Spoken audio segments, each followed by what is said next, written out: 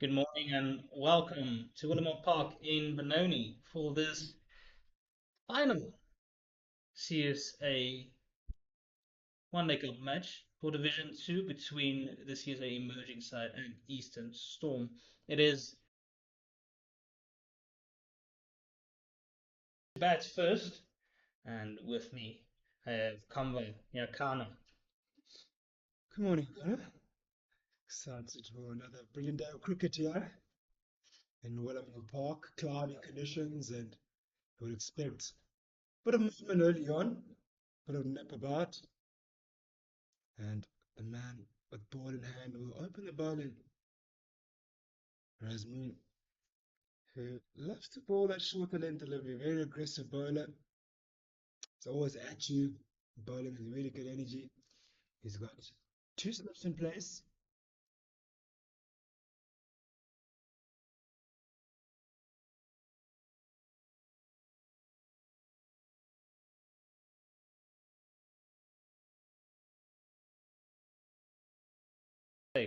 And Arman Manak opening the batting together. Eurofans Koopwijk showed his class in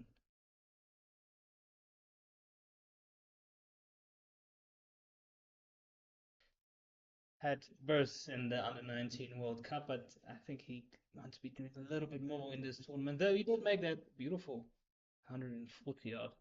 But since then, it's been a bit of a downward curve, so he'll want to stamp his authority here today.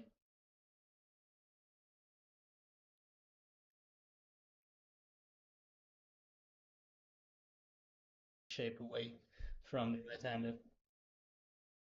Yeah, really good shape there. Hitting the back of the length line and just slightly nipping away. And you see, speak of van Schalkwyk, and what better place to come here to bat? Usually a very batter-friendly surface. But what you really do here early on is be able to nullify that new ball first initially, that movement, trying to get himself in. And we know here, once you get yourself in, you usually can cash in.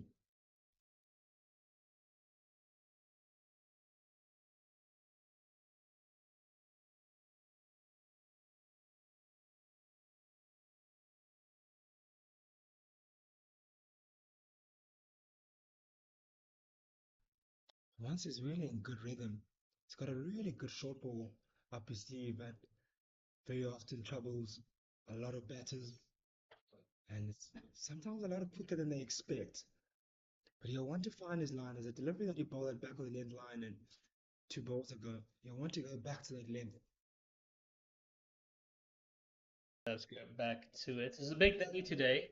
Grant Thompson is playing his final professional match today. Career that started off in February 2010. He made his debut for Gauteng, which was still semi-pro level at that stage. Made his debut against Griqualand West, and he went on to represent quite a few teams over his 16-year career, most notably playing for the Titans and captaining them quite a few matches as well. And so he wanted to finish off on a high, had a nice little ceremony before the match. And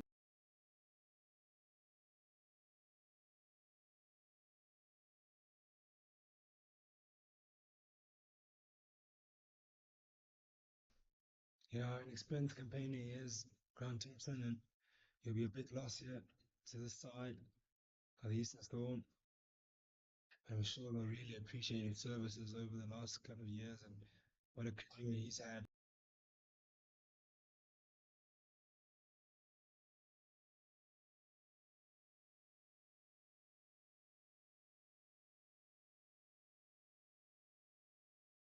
There, but that new ball can be in play.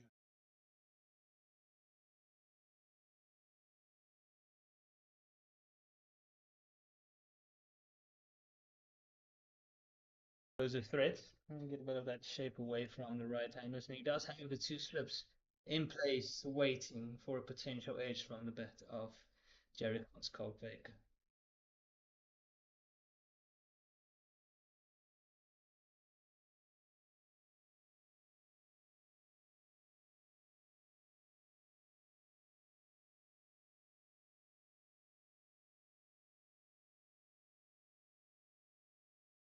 go a bit fuller. Because usually when you go a tad bit fuller, it's easy to drive. And it's not as easy to play on the up when it's in the back of the length delivery. It's easy to chip it up in the air. It doesn't get sticky early on in the morning here. So you want to be in that in-between length that's hard to drive. Many is hitting it quite nicely.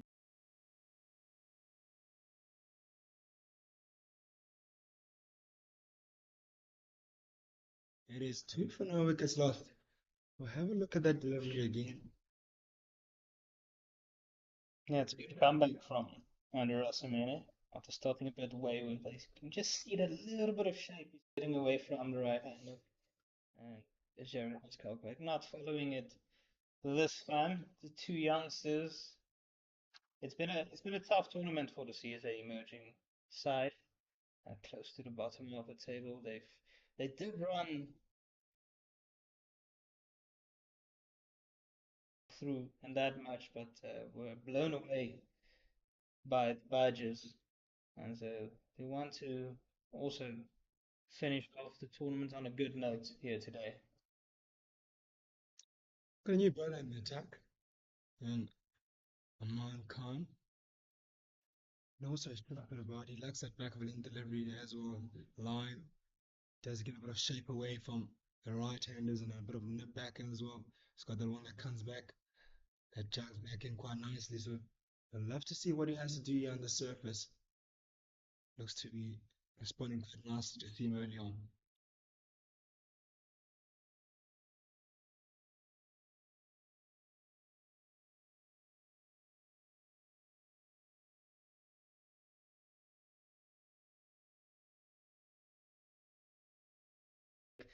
You see at some venues in the high front where it's quite quick and bouncy. Teams like to employ a square leg and the widest third man or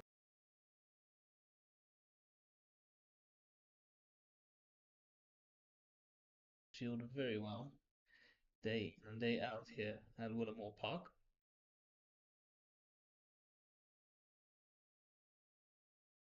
That's well played. Benoni goes for a quick single, and it's well judged as well, because captain Christopher Britt had quite a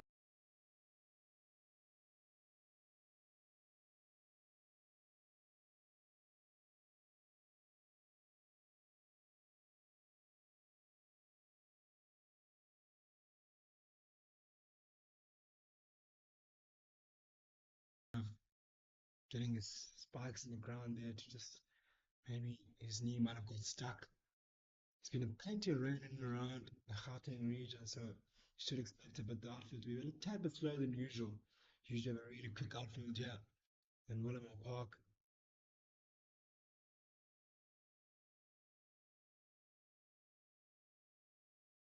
yeah, the water table is quite high in the last few months with all the rain. So any little bit of rain and that water comes to the surface, and that's why the surface is quite soft.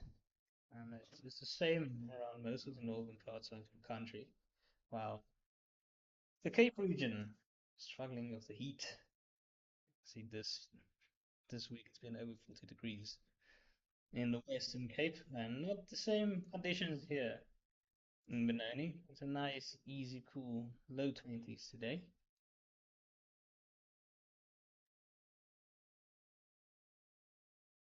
Quite nice weather to be playing cricket in. It's not too hot.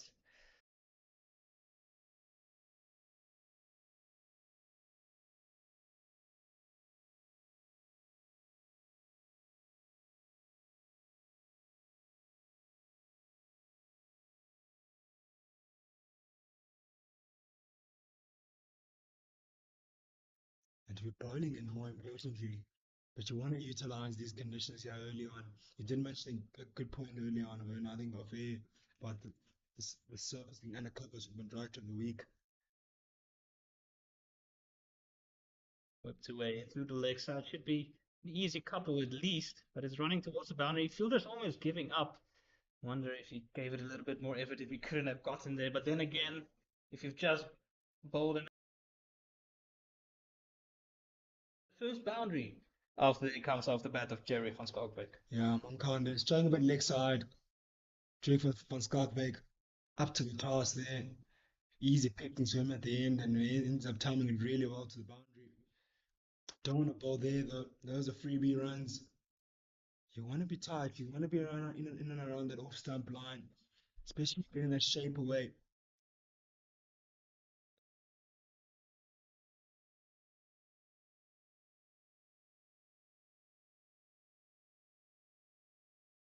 Misfield, the mid wicket region.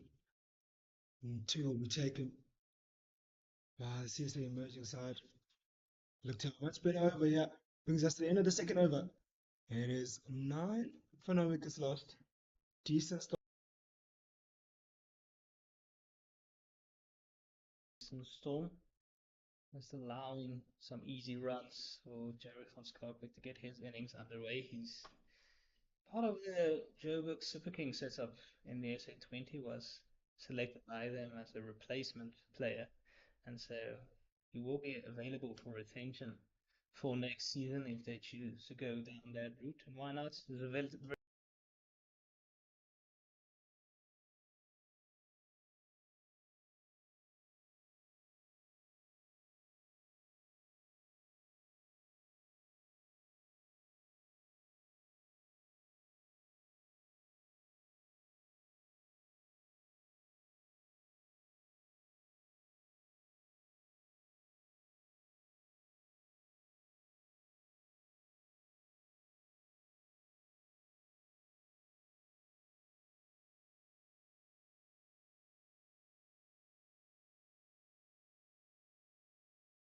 Again, starting off showing leg side. Catches the keeper on the finger. Can see some discomfort there. yeah, there's no signal by the umpire, meaning he did get a touch on it down the leg side, so almost rubbing salt into the wounds it saw, and just wasn't able hands to it. So he'll be disappointed for putting that one down, or Braden Hicks. Oh, well, I thought that for some time it might have nicked the pad. Seems like a lot, just very far from the pad. So clearly there might have been a bat on that. Braden Hicks will really hold himself to a higher standard and will want to take those catches. Yes, it wasn't easy going down the leg side. Went past, went to him quite quickly. Was unsighted for a moment, but he wants to take those. Caught him high in the hand there. You can see the discomfort as he's trying to move around his wrist. Caught him in the wrist area. Must have been beaten for pace. See a physio out there, giving him some attention. To hurt more, usually those when you drop catches. Hmm. Yeah, it's the hands and the ego at the same time. Not nice. Arman Manak, part of the greater Manak family, is all over the country are the Manaks. Arman Manak, twin brother of Mortiza Manak, is also playing today. And you have Mohamed Manak, who plays for the Warriors now, having moved down from the Lions. There is Imran Manak, who plays at Gold Rush Boerland. Oh, cousins and brothers, and Hussein Manak is their uncle, and their sister Zina Manak. She plays for the Lions, so everywhere you look, there's a Manak in this country. Yeah, cricketing family, isn't it? Sporting family. Clearly, cricket runs in the Manak veins. Umpires Valdilatagan and Motokozi say, Shiv, you're just having a little bit of a discussion. They want to have too much time in the match, but it's a bit different when it's a keeper. Not that simple to replace a keeper immediately. So just having a bit of work done is Braden Hicks.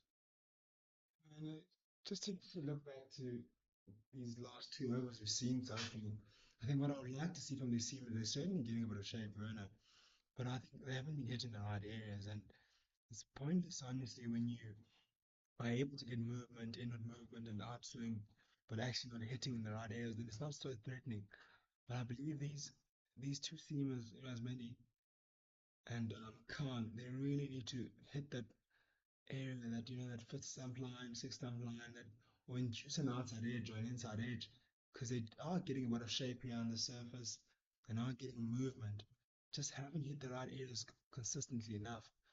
And I know they can do it. I know they can hit those areas. It's just a matter of just them.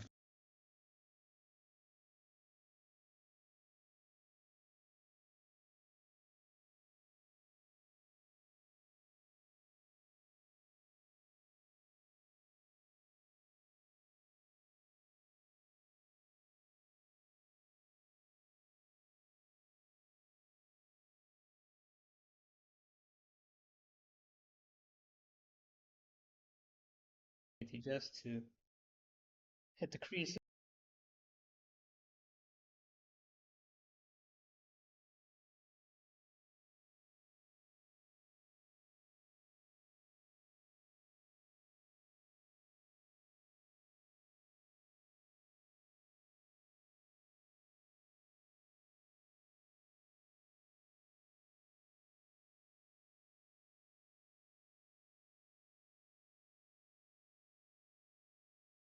Again, very wayward and this time very well collected by Brennan Hicks. Did exceptionally well in testing out those fingers and agility of Hicks straight after having a checkup.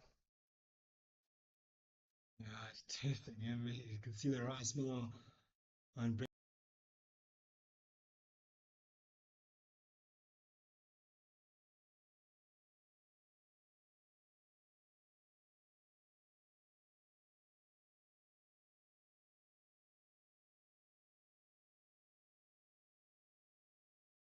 And what a drive from him, freeing the arms, not even running, because despite all the rain around in the last couple of weeks, it's still quick enough, this outfield, to take it all the way to the boundary. Right, look at that. That was a bit fuller there from Rasmani. And you saw Scout from Scoutback threw his hands in it there. Tad bit fuller. It was there to drive. So Scoutback picks the glove quite.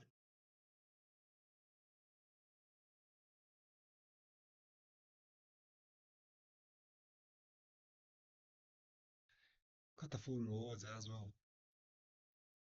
Yeah,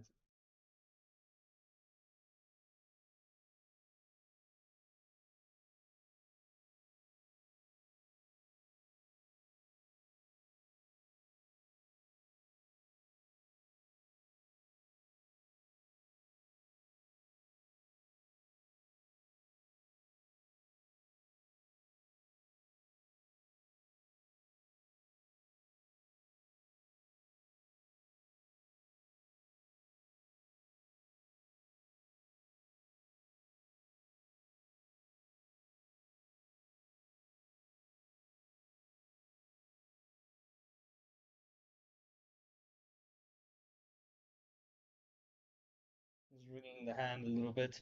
Probably was there to pull away, so you might not see him do this type of thing too much. Yeah, he looks to drop his hands there again for Scoutback, but that one shaped right.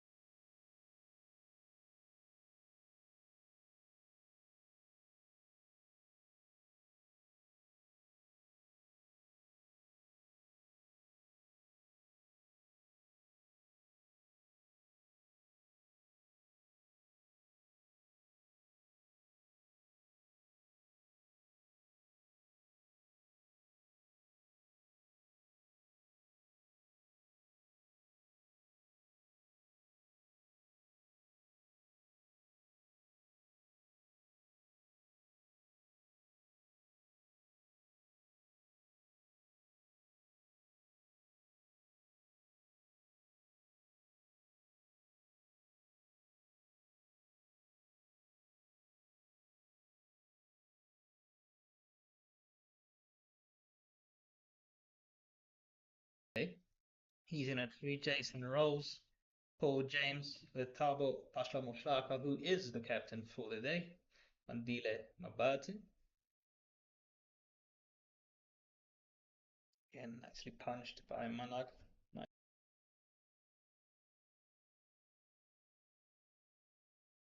Scheduled to come in at 8, then Paul Matlala, JJ, Bassoon, and Dylan Boyce. So a couple of pace bowlers there at the back end, the only ones with real pace in this lineup for the CSA emerging side. When we look at the Eastern Cape side,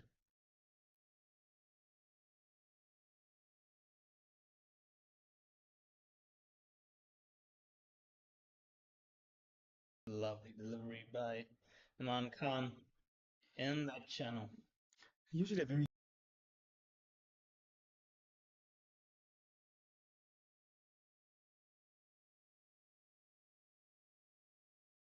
for Brits, Kabelo Swagune, Duan Moraes, Grant Thompson, then Braden Hicks, the wicketkeeper batsman, Andrew Rasmani, and Jesse James, Albany, Aman Khan, Tumelo Similani, Jason Van Dyke.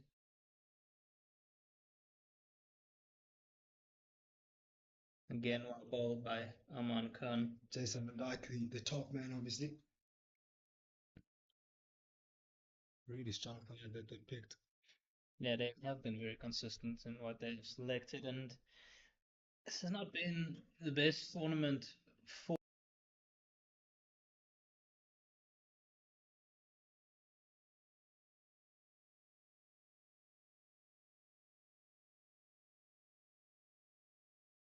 a lot of matches affected by rain.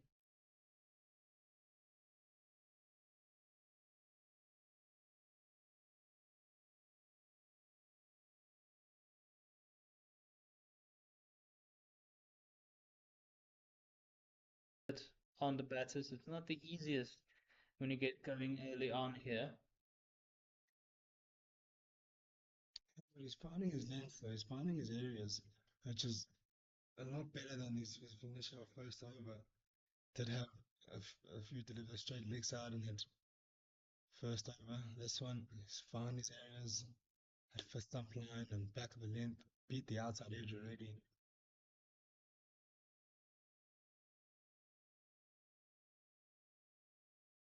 Is working for Eastern Storm so far here, but they will want to get a few wickets in the power play. A little bit full of risk, maybe even a boundary to bring those two slips into place.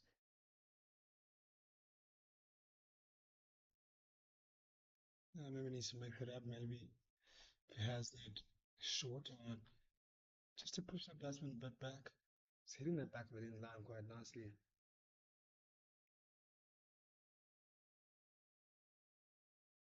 And down the leg side, this time gets in behind it.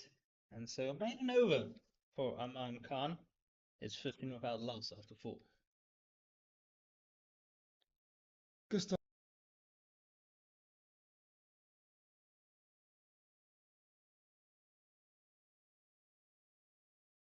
They're looking sick at the moment.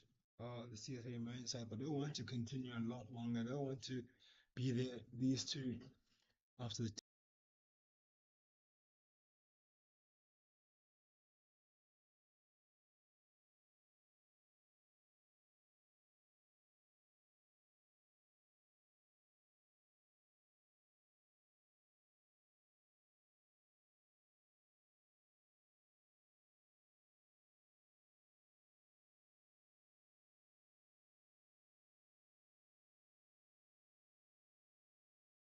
Terry van Skalkbeek is the leading run scorer for the CSA emerging side in this tournament. This 5 innings before this, he made 215 runs.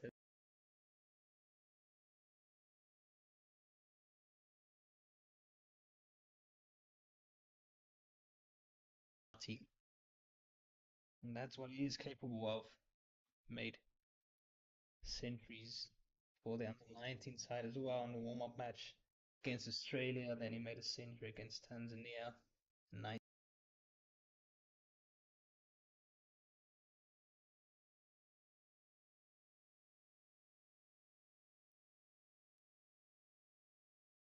so yeah, out of that organizational skills, yeah, look at that leave, a really good leave. Because it was very tight on the left stump. Yes, it's the back of the end delivery, but it's easily can easily push it better at that sometimes. Especially early on in the innings when you're trying to feel it to the ball and you're trying to get some runs on board. But he was up to the task. He left it really well. He left it on net. Loves batting here with Jerry and Scarbrick. He made that a big century again. So well played down the ground, and it might just be hold in here.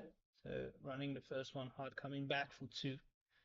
It's good coverage by Captain Britt, but again, you just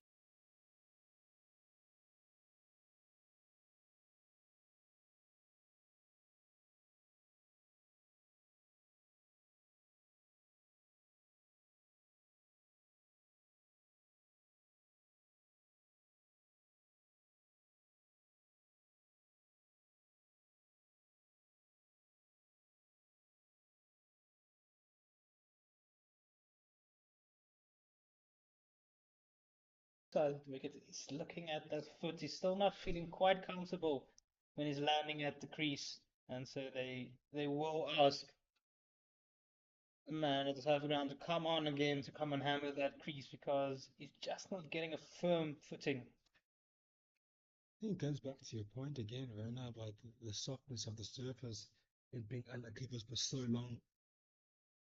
Maybe there's not necessarily dry enough, there's haven't been enough sun baking on it to actually harden that landing area. Hence, you find Rosmini, you can see he's clutching his calf there, must have landed uncomfortably, got the ground knocking it in. It's usually an area of concern. You do get that sometimes, yeah. Willowmoore Park where soil on the surface does come up. Usually the ground staff are really quick to it and sort it out usually quite quickly.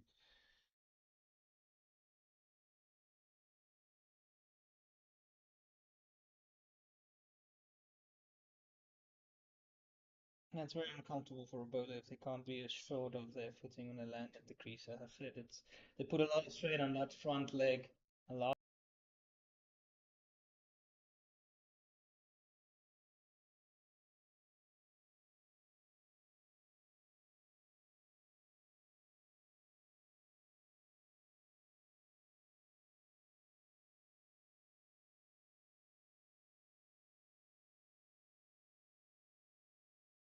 That's where he wants to be. Yeah, he's bought some really good deliveries to be fair, has as many.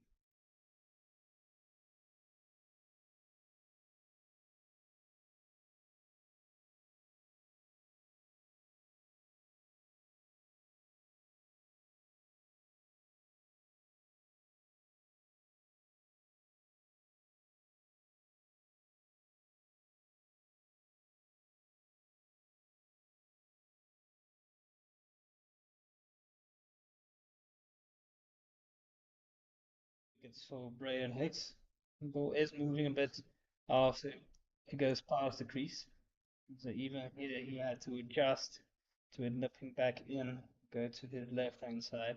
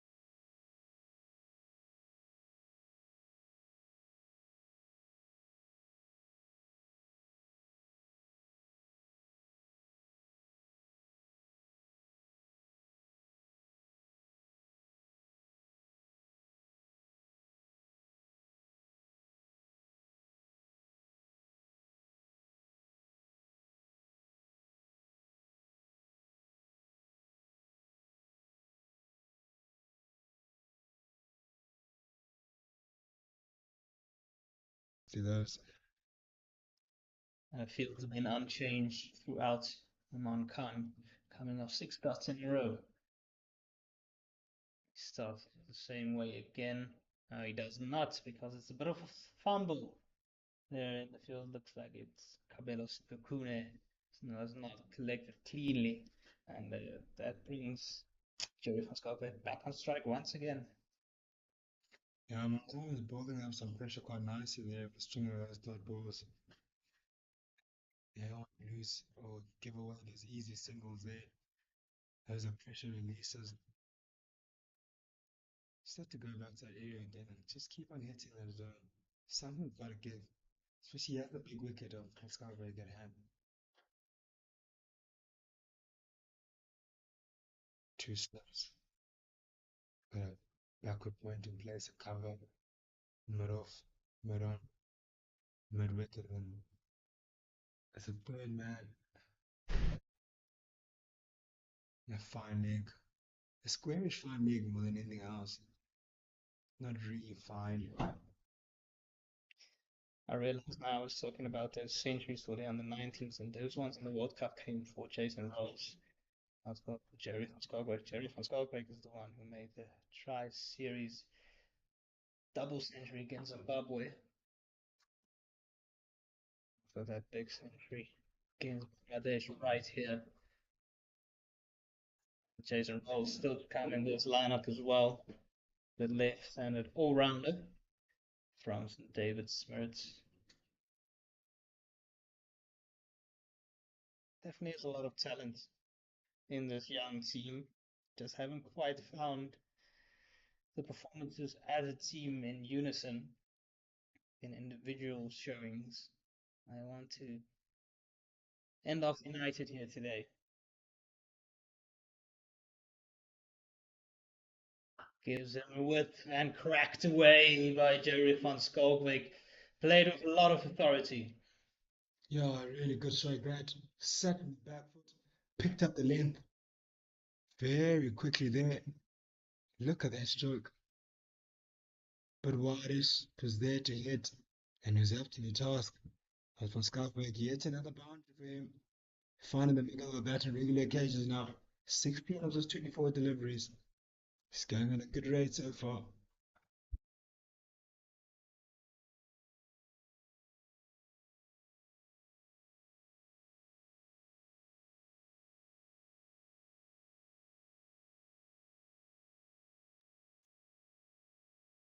That's well run. He needs a good understanding between them, despite him going to one of the best fielders going around in the country in Devan Mare. Not somebody you want to take on too much, but if you wait that well, that is when you have that opportunity. A lot of these Eastern players grew up in the region, played a lot of cricket here. Mankun from Boksburg, just down the road.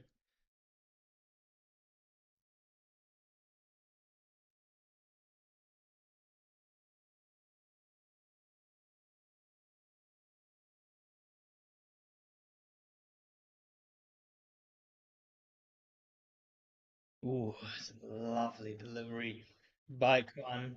Almost a repeat of the one he bowled in the previous over to Aman Malak. It's 24 without loss after six. Jerry van Schalkwyk on 17 and Aman Khan on 3. He's only faced 11 deliveries.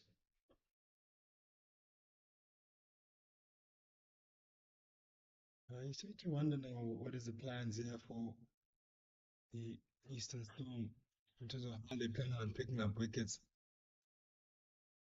And they are in the right areas, they are in the right lines. See they pull the slip out now. It's a sign of maybe going a tad bit defensive. I still thought that was a good option to have those two slips in place. You haven't leaked too many runs chasing it, so plugging those gaps too soon maybe might go against you if that ball goes in between that slip. That keeper, I don't hope he doesn't do that. Go straight to hands. Oh, one jags back in, crashes into the pad, very high. See Jerry van Schalkwyk having a bit of a look at the pitch, not feeling that comfortable despite the boundaries he's hit. You can see it's not just a straightforward flat wicket. It does have a little bit of hold and a bit of nip as well early morning. It generally does at a 10 o'clock start here at Willowmoore Park. So some teams might not want to make that decision to bat first, but CSA emerging satisfying. They want to front up and put on a good score on board. Something of the surface that if you're able to get to that new ball, an initial phase where the surface is still very much moist and the ball is still new. Once you get through that period and you go only one wicket unscathed in that power play, it then really gives you a good option, gives you a chance to cash in and go big here on the surface. But obviously, if you don't show discipline and don't you just go for everything because you feel like the ball's coming out nicely, you can find yourself in serious trouble. So it's just important for these two just to stay patient and carry on how they've been going. Very wide, but just inside that wide line, according to the umpire. In front Schalkwijk. Maybe could have gone off of that one. Was there to be hit really short and wide.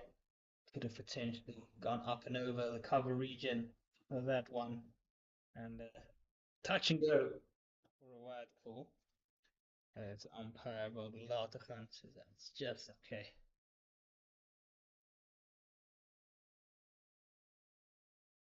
Might seem a little bit wider than it was just because of the angle and the shape that Doshimene is still getting. Almost in between and leaving a defense there from Jerry van Skalkwijk, but it does work out well for him. Yeah, it's that line again that's making him extra hitting him. And that's one where kind of forces you to play and forces you to put a bat out there. As you can see, Van Skalkwyk was in between two minds. He has to leave it or to play it. And ends up putting a bat out there. Very risky stroke that you can easily catch an outside edge and can do some fielding practice with the slip fielder or the keeper. Yeah, I made the one slip in place now, but it's a wideish slip, so sort of second slip in position, a little bit of a gap between keeper and himself. Short again from Rasamene and Oh, too high this time, says the square leg umpire. maybe a bit too harsh for me, I think. Unless the umpire had different visuals. Yeah, he is in the best position as umpire Shazi at square leg to make that call. Rasamene. It's been a bit wayward at times today. He's bowled the five wides. First one for height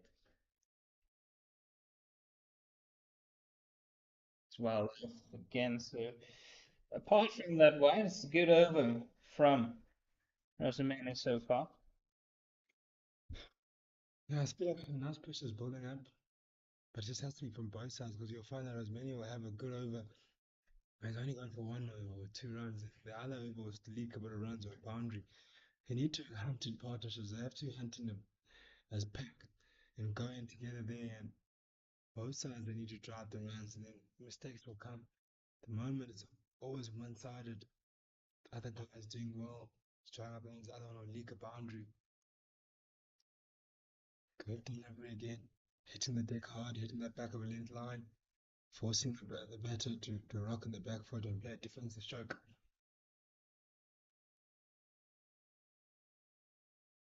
It brings us to the end of the seventh over. It is 25 no wickets left. 3 overs remaining as power play. Good partnership building so far. Run rate also sitting at 3.6 per over. And won't be a concern for the CSA emerging side. So what's going to be important is the wickets column. Look at the wickets column, 7 wickets, 7 overs gone, and you haven't lost a wicket.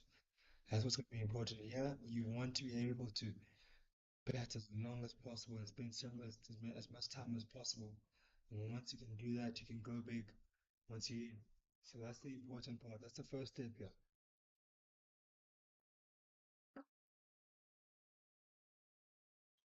So, Pushes at it again. Hitting that good length is Aman Khan. It's really not there to hit. Looks like Falkwood just wants to have a little bit of word. Remind Arman Manap just to wait for the ball on this wicket. As the moment you start pushing it, it will lob up into the air like that one did. And it might feel a little bit of edgy just because in the last 4 overs they've only managed the 10 runs. But it has been good bowling from Eastern Storm in general. And again, second slip coming out of place, or first slip coming out of place. It is Grant Thompson who's coming into a catching extra cover position for that one that might just pop up into the air. oh, lovely length, lovely line. and on good shape on it as well. I sat back the length line again, ran away. It's really hard to drive. When it's a full, it's easy pickings. But when it's at back of the length where it's in between, when you're looking to drive, it's not easy to get through the ball. And you can see with that live that he pushed through it, it kind of just stayed there and almost went straight to the field. It could have been an easy catch in the end. Yeah, I do feel it's a good position on a pitch like this to have some catching fielders in front of the wicket. A good change there by Captain Brits.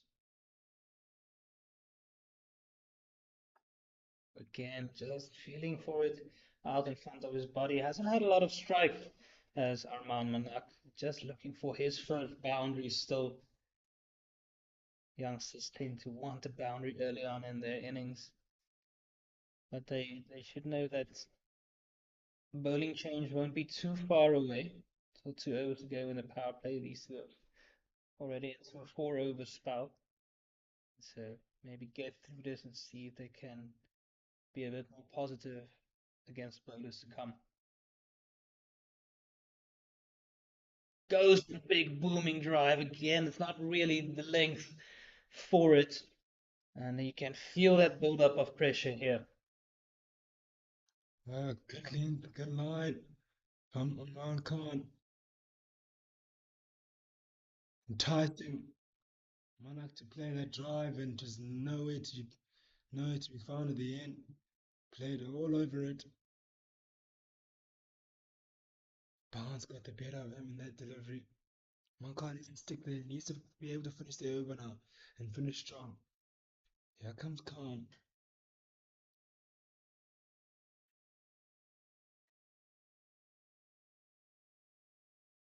Still young is Aman Khan. He's been around for a bit now. Does look like somebody who has a lot of experience behind him, despite being 22. Bowls with so much control, and that's helping this pressure build up on the CSA emerging side.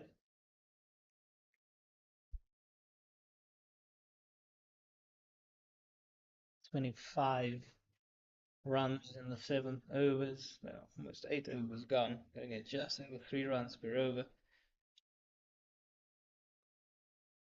and that's well played in the end. So he will retain the strike. Maybe that's what he needs. Maybe he needs to face a little bit of Andrew Rasamene. Aman Manak is 26 without loss after 8. Nice way to finish the over there, but Armin Marcus just puts his bat there, allowing the ball to hit his bat and then guarding it down. Third man. Usually a very difficult shot to play that, but he did it so well to be able to get that back at the point.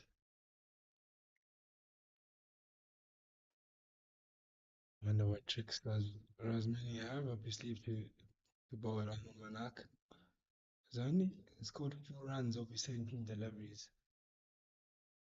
As you said, he hasn't had most of the strike, but he hasn't been able to get off the mark as he would have liked, or to score as freely as he'd have liked. Credit to the improvement of the bowling that over the first three overs were a bit wayward from the Eastern Storm, but to be fair, they pulled it back quite nicely now. They started with a bit of pressure, hitting the areas consistently, asking more questions on the batters, which is really good to see. That's what you want to see with a new ball. You don't want it to go to waste. You want to pick up wickets here on the surface. Never easy to pick up wickets here on region occasions, but if you have a new ball in your hand, you want to just keep on picking away. They've gone back to 2 slips for Rasamene, and this might be due to Arman Manak facing him.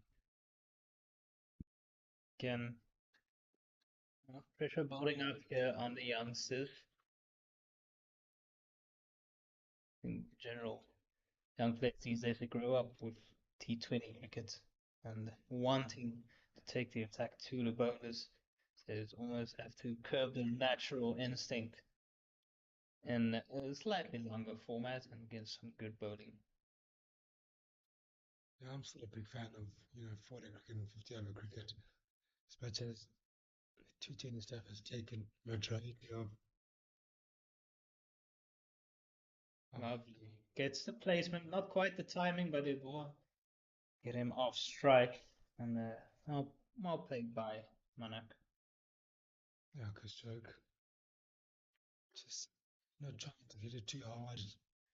Just placed it in that gap in the covers and ran hard there. Yeah, sometimes when things aren't really going your way, it's just important just be able to find a way to rotate the strike, not find yourself getting bogged down on one end and putting so much pressure on yourself. Being able just to share the load and give it to the guy that's in better nick. Again, a bit of a fumble, and Deva Murray will be disappointed with that one. It allows them to so, and again, it's not good backup, and it might even come back for another one because they're going after it very slowly, but it will end up being two what should have been a dot. Yeah, silly there from Easton Storm, a double misfield, comedy of errors. So misfield with point, backward point, they ran hard for that misfield. Then was another on the back knob, something that will frustrate the coaches. And I want that to be corrected as soon as possible.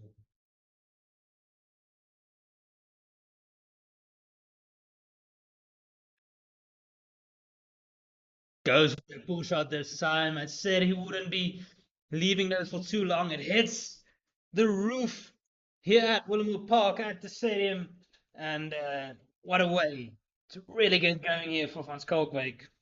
Oh, what a stroke from Pascalbeck. Andrew Rosmani went short. And look at that stroke there. Picked up the length quickly, pulled it away, and got it so big. Initially, when it came off the bat, I thought it was just going over the boundary, but it just carried on going all the way onto the roof. Brilliant stroke there. Such great timing on it.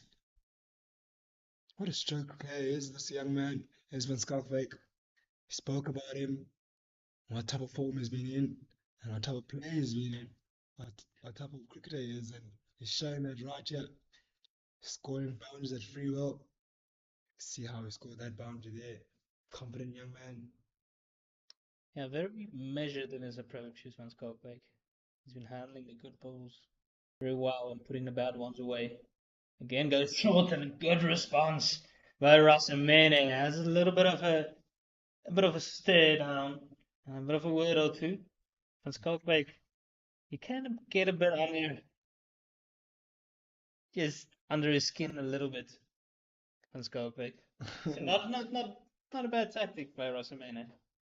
Oh, he's like, take that. He's just many. Hit that for six. Ball that tighter, a lot quicker. More of an angry short ball that probably wasn't really impressed by the one that went onto the roof. Had to respond. Typical Seaman.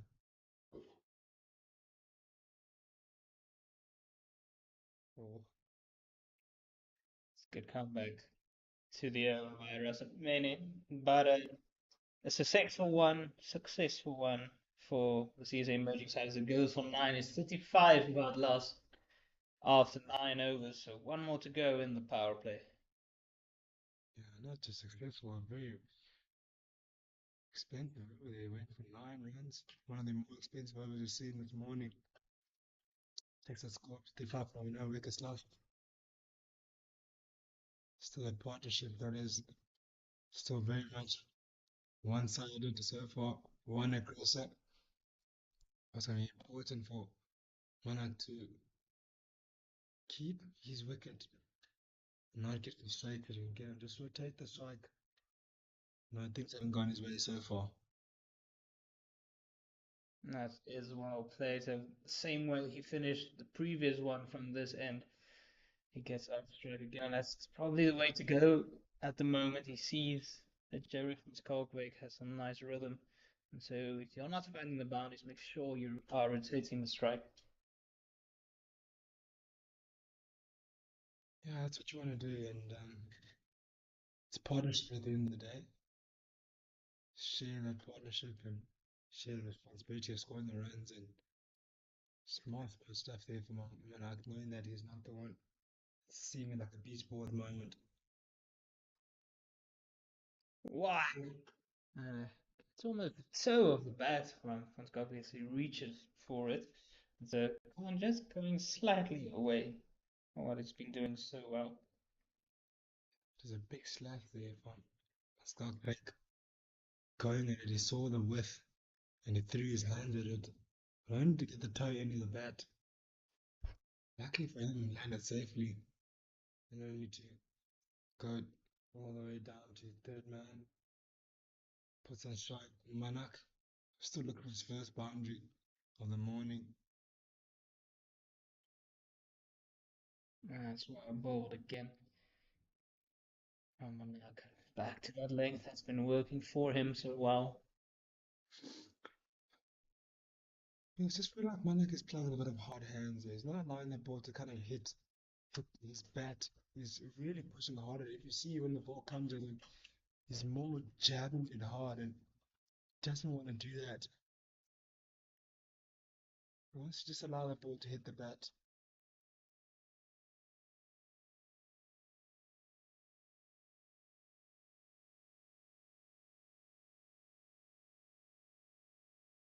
That's much better there for Manak. Played as late as possible under your eyes. Just allow that ball to hit the middle of your bat.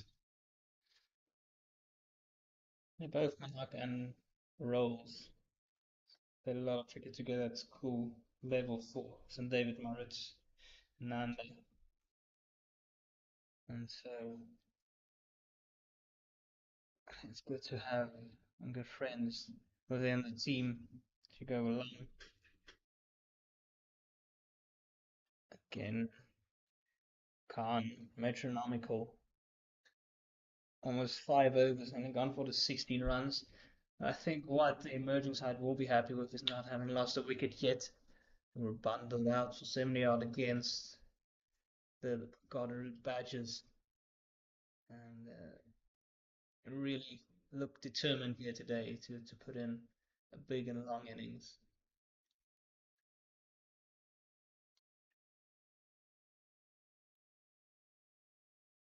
Final one of the power play coming up. The final one is slashed away through the point region, and exactly what Manak has been looking for, and what a way to end things off for the power play. It's 41 without loss after 10.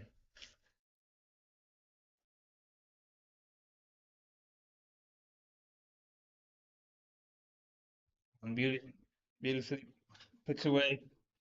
And there will be a bit of a change in commentary as I make way for Mr. Takalane Nechiava.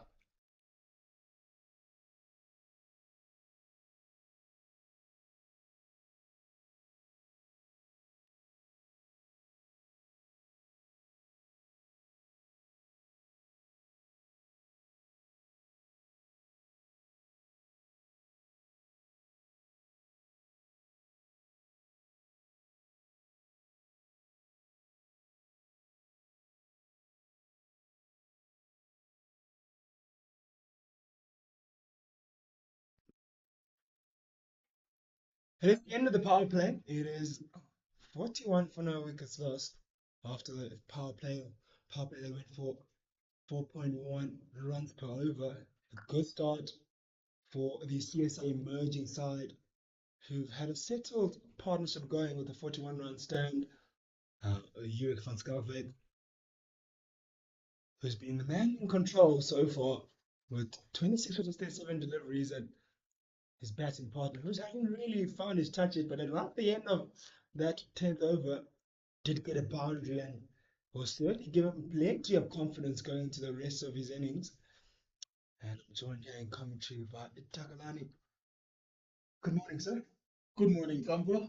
Good morning to all the viewers, wherever you are. It's indeed a beautiful morning here in Benoni, as we see now Jesse Albani running in.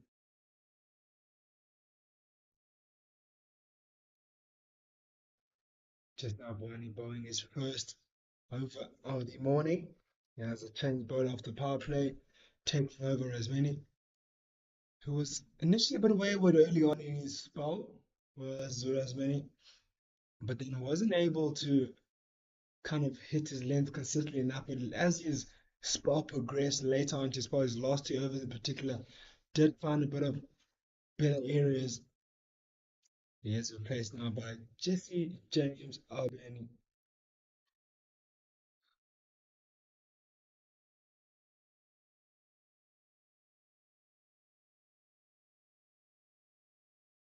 Nice delivery again. It's been a good morning so far, Takalani. A morning where plenty has happened in terms of for bat in hand for you van Schalkwyk. But just your thoughts on the conditions, your thoughts on how the Eastern Storm is bowled and how the CSA emerging side has responded to that. Yeah, I think I was a little bit surprised when CSA Imaging side choosing to bat first, considering the overcast conditions here this morning in Benoni. I thought the ideal situation will be to bowl first. But it seems like the CSA Imaging side had some serious plans on how they should go about the business today. As you see, your Van Schalkwyk playing very well, 26 from 40 deliveries, and then Aman Manak as well is on 10. And the good thing is, in the first 10 overs, in the power play, they haven't lost a wicket yet. Yet the strike rate might not be that good, but they will be very happy that they've managed to play 10 overs without any damage so far. So good start by CSA Emerging side. A nice pick single being taken, drops it in the pocket of space. Does Youth van Schalkwyk, who's been really well, batting really well this morning. Yeah, no, Takalani, I wouldn't necessarily say surprised because very often here, this side of the world or this side of Johannesburg or Gauteng region, you find that plenty of times you find you'll come here early morning, it's cloudy conditions and it's gloomy, but it doesn't really, it's not one of those surfaces that really say to you when you are in the gloomy conditions, you take the ball and bowl first. I think it's not a bad decision, a really bad decision to bat first, yeah, on the surface. Usually, if you are able to get to that new ball, as the CSA emerging side has been able to, you then are able to cash in. And then usually does pose to be a little bit better to bowl on later in the afternoon at times, depending on how the surface be prepared. But this one seems like it did show a bit of steam movement early on and nip about, but not much beyond that. And it was able, these two batters in Van Schalkwyk and Manak were able to nullify that of the two teamers that were on show this morning. But anyway, that was the end of the 11th over. It was 43 for no wickets lost. We still have a man count to continue. The 22-year-old who's been bowling really well. Taylor, it's been an interesting morning, and on the flip side of the coin, it's good bowling conditions. If you look at the overcast side Yeah. of things, it's not the worst conditions to bowl in. But how do you pick up wickets as Eastern Storm side? Yeah, it's been a challenge for the Eastern Storm this campaign. I mean, you look at the last match they play against the Knights, one of their key bowlers, Aman Khan, finished that match without any wicket and he went for 66 runs and they have only picked up just 6 wickets in the campaign so far. So picking up wickets for the Eastern Storm has been a little bit of a challenge and I'm not too sure. I mean, if you struggle to strike up front in this format of the game, like today, you will definitely struggle to pick up more wickets as the game progresses. Andrew Rasimini, for example, is one of their key bowlers. When he opens the bowling, he's got some variation in him. He bowl a heavy ball, some short ball, good length deliveries. But like today, he has struggled to pick up wickets. And in the previous game against the Knights, he went for 100 without any wicket. So you can see that if the key bowlers are not picking up wickets, Jesse Albani, the guy who used to play for the Limpopo side, did pick up 3 wickets against the Knights for 69 runs, but he's the only one who stood out against the Knights. So the rest of the pack, like you said earlier, They are not really hunting in packs, and I think that's the challenge for the instance or for the Eastern Storm. When Tumelo Simelane, the left arm bowler, comes in, he's coming to a settled batsman. I mean, as a spinner, you want to come in and the team is 2 or 3 downs. That's when the spinner can impose himself into the game. And I think that's been the challenge for the bowlers of the Eastern Storm this season, Kamfo. You've seen that challenge continuing into this game here as well.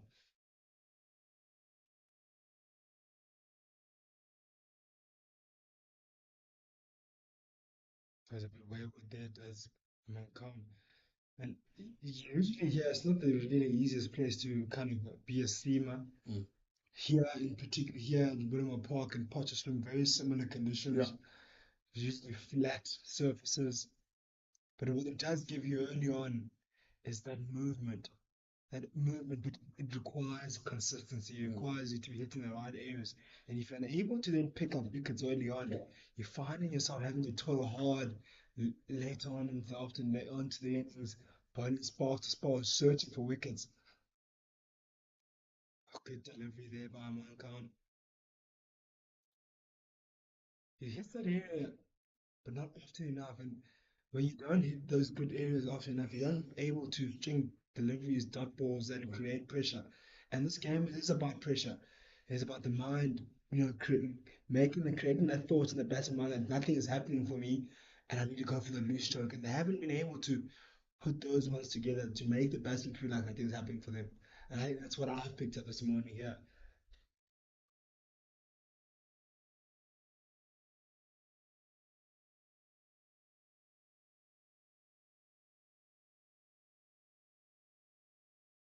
Sort of taken straight down the ground there. Yeah, I think you're right. I mean, we saw Amin Manak earlier on struggling to rotate the strike. It was mostly Jorik van Schalkwyk who was facing most of the deliveries. And I think that's where the Eastern Storm should have put more pressure on the two, not to try and release that single, that 2 runs, because it looks like now Aman Khan is starting to settling in. Jorik van Schalkwyk, we saw some beautiful shots that he was played earlier on, so it looks like this partnership will be a big problem for the Eastern Storm. Yeah, and yeah, usually when you are able to string partnerships together, yeah, on the surface, you can cash in. That's the last thing they want. And as we come to the end of the 12th over, it is 47 for no wickets lost. It is still the Eastern Storm searching for their first wicket. And on the other side, it is the CSA emerging side who wants you to soldier on and continue on 3 runs away from that 50-run stand between this pair who looks really good this morning and disciplined and have really respected the good deliveries and put away the bad ones as well. Yeah, 47 runs partnership so far between these two. They will be so happy with how things have gone so far. No risky shot yet, just proper cricket shots as we see the men from Limpopo Impalas and the Dragons, Jesse Albani, bowling from Ekurhuleni end. He's got a bit of pace about him. Is Jesse Albani. He's a tall bowler. So he's got the ability to hit the deck hard, back of a length deliveries. And I think this surface will suit him a bit more. It's a surface where you need to hit the deck hard and bowl wicket to wicket. And I think that's why I'm a little bit disappointed with how Tumelo Simelane goes about his business earlier on. No, Andrew Rasimini rather went about his business earlier on. Look at that. If you bowl too full, it's easy to drive in this wicket. Just easy to drive. Full face of the blade by Aman Manak. We spoke about it. He's starting to settling in. He's starting to play his strokes now. And this is signs of danger for the Eastern Storm. Yeah, they probably missed a trick there, this Eastern Storm side, especially when Manak was not fine in the middle of the bat. Could have plugged in those singles, coming a bit closer, sniffed the opportunity, seeing that the other guy on the other end is not really in good nick, make him face majority of the deliveries. put him under pressure. But now you can see now he's finding his feet. They allow him to settle in. And what that does when you keep a guy that is really not being able to score runs on the other end, it frustrates the guy that's in because now he wants to get going, he wants to bat, and he hasn't been able to face deliveries. But now if you allow him to just get those easy singles and rotate the strike, you create a partnership. And that's what they were able to do. And credit to the CSA emerging side as well to be able to respond to that and be able to take care of their situation very well.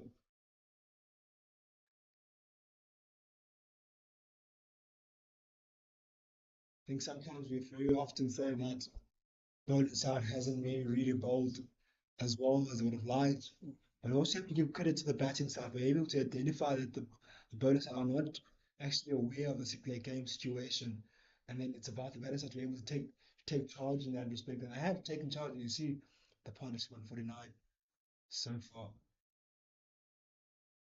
Yeah, a little bit of a meeting between Ernest Kemp, Christopher Breeds, and the bowler, Jesse Albani, just having a chat on how we should be bowling in this wicket.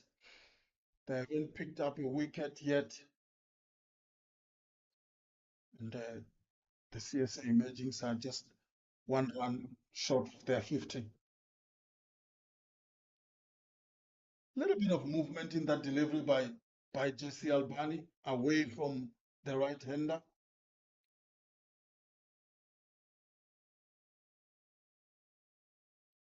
Yeah, I think what's frustrating me the most, with the bowling of the Eastern Storm is that they've had the right deliveries, they've had the deliveries that have beaten the outside edge. It's just the consistency hasn't been there. Look, they didn't bowl awfully badly, but consistency can let you down. Especially on a surface like this, especially in conditions like this where things are not really happening for you. You want to be able to bowl wicket to wicket lines, frustrate the batters, force them to make the play. Now, when you're giving away singles and then out boundary away, not really much pressure. But anyway, talk about pressure and no pressure being dealt with. It's to understand between these two, Van Starkwyk and Manak, who really shared this responsibility quite nicely with Van Starkwyk getting 28 of those runs there and Manak getting 16 of those. Partnership now look to continue to grow and maybe even get up to the 100 mark. And that will please the dressing room as to the start that they've gotten in some of what bowling conditions when you looked initially earlier this morning. Brilliant shot. Straight off the ground, but straight to middle. I guess a single.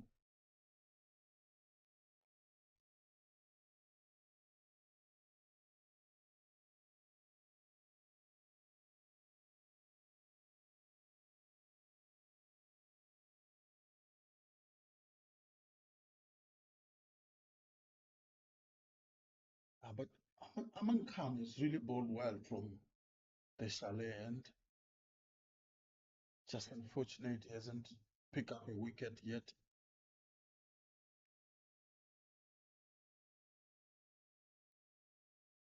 I think he's been the pick of the bowlers. Yeah, So far. he's been.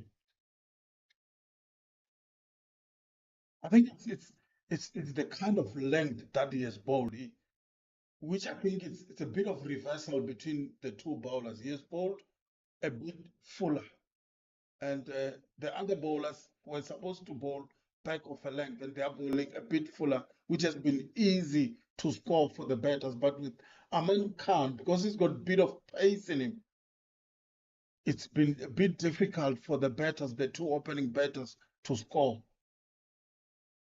And here and there, he will bowl that kind of a delivery just to change things up a little bit.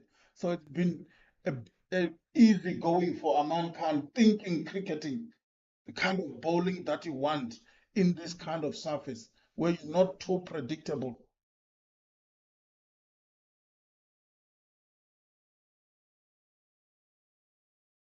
It's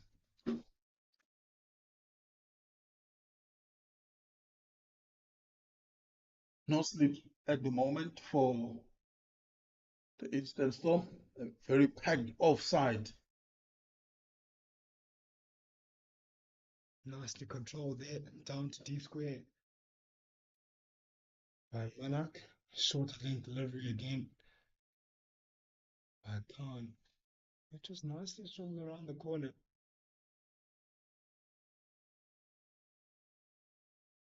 I think what they can do here, this East Storm side, is maybe just set straight field or wicket to wicket lines. Yes, there's not much variable bounce to speak of, but maybe just to force these two matches to play only straight, and then hopefully that one that just nips away might get them in trouble. Wide delivery, straight leg side. Got in far too many of those extras today. Far too many. I think about a seven I've counted today already of those extras. Yeah, that one just pitches and went on with the angle down the leg side. And maybe overall, that's the inconsistency we've been talking about from the home side, where the grouping has not been that good.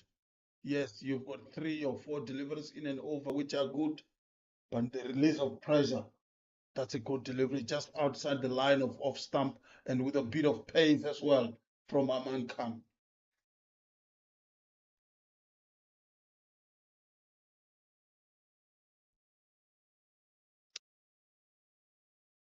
Maybe it's about time to maybe just maybe look and spin.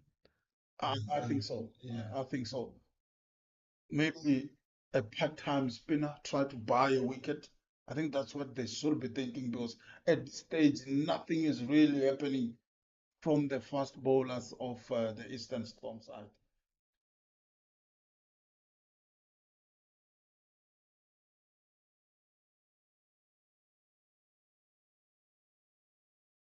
Yes, the run rate is not awfully too fast. It's not the game doesn't come to you gun away from them, but you don't want to find yourself in a situation where a partnership has been built and it's been built comfortably. Oh, it seems like it might be rain in and around. I see the batters tucking in their drinks. Their drinks? Yeah. That's quiet. It is gonna be drinks. Our first drinks of the morning. I was a bit confused that I saw the two batters tucking in their bats inside their jerseys. For a moment, I thought it was maybe being pulled off for rain. Interesting start to the morning. 14 overs in, and it is 54 for 9 wickets lost. It's been all CSA inside Drake van Schalkwyk and Aman Manak, who've had a real brilliant 50-run stand so far this morning. Drake van Schalkwyk has been the aggressor this morning with 29 on 47 deliveries, having scored a 50 there, and his batting partner Manak partnered up there as well. You look at the bowling, and Rasmani and Aman Khan, the opening bowlers, who weren't able to pick up any wickets coming in. Rasmani struggled initially, who opened the bowling with Aman Khan, also who was maybe in the pick of the bowlers, maybe unlucky not to pick up any wickets. And it's been a change bowler in Albany, just Albany, who will take a drinks break now and hopefully will come back after the drinks break with maybe plenty of more wickets and action on our side. We'll be with you shortly.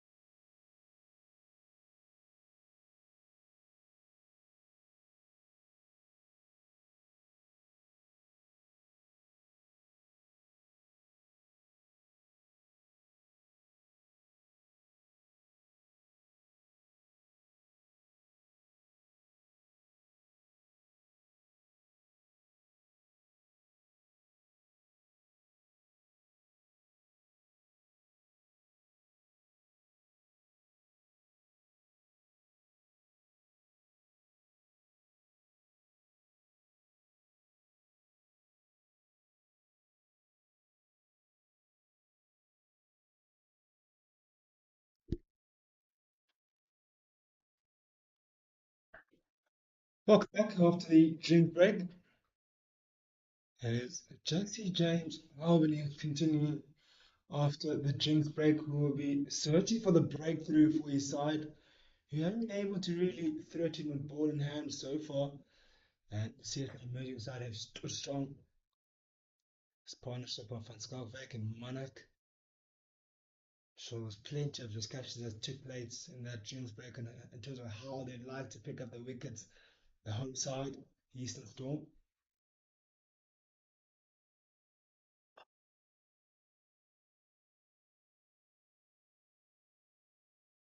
To another fumble in the offside for the Eastern Storm. Lucky in that occasion they didn't leak a run.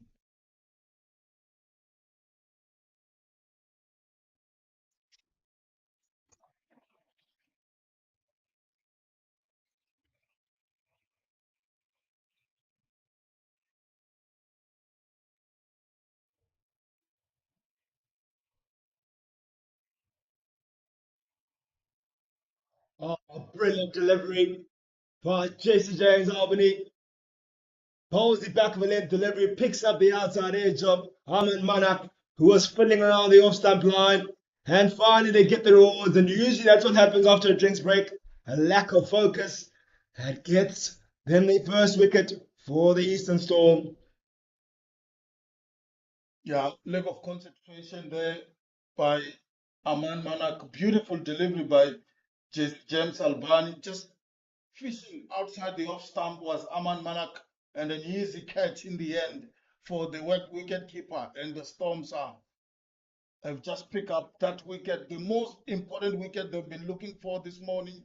Now they score 54 for 1 after 14.3 overs. Yeah, Ahmed Manak never looked really comfortable throughout the morning and was never settled. And eventually he pushed that one this time around, a one that maybe could have left, but on really good delivery. Credit to Jesse James Albani, who managed to pick up the outside edge, got the rewards, and you were giving him his flowers just not so long ago, how he was bowling quickly and accurately. And he was also getting a bit of shape. Yeah, we spoke about that length, isn't it? We said from the Ekurhuleni end, they have to try and hit the deck hard, bowl little bit back of a length, and that's exactly what James Albani produced. A bit of movement, bit of pace, hitting the deck hard, and just kissing that outside edge of Aman Khan's bat. And that's the first wicket down. As we see the new man in now, Mohamed Bulbulia. Always onto something, yeah, is Albani hitting that area again. That's where he wants to be to the new batter. Make him play, force him to think about something, wanting to force him to push his bat there out there and make him feel like he's not in. Still plenty on the surface. You can see that still movement, still movement in the air, a bit of shape as well. Just a matter of you putting in the right area in the right zone.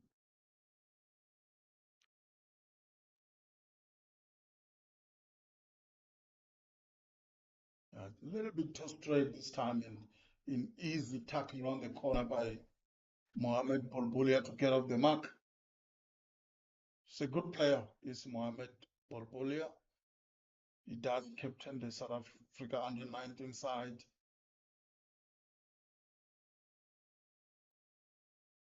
And another wicket here, Gambo, for the Storm. I think they will really start to feel good about themselves.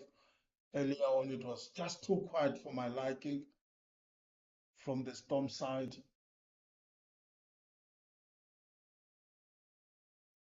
Yeah, actually, a very good point that you make there. At least now there's a bit of noise, a bit of sound coming from the Eastern Storm side. It was really quiet for a long period of time for those first 15 overs. Maybe they felt nothing was happening for them, but they need to be loud now. They need to be in the faces of these two batsmen. Can't allow for another 50-run stand to build. Have to sniff an opportunity. Yeah, they have to take and try to push for another 2 or 3 wickets. Yeah, or rather have two. Maybe by the 20th over, have them maybe 70 for 2, 70 for 3, That's what they'll be thinking of. I hope at least that's what they're thinking of, and pushing for more wickets and searching for more. As you see a bowling change, a spin that we spoke about just a few overs ago in Dumela Simelani.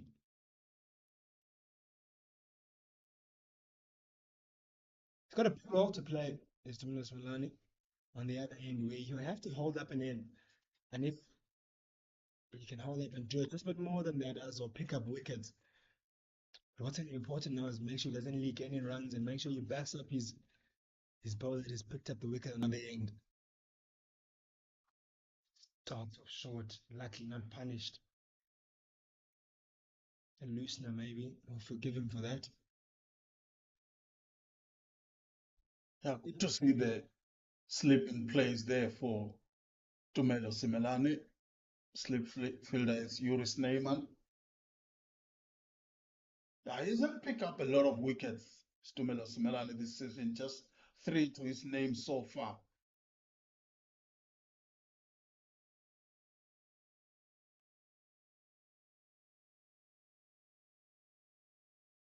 I don't think he'll pick up many bowling that length as well. Ashford has to get going a bit fuller. I understand that he is still fresh into his spell, but if does want to trouble the batters here, particularly new batter at the crease at the moment, Mohamed Babulia, have to go fuller. Oh, a lovely delivery. And get the outside edge of Mohamed Babulia, exactly what I was speaking of. You bowl fuller, the ball grab turned away and got the outside edge and a brilliant take at the end. The keeper. Yeah, 4 wickets so far now for Tumelo Simelane this season. 35 wickets to his name in this form of the game. Beautiful delivery. This you asked about it, bit fuller. The previous 2 deliveries was just dragged down on the offside. This time 2 straight, a bit fuller, and all what Mohamed Bulbulia can do just to take an edge and an easy catch in the end by the wicket keeper. And that's what the doctor has ordered for the home side. Picking up the second wicket, the score now 57 for 2 after 15.3 overs. Yeah, really good take there by Braden Higgs, a wicket keeper, who copped you earlier this morning, the seamer as many, but look at that take. Bounce, turn, got his gloves there in time. The umpire points him out. Good start for Tumela Simelani. Yeah, Turn there as yeah, well. I wanted to say that any left-arm spinner will be so proud of that delivery. That's what you want. Inviting him onto the drive, last second, bit of bite, turn, take the outside edge.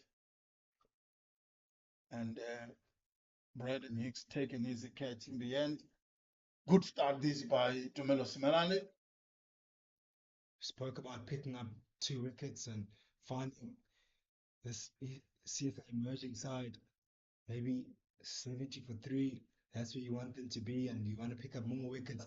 He'll be now turning it into the left-handed batsman, Jason Rolls, a new batter.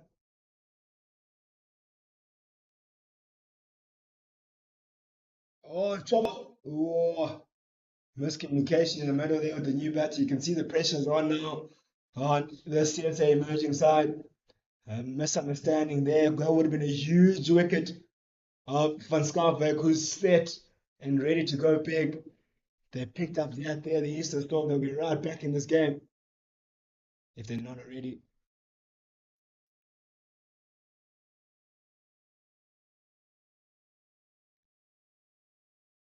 I'd love to see that cover coming here. Takalani. Put pressure on the CSA emerging side. Don't make them think that they can just knock the ball around and get it easy. Crowd them, be loud. You picked up 2 wickets Yeah, in quick succession. yeah, good over that by Tumelo Simelane. Picking up the key wicket of Mohamed Bolbolia. And as you can see now, the run rate is starting to drop down a little bit. It was in and around 4 to the over before the drinks break. And since that interval, the home side has picked up 2 key wickets.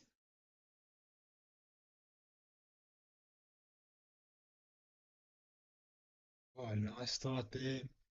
Albany. Interesting matchup this of how Van Skalbeck will play him. Will he go after him or will he just maybe be more circumspect since there's 2 wickets that have fallen? They need to now really press on near the Eastern Storm side. They've gotten a bit of a gap. There's 2 wickets that have fallen in quick succession. They want to keep on pressing on. They want to keep on charging. Oh, nice length again. Jesse James, he's really onto something. Yeah, he's feeling confident about himself. He's Jesse James Albani. As you can see by the walk back to his stride, I mean, that bumpy, that little bit of aggression walk. As a man in good spirit right now, he's just gone for 6 runs from his 3.2 over so far. Feeling confident is the tall man, yeah.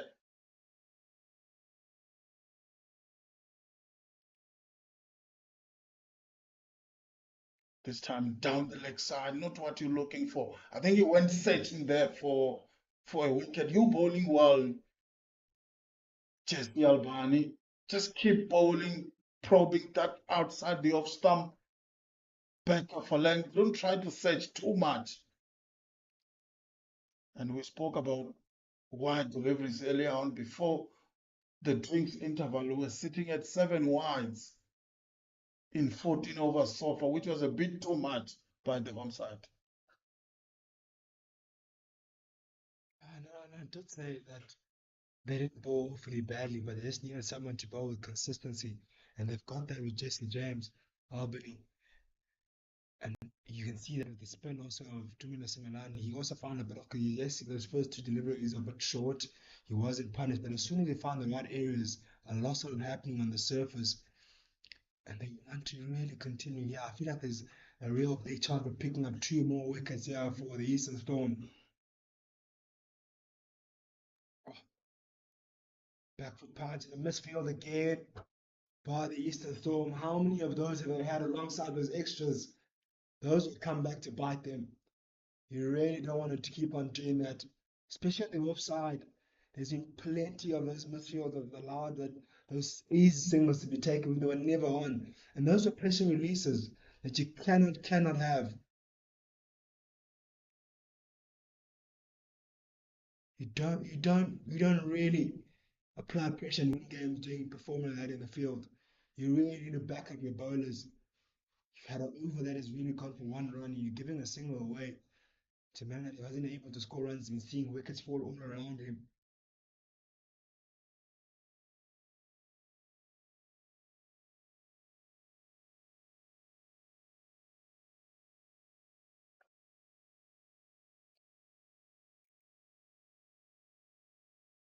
Another easy single taken in the covers by Jason Rose.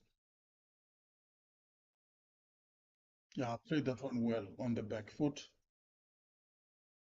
Jesse James Albani bowling across the left-hander on a good length.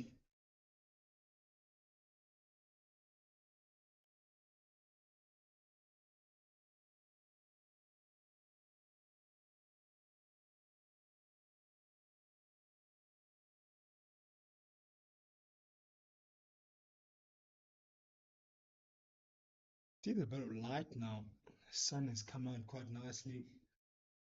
Short baking on that surface. Just very moist early on. Yeah, I think the home side would love to play a full game here. The last time I was here, they were playing against Mpumalanga Rhinos, and that match was abandoned due to rain and lightning around Benoni. So with these overcast conditions, it will be a bit of concern from the home side. But so far so good. Sun is coming out nicely. Beautiful day here in Benoni. Really good cricket so far from these two sides. Not much ascendancy so far from any of this side. We saw a good start by CSA emerging side going to 50 without loss. Now the home side come back strongly, picking up those 2 wickets. It's been good match up so far.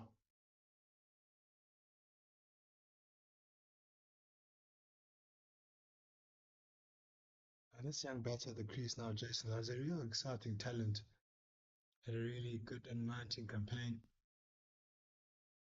Looks like a real promising talent, this young man. You'll have to show those talents here and hopefully produce an innings. Looks like he loves to play spin on the back foot.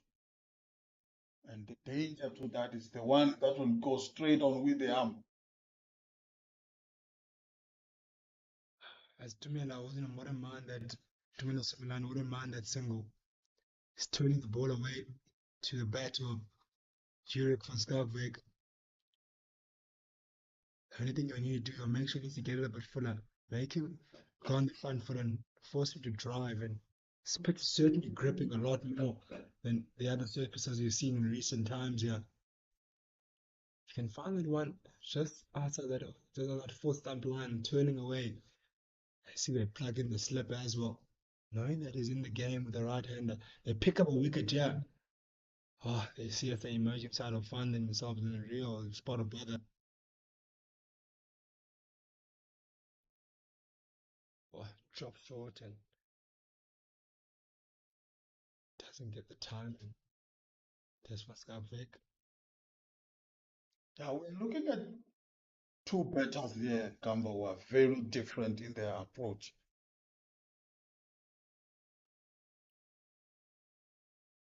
You look at Jorik van Schalkwyk, he looks very composed, easy going about his game.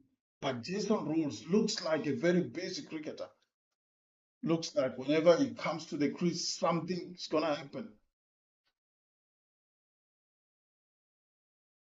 So it's two batters with really contrasting way of playing. Oh,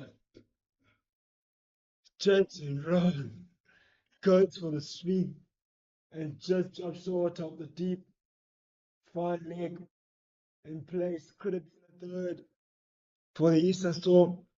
Have a look at that. Goes down, goes for the big sweep. He's just spoke about his business and almost got himself in trouble. That's the end of the 18th over. It ends at 66 for 2. Jumped to 66, which it could have been 62 for 3 easily there. Similarly in business. Yeah, that's about the way he played. It Jason Rolls. Something is gonna happen anytime. He's a busy cricketer. Almost give it away there, knowing very well that they were a fielder in the deep, waiting for that catch. Very lucky. Oh, he has another opportunity. Another one drops short. On the field, that third man. Chances are coming by. Oh, not a chance necessarily, but half opportunities are being created now. Not to show the pressure or the rush of blood of the youngsters batting out there at the crease at the moment. You can just see Van Schalkwyk is not looking the same anymore after those 2 wickets have fallen around him. Hasn't had the same focus he had in that 50-run stand he had early on. Big opportunity this for the Eastern Storm to capitalize on. One other huge slash. Oh, something is coming here. Something's going to happen now. Have to be very aware of the Eastern Storm side. Now, I'm loving how James Albani is bowling to the left hander. You're bowling across Jason Rolls. And what a big booming drive there. Completely missed that one is the left hander.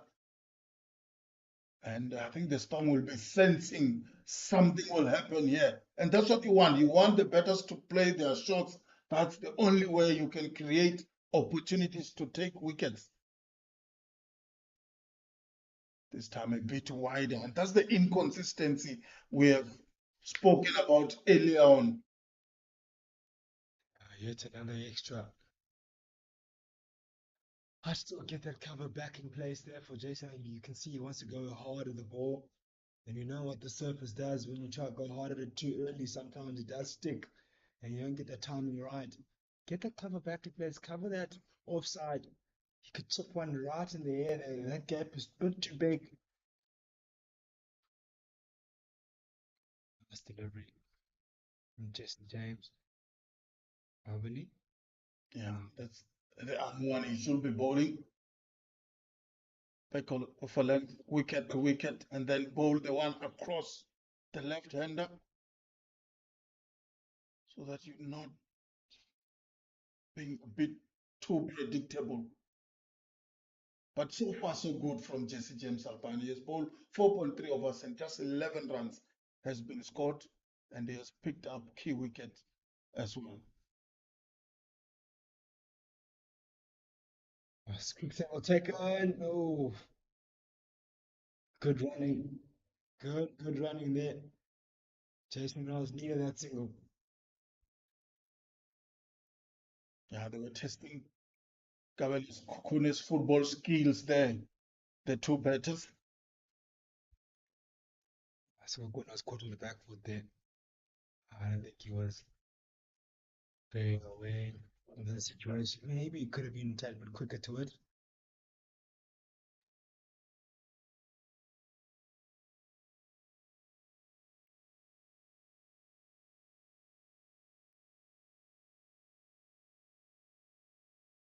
Oh, nasty delivery. I just nips back in.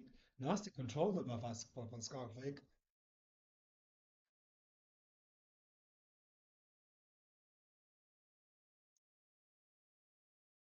It's be a very interesting over the next one of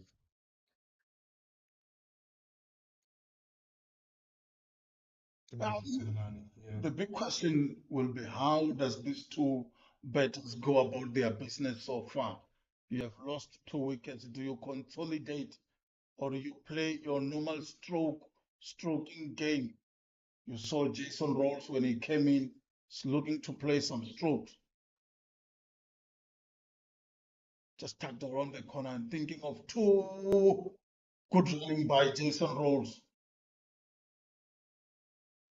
Yeah, what was nice about that running, he was sure of him, the word go, Yeah, and he's taking the second, never doubted it. And he knew he was going to the danger end. So he pushed really hard. And good enough that Van Skarvik responded to him. that's what you want from your batter in this middle overs coming in at 4. Keep rotating the strikes if the boundaries are hard to come by.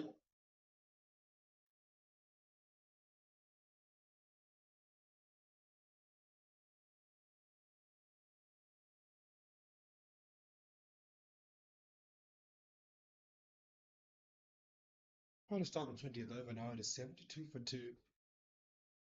He has a nice matchup we've got here. Left arm spinner turning it away from the right hand batter of Van Skarvik. So he already picked up a wicket off a right hander of Mohamed Babulia, who picked up the outside edge where there was a bit of bounce and turn. And with a brilliant take from Braden Hicks. Interesting play here. Short again by Dominguez Simeone. He's been guilty of that.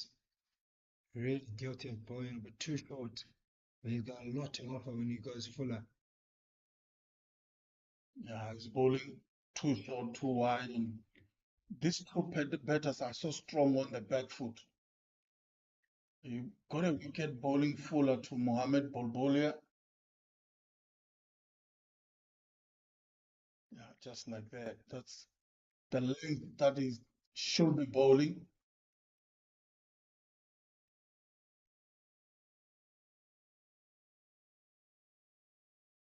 Interesting to see how Jason Rouse plays me up.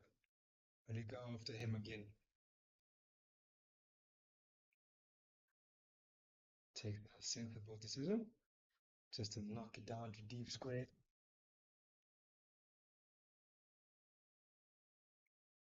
Dominguez Simeone has to go fuller here. Can't afford to go short. It's just too easy to play off the Yeah. back foot. And I'll have to see if he bowl full. I'll have to see Jason Rolls how he play the spin. Can he play on the front foot? 10, We have seen his back foot game so far. It's excellent, but you need to test him on the front foot as well.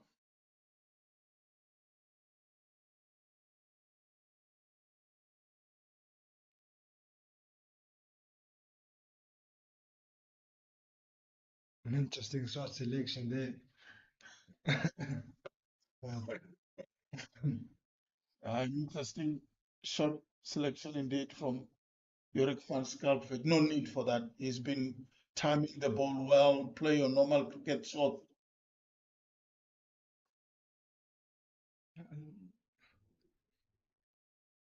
yeah, one thing you have to remember, yeah, it is, yeah, they're youngsters, and you just don't need to be aware of that they're youngsters. And as I say that, they'll be changing commentary. We'll have back very Erasmus in the commentary box, and we'll give you his thoughts. Yeah, thank you, Kampa. Is it good afternoon already? Yeah, welcome back, Vernon. The 20 overs has been bowled so far. They score 74 for 2. Yorick van Schalkwyk is on 35 from 62 deliveries. And the new man that is just joining you, Jason Rose, 10 from 14 deliveries. Welcome back.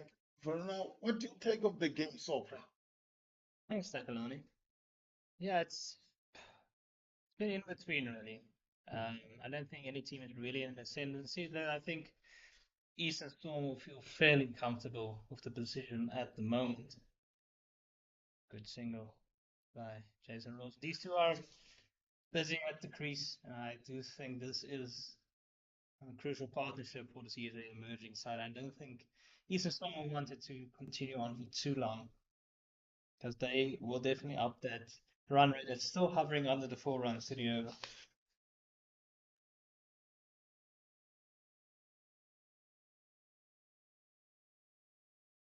Jason Rose been in very good form for the S under 19 side. Hasn't had as big an impact so far in this tournament. Hasn't played all the matches either. As you see, and Rasimini back into the attack. It's a good delivery. That's all wide, too wide. Yeah, just a touch too high. Jerry Vaskovic not interested in playing it at all. We've already seen how strong he is on the pull shot. So if he doesn't get high enough as a minute, he will take it on his, even though they do have a fielder back at deep backward square leg now. And also a fine leg, a third man.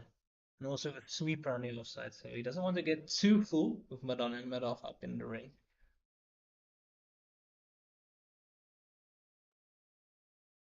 That's just about right. Yeah, that's a good delivery from Andrew Rasimini.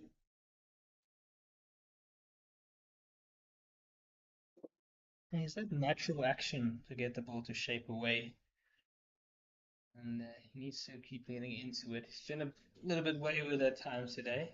He's been the one to bowl the most wise. Another opportunity.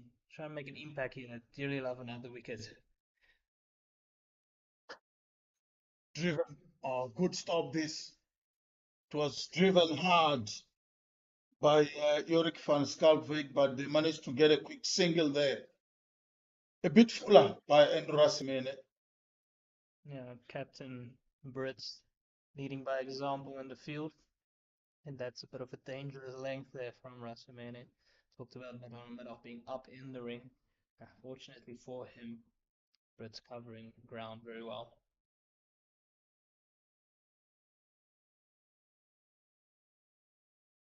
Bowling from Ekuru Lane and bowling to the left-hander now.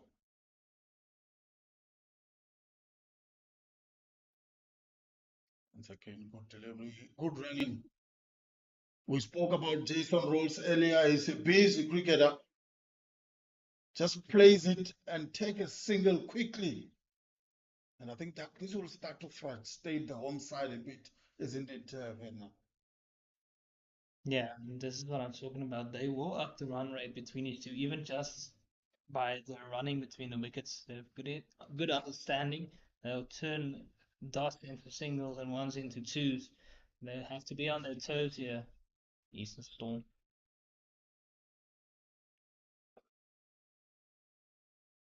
I mean, that ball was placed just onto Devon Murray, who's one of the best fielders of the Storm side, but they were able to take a quick single. So once again, it shows how quick these two are between the wickets.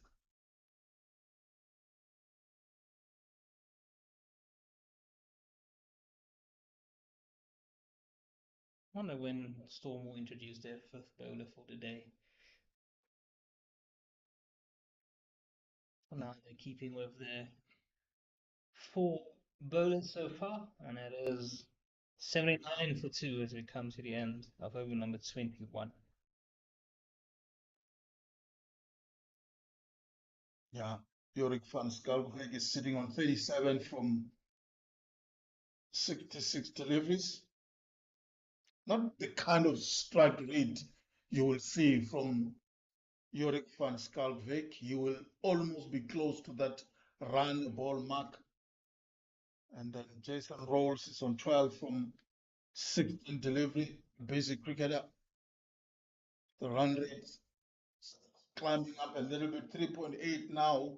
In the first 10 overs, it was in and around 4.2. As we see now, Tumelo Semelane coming in for his fourth over. A good shot, this. But yeah, and it gone for four. Beautiful shot that by Jorik van Schalkwyk. Hit it hard. The fielder in the deep didn't even move an inch. I completely lost that ball. Just shows how hard it was hit. Yeah, controlled it very well. Did Jerry van Schalkwyk rolling the wrist on that sweep shot. He is a very good player of spin off both the front and back foot. Strong on the sweep. Also loves to go over extra cover, so don't be surprised if you see him unfolding that shot as well. But he just seems at ease against pace and spin, but it's particularly his play against spin is impressive. Saw him at previous ever trying a reverse sweep as well. Traditional sweep working well this time.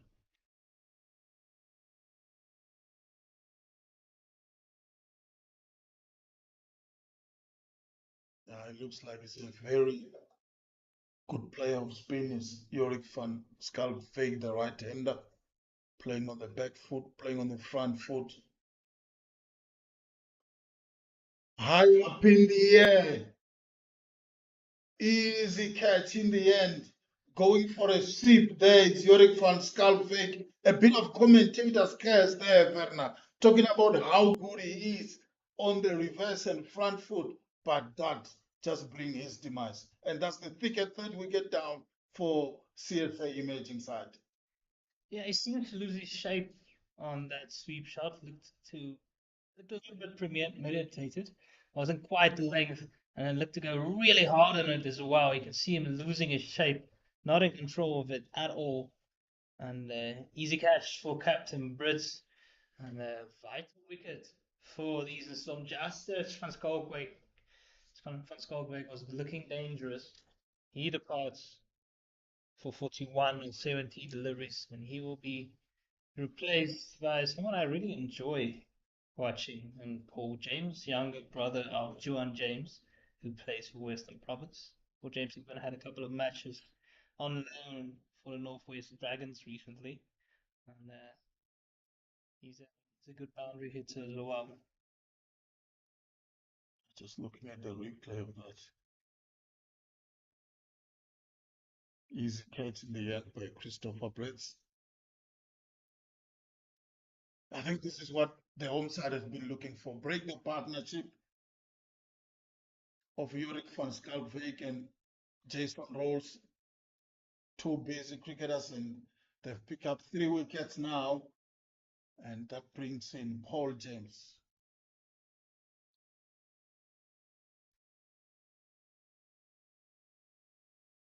Good start this by Tomelos Melane. We spoke about the wickets that he has picked up so far this season.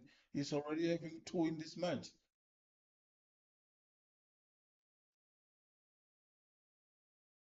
Yeah, much better once he's gotten a little bit fuller. Yeah.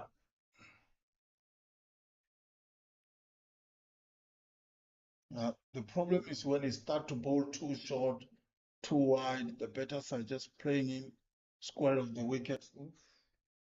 No ball called by the umpire. That's a criminal mistake by the spinner. So Paul James, he gets to the crease. He hasn't got a run behind his name yet, and he gets to have a free go at it, free hit.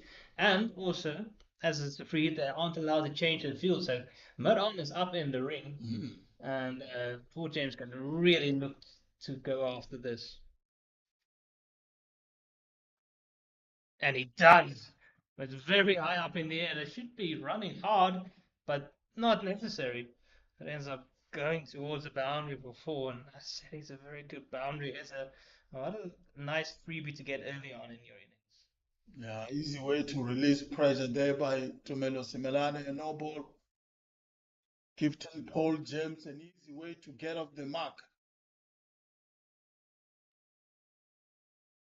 It was impressive as a bit of a finisher for the SA under-19s. Paul James got in, almost made a very rapid 50 for them. I think it was against Tanzania.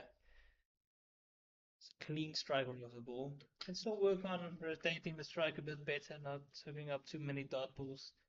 I think it's a general thing for youngsters wanting boundaries versus then dotting up. So rotating of strike is so important. That's something that Jason Rolls does very well, and I think a lot of the others can learn from him.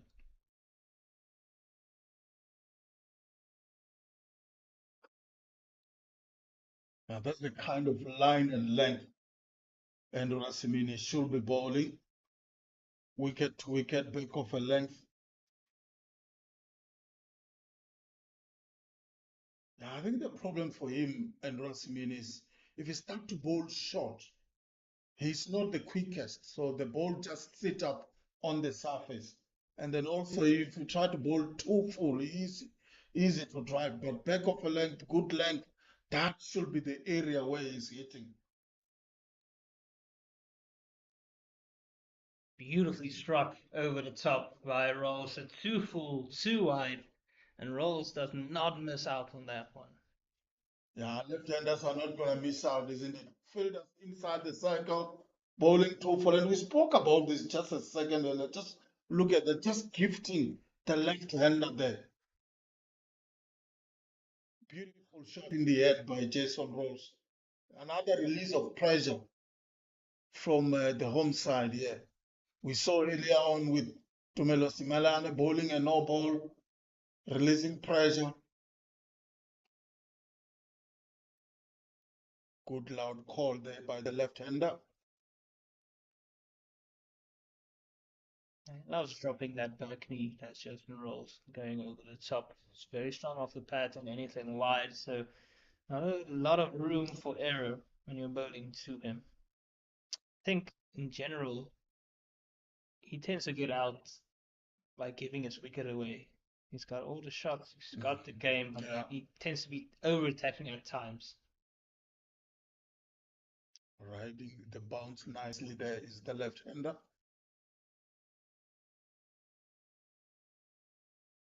Bowling across the left-hander is Endora Simini. 92 for 3 is the score after 22.4 overs. Still plenty of time Yeah. left in this innings. And sometimes players forget how long 50 overs are.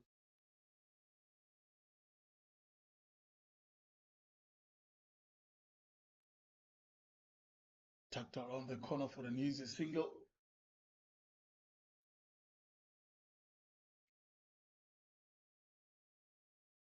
Yeah, Paul James, very stylish in his shots. He has nice rhythmical bat swing.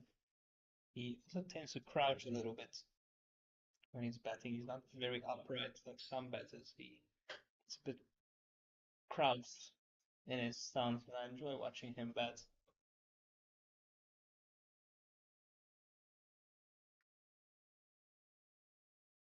This is a challenge for Endora Simini now.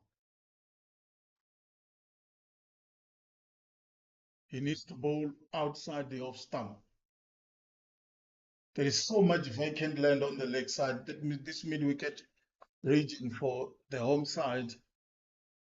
That's the end of the 23rd over. The score now 93 for 3. Umpires just having a little bit of a discussion. Between Valdi Watergan en Motokozizi Shezi. Paul James, born in Worcester in the Western Cape, went to Wynberg Boys High. A lot of good cricketers come from that region. Yeah.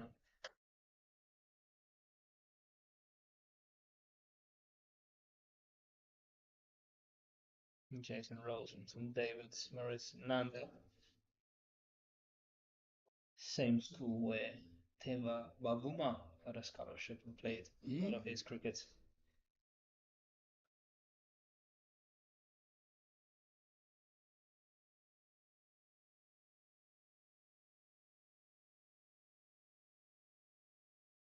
Ship was straight to the fielder there, Jesse James Albani. He got down early, did rolls for that sweep shot, and adjusted well to the length.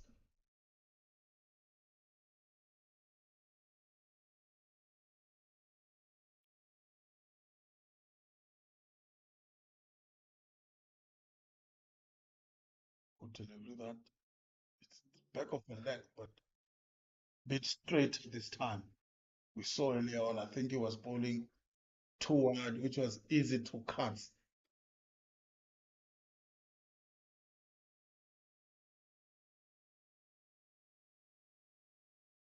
Also loves the sweep shot. Does Paul James. There's a nice little vacant area behind mid wickets. So there's a deep square leg along off and sweeper on the outside.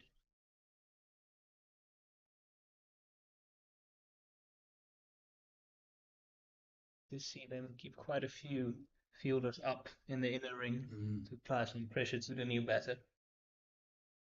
And as I say that, long on goes back to the boundary now.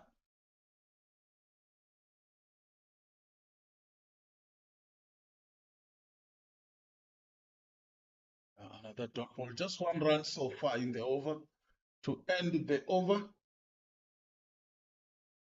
Over number 24 is completely down. The score 94 for 3. Good over that by the left-hand bowler of the home side, Tumedas Melani. Has picked up 2 wickets so far for 20 runs. Sure, that over went quickly. I thought it was a ball short. But yeah, he went through it rapidly. It's made a spectacular. Similani, I should say. 94 for 3, almost halfway through the innings. Yeah, 24 overs done. Verna, where do you think the CSA imaging side would love to be at the end of the innings? I think I'd want at least 250 if they can get up to there. So Ernest Kemp comes into the attack as their fifth bowler for the match, but so experienced as the left arm slow bowler.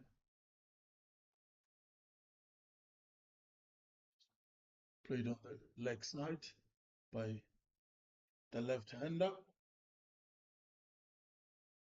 Yeah, he has picked up 48 wickets in this format of the game. Is NS came with his best figures of 4 for 23.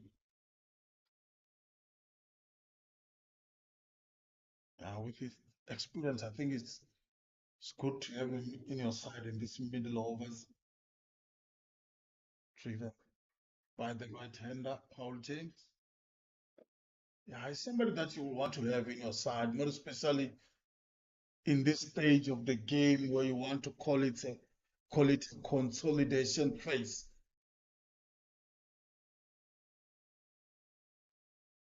Yeah, obviously been around the country a bit as Ernest Kemp.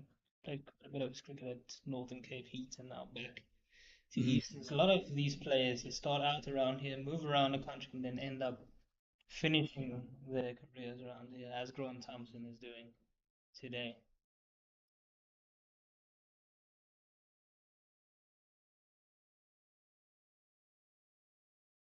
Nice little ceremony for Thompson before the match. Some congratulations and hand claps and handshakes as well. Even Richard Neves of the Titans came in round to congratulate him today. He spent quite a bit of time at the Titans. That one just driven down the ground by Paul James for an easy single. Just taking singles so far in the over for Ernest Kemp. Just trying to make sure he doesn't settle to any length or any line.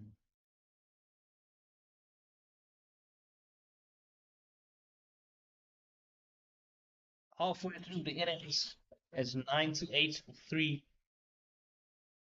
Jason Rose getting into his innings now. 20 runs for him and Paul James joining him. Important two players for CSA emerging side here in the middle. I think Jerry Muskogway will still be kicking himself, getting out at that stage of the innings. He looks sad, isn't it?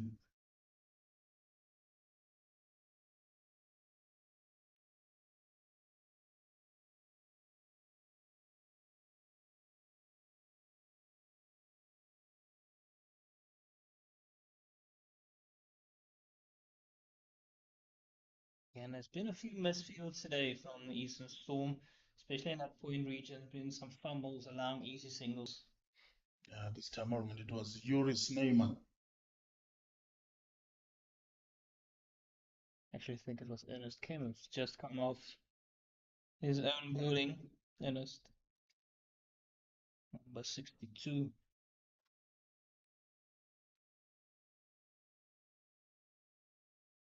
Just a little bit too easy for the emerging side at the moment, just working it around.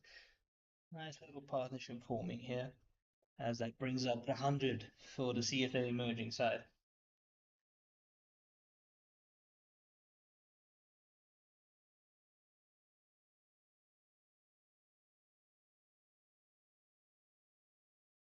Yeah, it's been easy going for the CSA emerging side so far.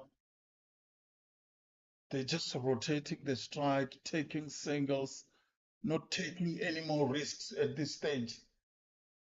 Oh, that was a big edge there and a drop catch by Sikokune there at first slip. Miss opportunity. And to the left hand side, sometimes those stick or they don't, just the edge of the points of the fingers is his strongest side. Cut away this time by Paul James. It's just going to be one.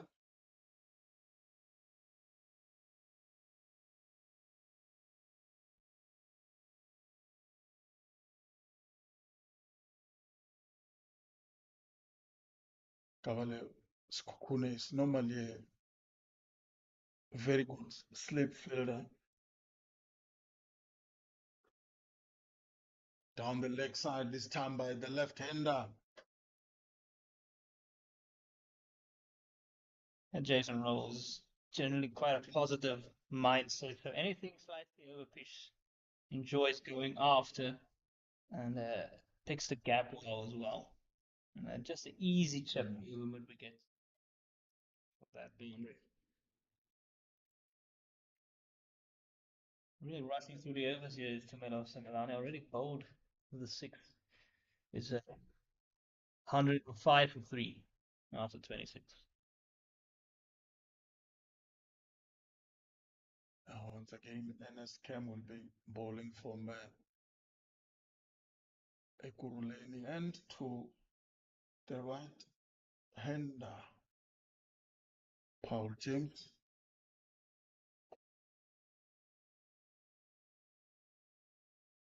After dropping a catch, now the ball follows you, Gavelos Kokone. Ball following him everywhere now.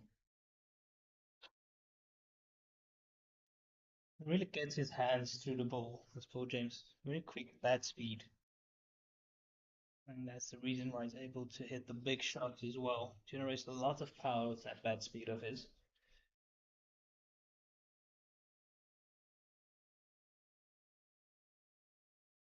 Just Ken Wiley, old customer. It's been around for a long time.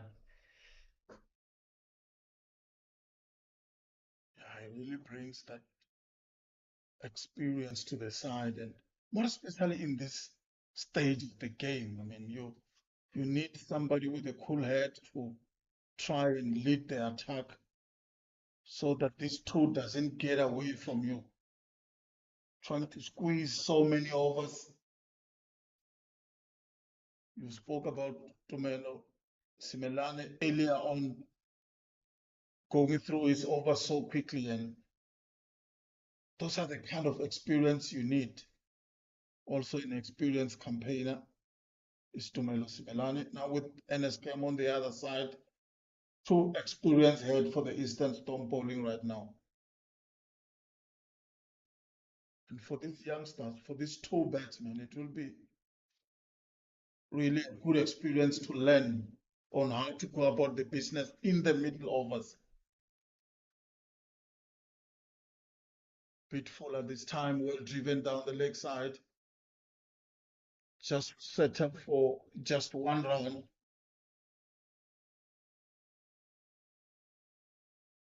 And just like that, that's the end of the over number 27. The score 109 for 3. Nice learning experience for these youngsters, and some of them are still looking for a senior time, senior team, I should say, looking to stake their claim, make a mark, get into a team for next season. Most of them don't want to stagnate at the SA emerging side who only play one of the formats in a season. And another bowler, Yuri Sleiman, coming into the attack. A couple of Jay Sleimans going around bowling off spin and batting at the top of the order.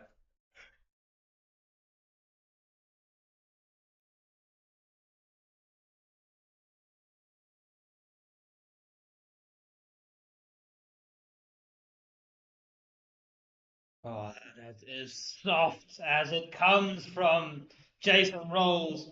Just a nice loopy first delivery from Yuri Sleiman. He tries to go over the top and he throws his wicket away. And this is something I spoke about earlier, how he generally tends to get himself out rather than magic deliveries that get him out. Really no need to go after him immediately. Could have had a little bit of a look. It wasn't the length for it. Good guy from Yuri Sleiman just pulling it back a touch and he snapples him up. You call it earlier, I love to give it away. It's Jason Rolls and an easy catch in the end by Andrew Rasimini. And just like that, now the home side have picked up 4 wickets.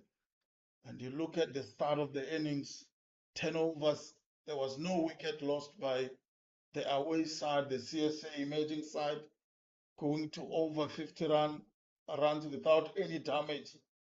But the home side showing their experience, showing their quality. We spoke about this kind of experience in the middle overs. Just tossed it around. There was Yuri Sneyman, then Jason Rose going for it, and an easy catch in the end. Yeah, it's the problem. Just they need to have the patience to really build an innings in the 50 over format. As we see captain for the day, Latabo Pasha Moshaka, coming into the crease. Did a bit of a finishing role for the 890s in the World Cup. Again, can strike it big, but the question is, can he bat the 23 overs that remain to him? There is still so much cricket left in this inning so far. 23 overs to be precise. But Christopher Brett will be very happy with how things have gone so far.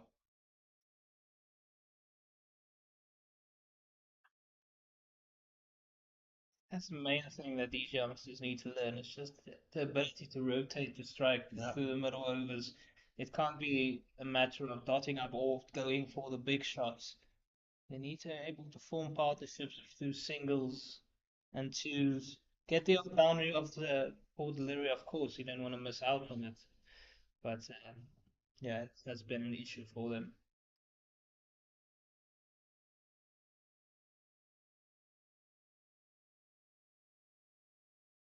Oh, good delivery, that taking off the outside part of the bat of Letabo Pakamukaka there. Hey, Yuri Snyman's much better than just a part-timer. Yeah, this time a bit fuller, and that's the kind of variation you need. And what I like about him is he's bowling it a bit quicker as well. As we see the end of Yuri Snyman's over. The score is 109 for 4.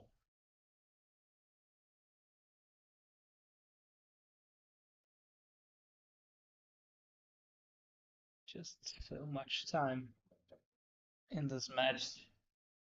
They need to get a real partnership going here. Yeah. They didn't want to risk being bowled out for less than 200 here against the home side.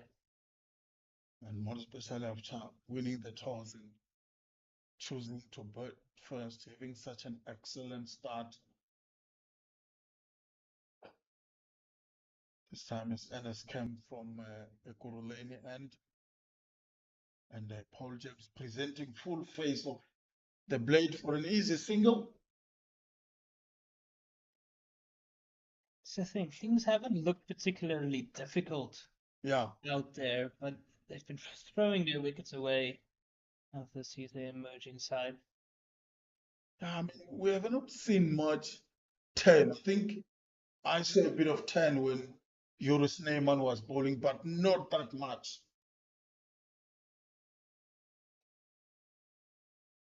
They do have slip in plays now. They can sense pressure building on this young side. It's good captaincy by Brits getting that slip fielder in place. This time a bit wider on the offside. Well played by Letabo Pakamaklaka to get off the mark with an easy two. Well, it's very good running, really hustling through that first one and coming back for the second, and that's what they need to do a lot more of.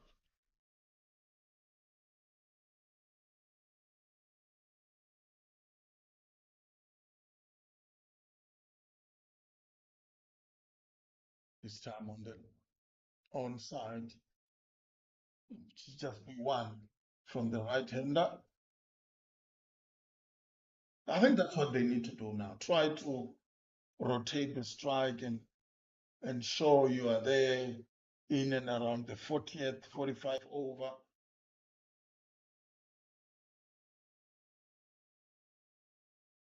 Because another wicket here now by the home side, it will be really trouble for the visitors. Good start from his bowling NS Camp, showing all his experience.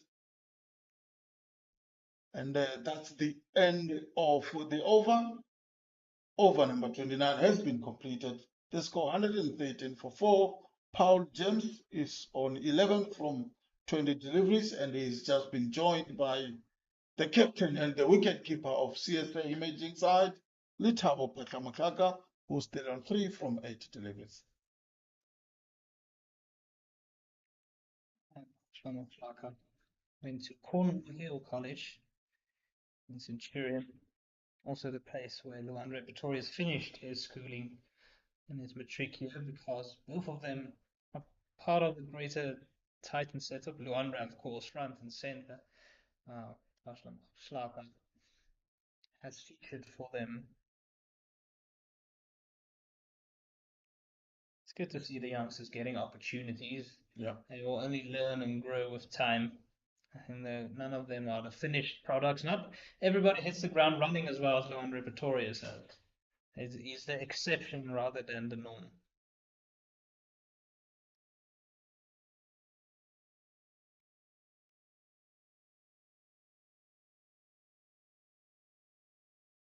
Nice to have all these options for the Storm to turn to.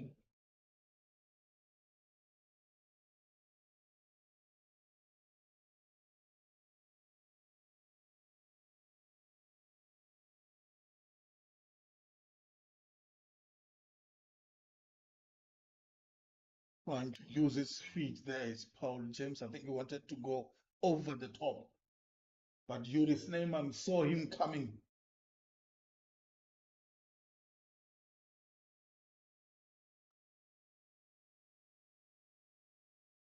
Not afraid to give it air. Is Yuri's name. Oh, it's lovely fielding. It's a close one in the end. He thought he had it past the fielder coming Mm. around at mid wicket, but we know how quick Devamare is. Oh, oh.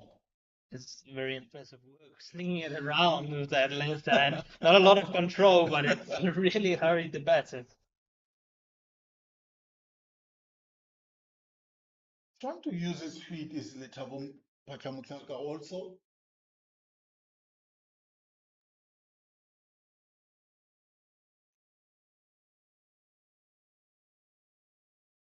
And the home side are going through their over so quickly. That's the end of the over of Yuri Sneyman. They score 116 for 4, and they're really squeezing it now here at Willowmoore Park in Benoni on a beautiful, beautiful Saturday afternoon. Beautiful weather, overcast conditions.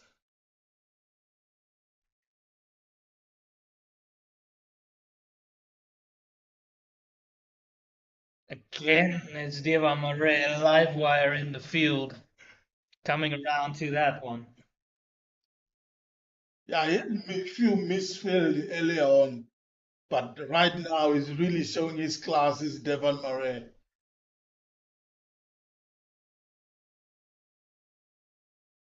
Hmm. And just stopping a bit in the pitch, Yeah, that one.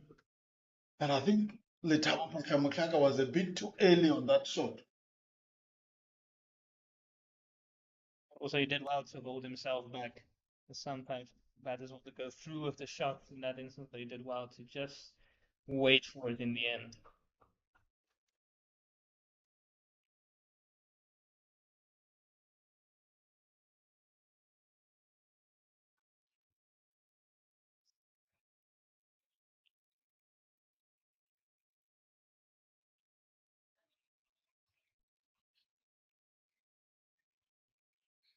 Good over this so far by Ernest Kemp. I think he missed out there. He said Letabo Pachamutaka will be kicking himself.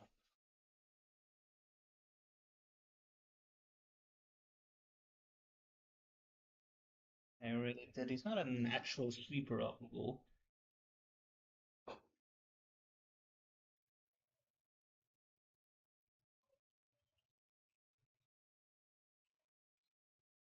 Some players almost live on the ground and love sweeping everything. Others like to go down the ground.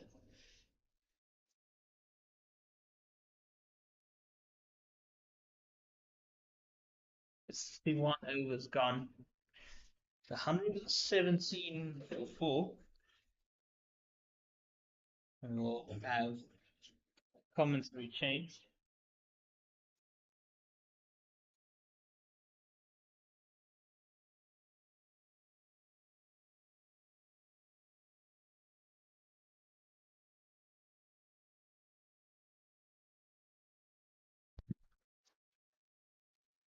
Tanzania Kana back alongside me as Yuri Sneyman will continue on again.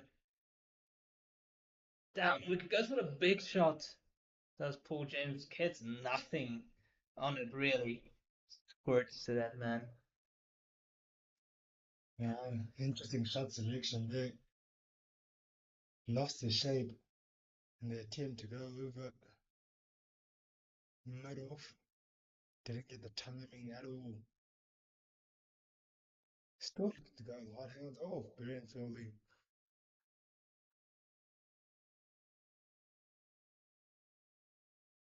Just trying to squeeze here on the Eastern Storm, really rushing through these overs. Goes for a big one this time, and James gets a lot on it. It's those quick hands again through the ball, and somehow he gets it over the boundary for 6. Yeah, Paul James making his intention clear here. Looking like he's finding himself more comfortable against the spin of Julius Neymar.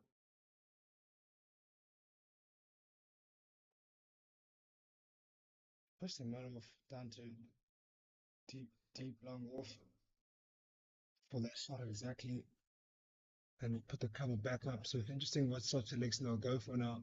Paul James. That's a lovely hangs, this Paul James. That's another one. You ask the question, can he build a long innings? As these youngsters, they like to play their shots, but they're still struggling to rotate the strike. You can see those dot balls. So despite six hit by James, it's still only down 6 runs off the over. The rest all dots. Yeah, rotation of the strike is clearly an issue. Looks like we might be going off. For another drinks break. 32 overs in. Drinks break number 2. Umpires rushing a bit as well. Might be a little bit of preparation needed for umpires. They'll do a lot of fun.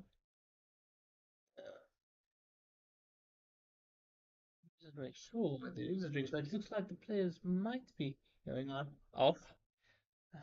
Hoping it's not a lightning issue, but no, it will be a drinks break. It's 123 for 4 after 32. It's been Similani with his 2 for 27. He's rushing through his overs. JC James Albany as well. Here's 1 for 50, an important little spell. Jerry van Schalkwyk looked good for his 41 of 70 deliveries before throwing it away, and similar Jason Rolls also giving his wicket away after looking good. And now it's Paul James has made his way up to 18, and he's looking to form a partnership with captain Thabo Pashwa Moshlaka. We'll be back with you just after the drinks break.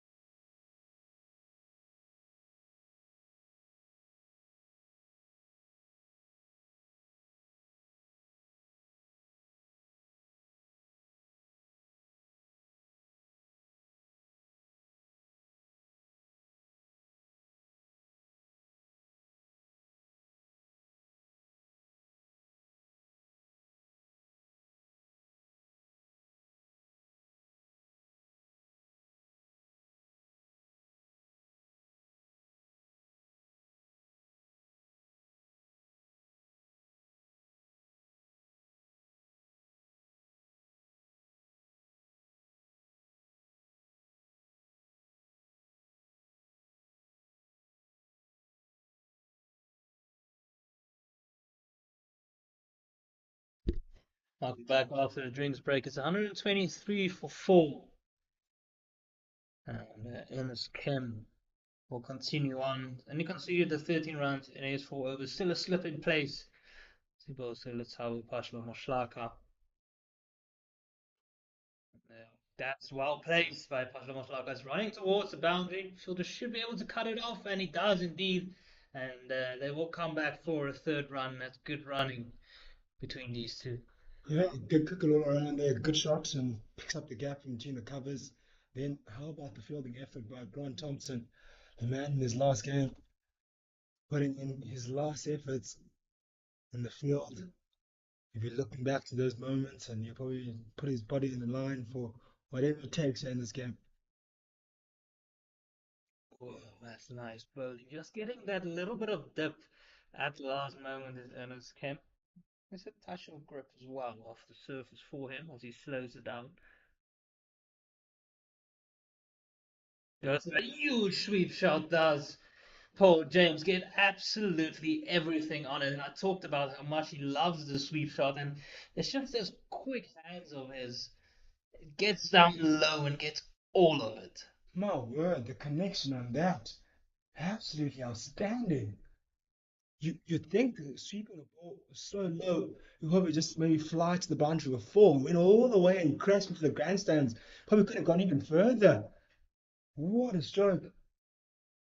That's a good 50, 60 meter boundary there. Get it comfortably at the end. Good placing again. Is running towards the boundary, and another two added.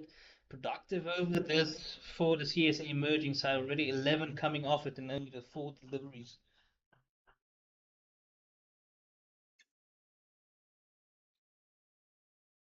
James had a couple of impressive innings in the under 19 World Cup recently.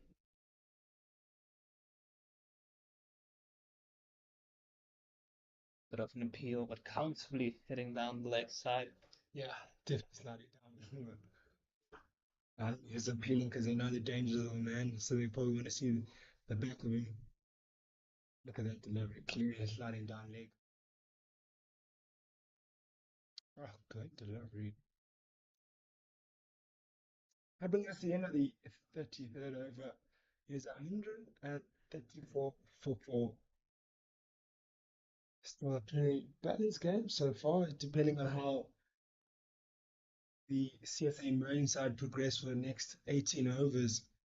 Could get a decent total of 250 if they manage to put at least a good partnership together. But that's been a struggle since that opening stand. Haven't been able to put a substantial partnership since then.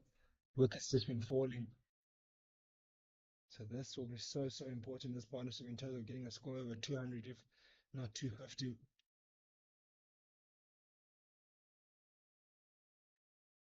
Quickly calling him through, and it is a good call by Paul James. Looking at the signal of the umpire.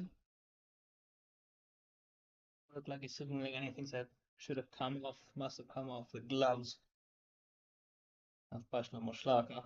Yeah, the last two partnerships were 26 runs. This one is up to 26 now. I don't want to lose another here. School partnership starts getting going and somebody throws a wicket away. It's important they keep going here. These two. Paul James looking good out there. I think it's what's really, I think, maybe been the Achilles heel has been being unable to rotate the strike once getting that boundary. There's the big reverse. Doesn't get it through the gap.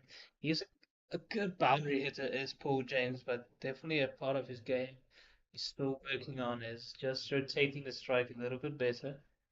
In between those boundaries, you say, getting those singles, twos, get a bit of momentum on your side. Goes for a big sweep on the other side this time. And again, it's a task. You can see just a little bit of frustration from him.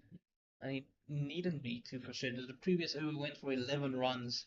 And so if you get a couple of dot deliveries, it's not the end of the world. But he doesn't have to look for the big shots all the time. I mean, that's something he needs to add to his game. Being able to rotate the strike, such an important part of the game. If you look here, he had two boundary scoring options and one successful, but hasn't been able to rotate the strike since then. That's much better. That's what he's looking to do. He's pushing his partner, but there should only be one in it. And there is. So just the 2 runs coming off it. A good recovery for Eastern Storm through Yuri Snyman after that big previous over.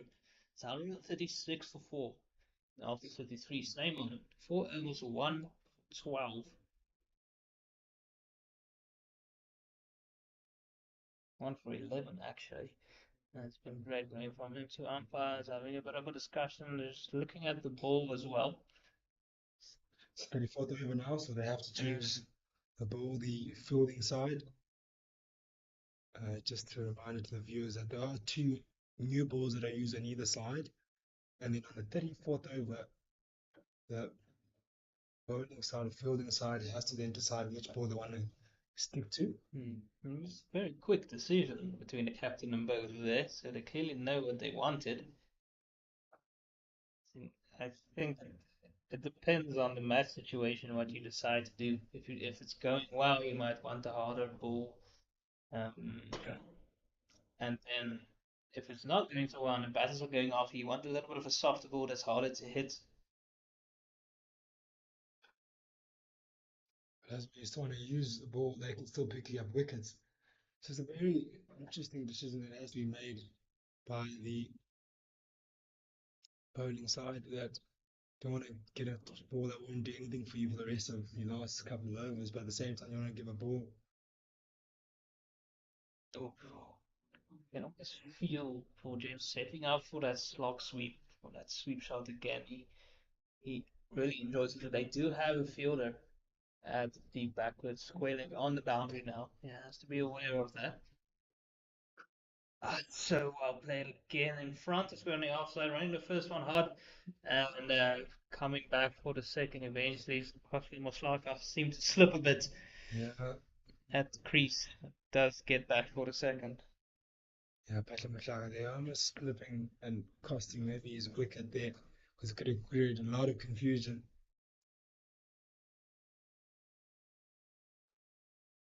Much better rotation of the striker this over. I like it, I really do.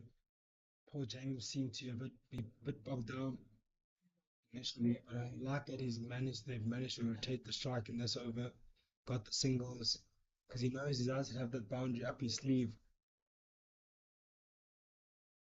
Both of them seem a lot more comfortable now against Venice Cam. It might just be his last over of his spell. That one going for 6 after 11 in the previous one. So, and they have more than enough bowlers to work with here. Snyman having bowled 4 of his own as well. So they might just stick to the 6 overs of Venice Cam. Can still go back to two medals. So Similani, Jesse James, Albany, Aman Khan, and Russell Manning. Plenty to turn to.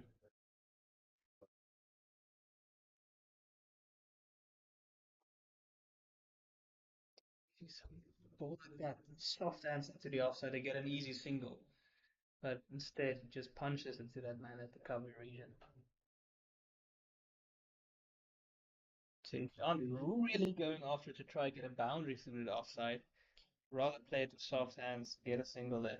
I'm sure for them, it's if they look at that gaping hole in the covers, they're thinking, oh, boundary option, and probably that gap has been put in there on purpose to tempt the young men.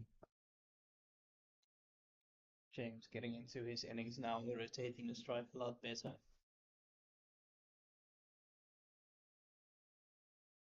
Not better showing from the CSA emerging side so far today.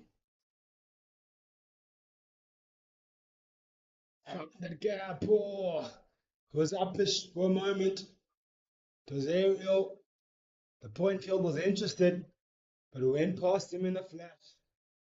Yeah, Sneyman will be a bit disappointed. Just a little bit of room, but also generating it for himself is Pashla Mashaka. More length than anything else. That's the problem over there. And gave him time to rock back and give that room for himself to take to the boundary. So nice little partnership forming here between these two. It's gone up to 39 now. Yeah, Snowman can't afford to bowl short there. So it becomes an easy cut shot to play.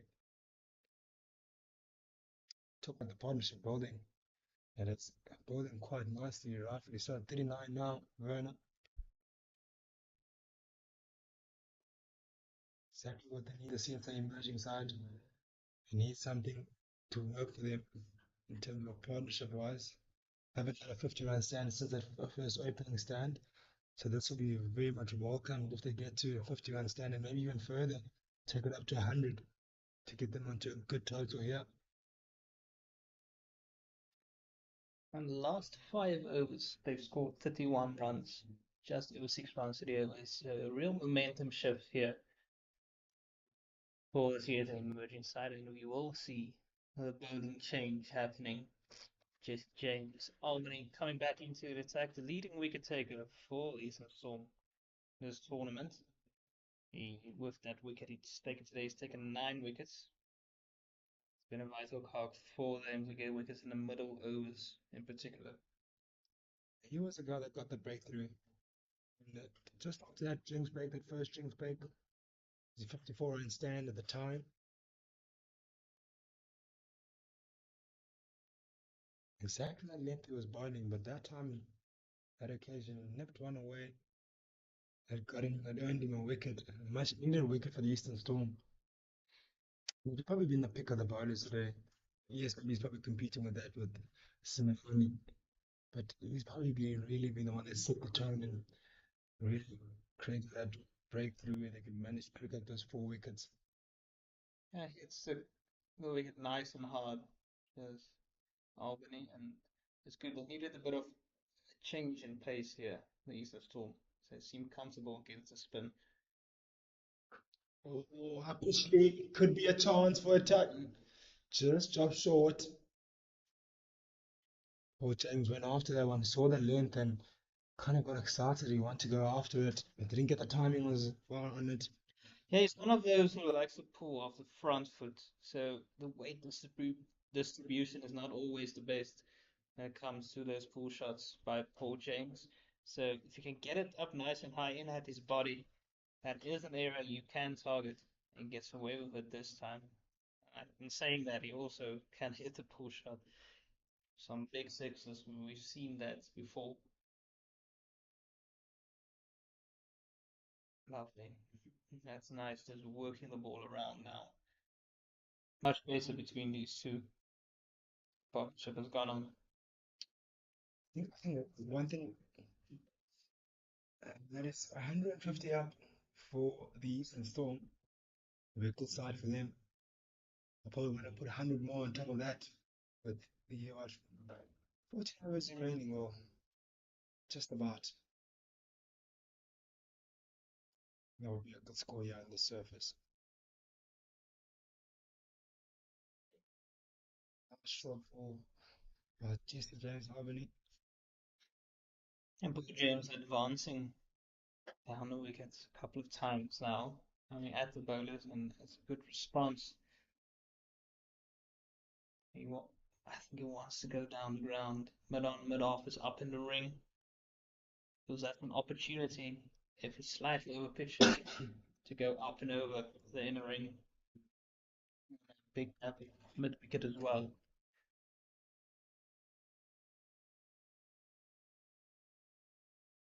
That's mixing it up to Albany.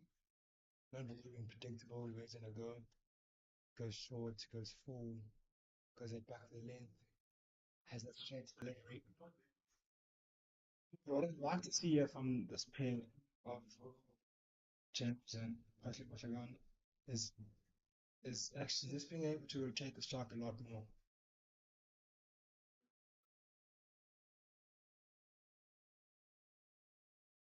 Oh, they drags it back right onto the stumps. That'll be a huge disappointment for James. Again, a batter gets set and going and looking good, and then they end up going out, and the pitch is a touch slow to try and hit on the up.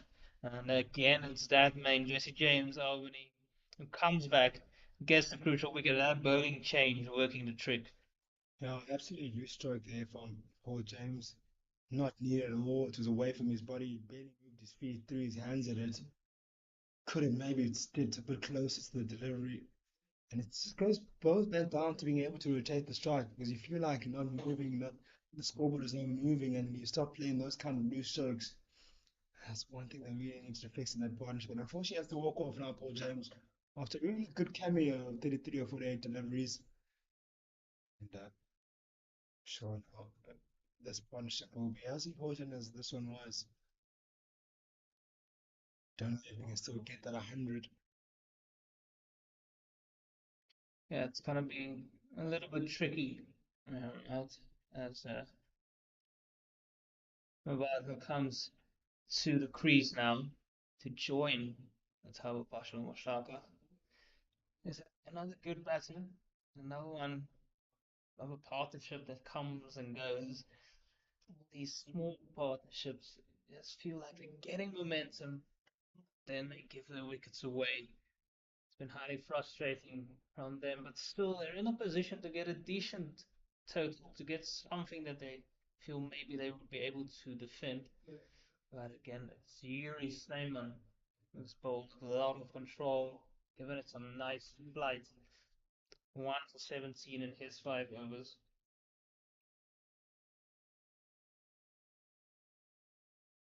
Paul Jang was looking really good.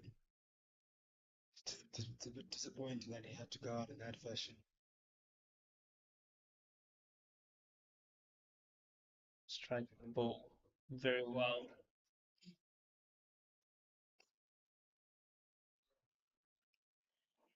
Is the general concern we've had with these youngsters is that they can hit boundaries. Got good bat speed. They look good. Problem is that irritating them. The moment they get a few dot deliveries, they try and look for the big shots, look for a boundary. It's been the undoing of the majority of these batters today.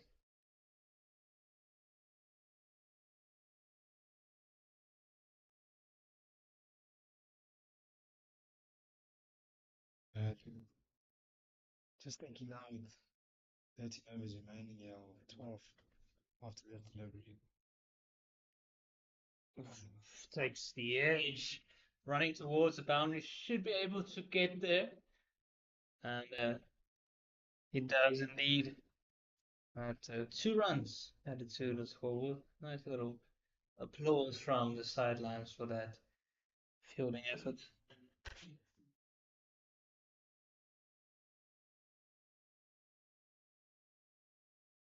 Very same. It's been impressive today. Bowled with a lot of control and much better than a regular part-timer. That's his name on.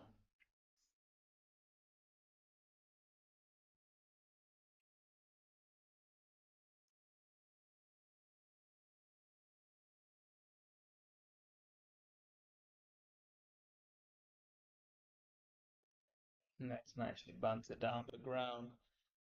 Right, Bandile Mabata as we come to the end of over number 38. It's 154 for 5.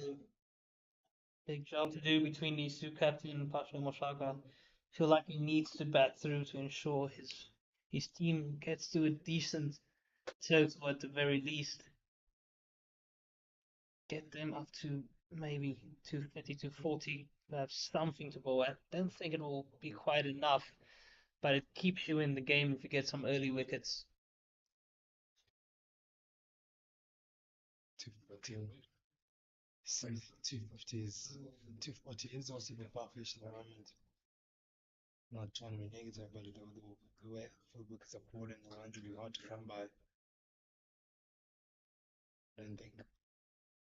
Well, maybe the best that we're targeting is 220, but that's also not a real easy score to defend on this surface. Zoning in on those stumps is Jason Albany, JC James Albany.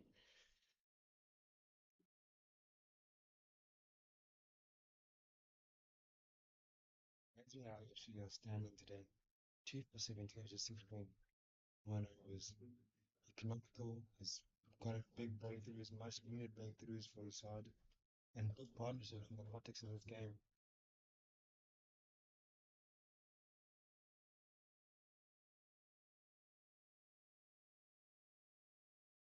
Devon again, very quick. Could have been a close call had he hit live wire at backward point as Devon Murray. Don't really want to take him on. You need to be assured in your calls.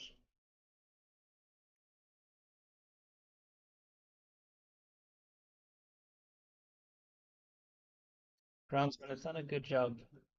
Yeah, all the rain around has done a good job with the pitch. It's also a lot of cricket generally that's played here at Willowmoore Park. A lot of club games are played here, off-season matches. So a lot of work to do on the square.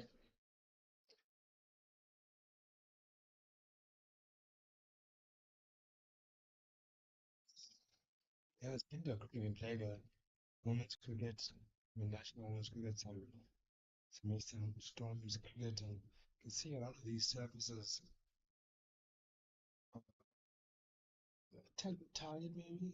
They've really been through the wars. You can see there's the groundsman coming out again to get the hammer out.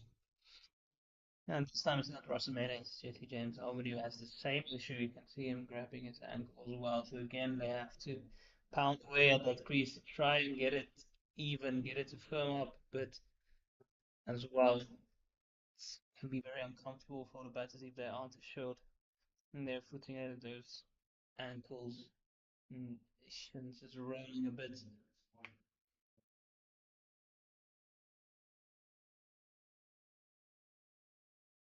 working away at it. Keeping a watchful eyes umpire wel allowed te gaan.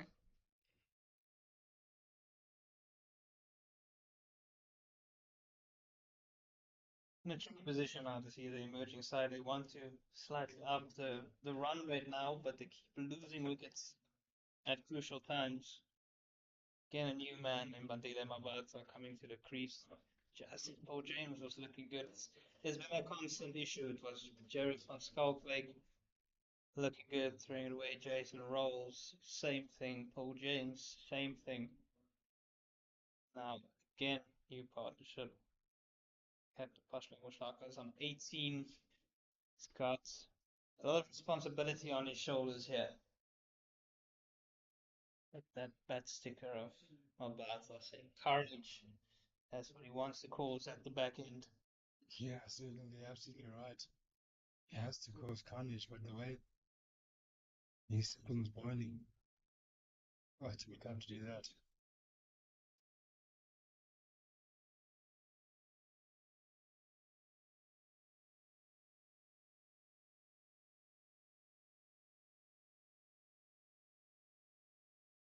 He's just not to wonder now.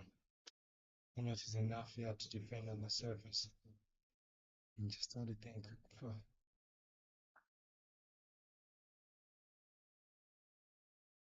is anything above two, below 220, even defendable? Clips down leg, and it could be a boundary. Oh, brilliant fielding effort. Stops a certain boundary there.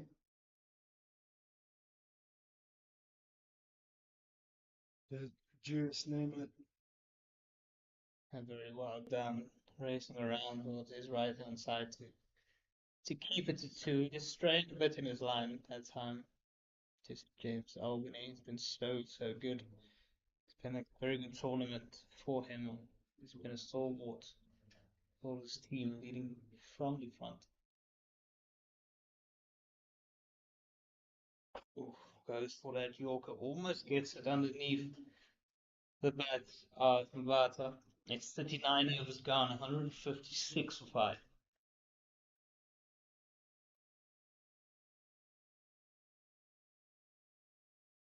Those partnerships was 54 to start us off with. Once that car was just short one, as Bogolia went for two, and then partnerships of 26, 26, 41. So just not extending it as far as they would like to help this total along, and that has just kept pegging them back. Makes it difficult to post what they might feel is a more than competitive total. As we see Tumelo Similani coming back into the attack. He's already taken the 2 wickets today. Started off a little bit short, but got better as he went on in his spell.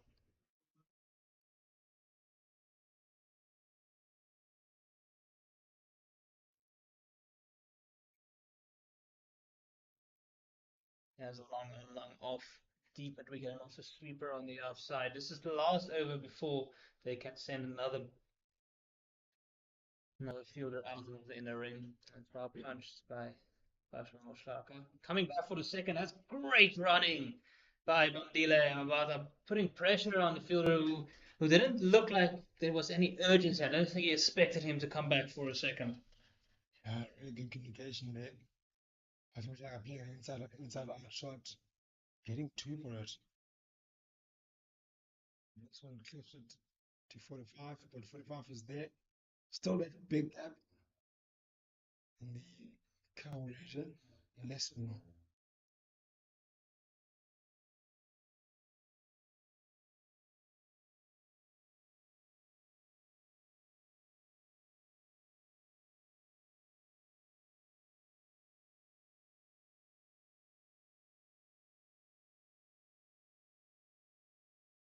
Mm.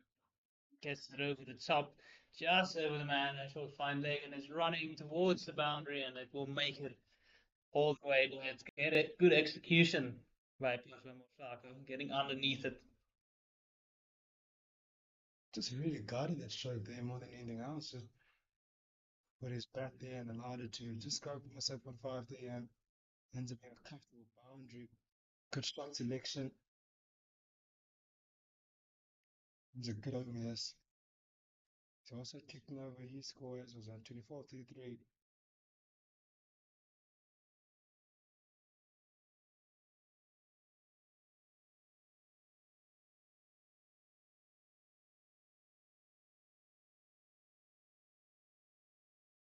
More ball to go, and then it's what they call the final power play of the innings, and they can have five fielders on the boundary. If they choose to do so. Floats it up nice and high, and productive over comes to an end. Aussies are emerging side. It's 162 for five, and I will make way for Mr. Takalani Echava.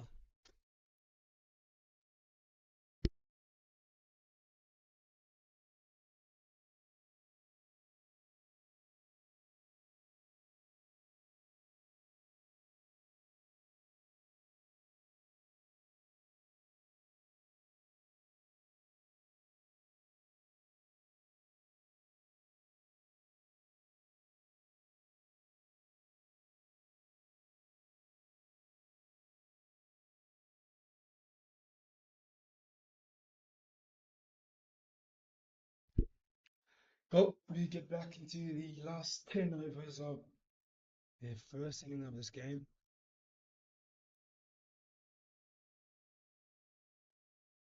Quick single attack and rescue. Oh, he was gone for all money.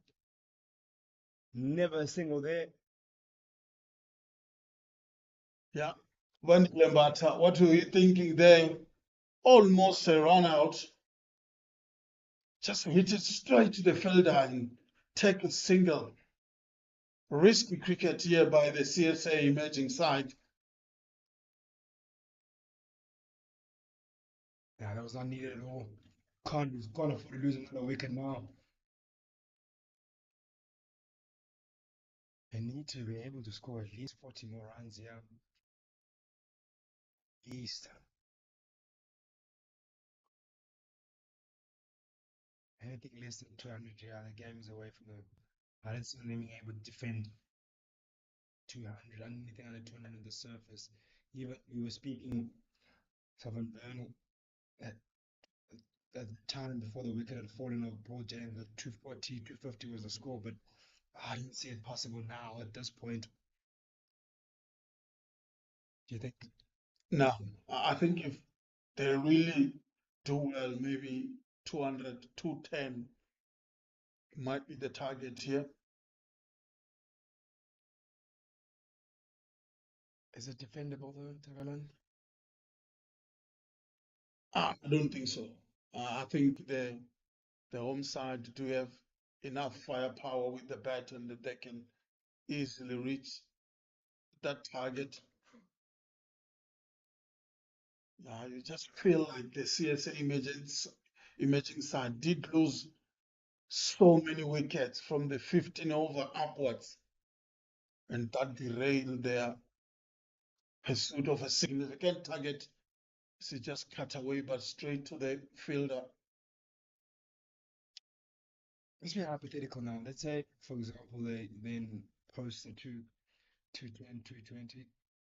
What kind of bowling tactics that would kind of change that or change the game for them? What would they need to do as a bowling unit to be able to defend that on the surface? Yeah, I think in this surface we saw when the home side were bowling, you can't miss your length. That's the critical part of this surface. You can't really miss your line. Looking for two there. Good running. I'm very impressed with the running between the wicket of Letabo Pakamukaka.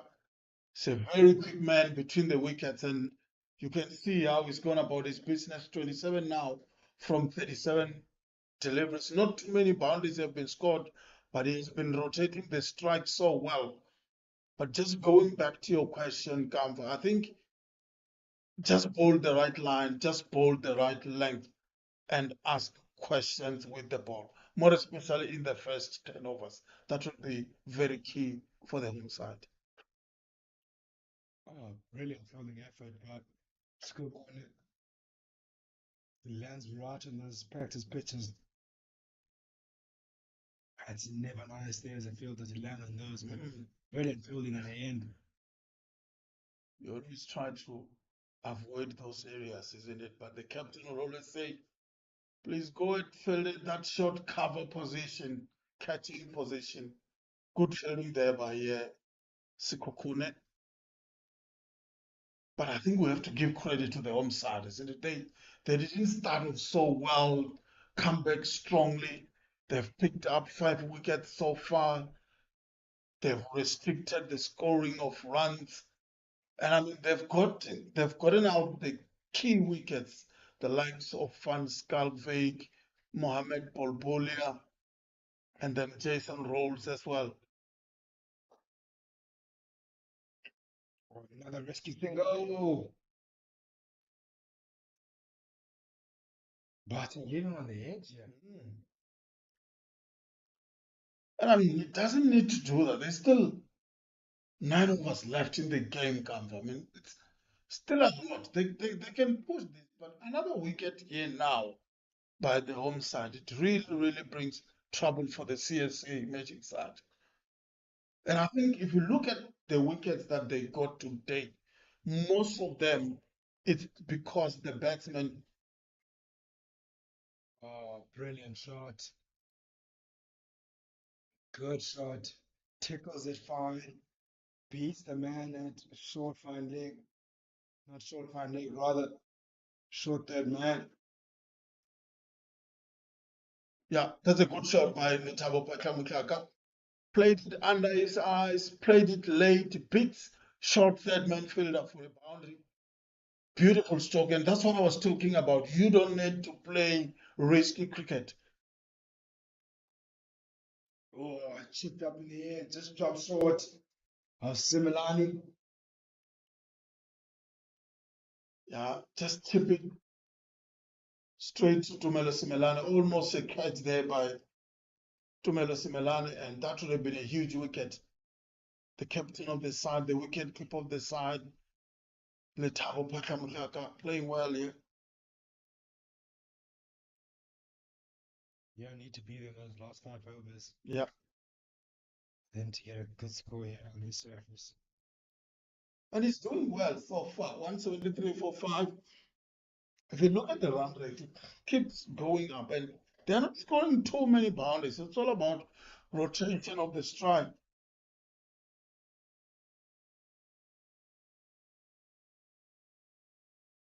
Was Wendy Lembata looking to beat third man there. Short third man fielder inside the circle.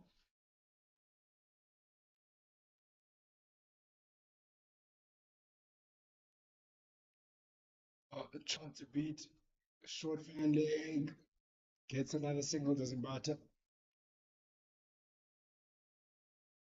Trying to play all these cue shots, doesn't matter. And getting singles from them.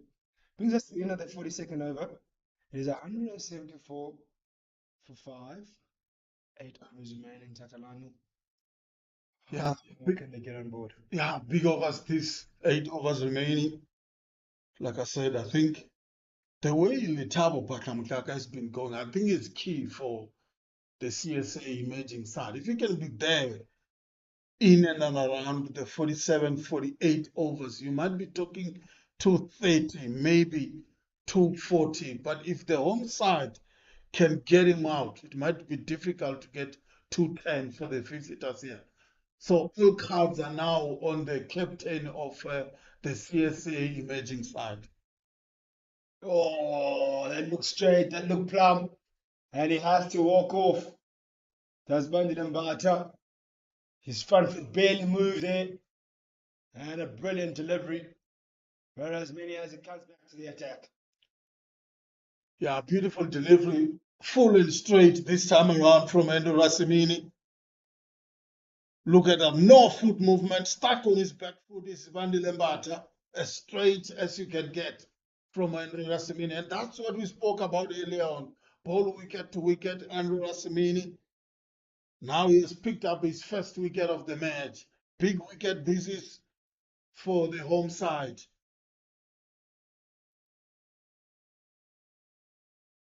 Have a look at that wicket again. Bit fuller by Andrew as many. Slight tail back in, and absolutely plumb. Brings Morteza Manak to the crease. He'll just need to be playing a supporting role here.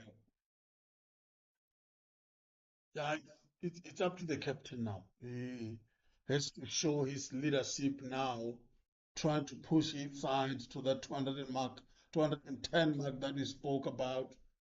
They are just losing too many wickets at regular intervals, are the visitors here. Every time they want to have a partnership, they keep losing a wicket. But that was as plumb as you can get from N. Rassimini. Manak Muteza is the new batsman in.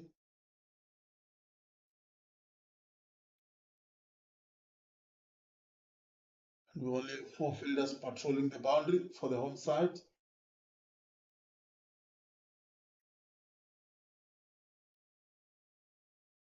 Just goes with Fuller again, does it as many. To the new batting Manak. Just get the outside off the bat there. Not the most convincing stroke to get off the mark, but he'll take it anyway. McLaren back on shark. His innings really becomes even more important now because if he gets dismissed, the score does not look great at all.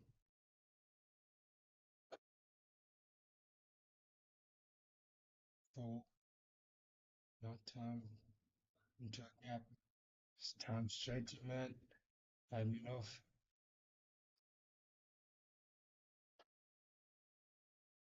In Yuri Snowman. I mean, this is N. Rassimini that we've known over the years. He has been really bowling well this over so far. A short ball here and there that just to keep the batsman honest. But he's always have his kind of line and length that he bowled. And I feel earlier on he was not really sticking to his strength. He was just a bit all over the place for my liking. He has come back strongly, has picked up wicket. But oh, brilliant effort. What an effort from Yuri Snowman. What a diving effort there, the big man. The ball was flying past him, got this big miss then in place and stopped a certain boundary. Yeah, good dive there by the 31-year-old. You might be thinking he's an 18-year-old diving there. Brilliant effort by the man standing at that mid-off position. And I mean, that's what we spoke about earlier on come further. We didn't see much of this in the first maybe 15 overs from the home side. Now you can see them diving around. For example, Devon Murray was struggling a bit, come back strongly. Now all of a sudden, the whole team, the whole fielding pack is really hunting for wickets here, stopping runs. This is brilliant to see by the home side. It's really good to see that the intensity as the innings or innings progressed, it seems like the Eastern Storm is the side that kind of stood up and put in a real much better performance in the second half of this first innings here. First 15 overs were clearly to the side of the CSA emerging, and then soon after that, as soon as that first wicket fell, I think that's where everything changed.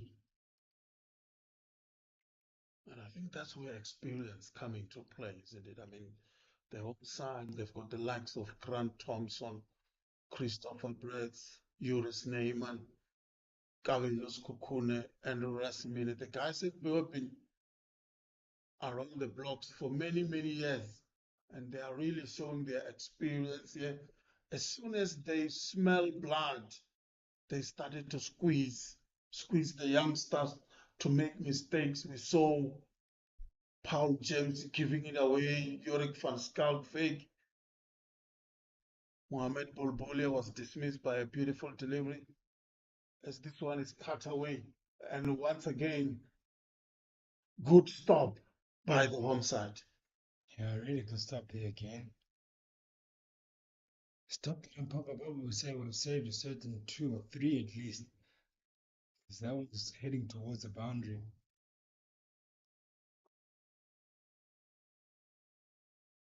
That's what that does basically frustrates the batter, because you felt like you Yeah, timed it so well, you'd really pick the gap, then only to get a big hand to stop that, only to get a one off it. Sweep and sliding down leg there. yeah, absolutely not interested. Yeah, I mean, talking about frustrating the batter, more especially the lower order batters, the likes of Monteza, Manak, for example, you don't get an opportunity to time that so well. And when the fielding team does that, you get frustrated a bit. That's the end of the 44th over. The score 180 for six now. There's six overs remaining here in this first innings. I think whichever team manages to close off better here will give themselves a chance of this game in terms of the result and what direction it's going to go. If the Eastern Storm finish strong, yeah, I think they'd certainly take this game. But if the CSA emerges, I think take a bit of momentum and score about 40 odd runs here, that will take them and give them some real confidence, which you just begin to wonder if it's really possible to get 40 more runs here in the last six overs, having struggled to get runs in the last couple. But if they can do that, certainly have plenty of confidence going into the changing room. Oh, another one dragging back in there by Rasmini, but this one sliding down leg maybe and bit of height in it as well. Yeah, just looking at the bowling options here for Christopher Brett, still and Rasimeni left with 1 over after this. And then you've got Aman Khan is still left with 3 overs. And then Jesse James Alban is still left with two. So he's got few options he can use here to close off the innings.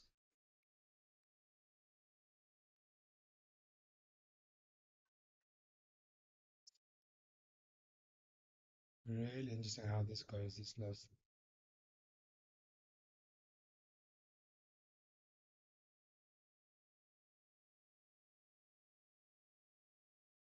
12 wides have been bowled so far in the match by the Eastern Storm, which is not ideal situation with so much experience. Oh, good delivery. Ah, you don't want to give away gifts like that. Top runs, you take top runs away from the scoreboard, it looks a lot different. Don't want to give easy runs away like that. Look at that delivery again, back of the leg. Still something in the surface. A lot. It's been overcast the whole day, and this is a pretty oldish ball here, but it's still doing a lot of talking.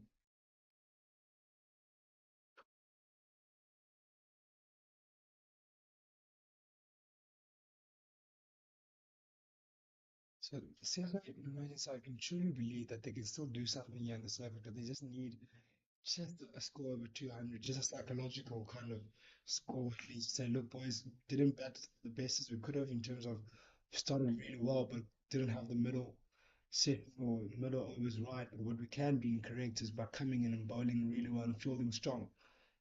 Make sure they don't give any extras away. Discipline in our bowling.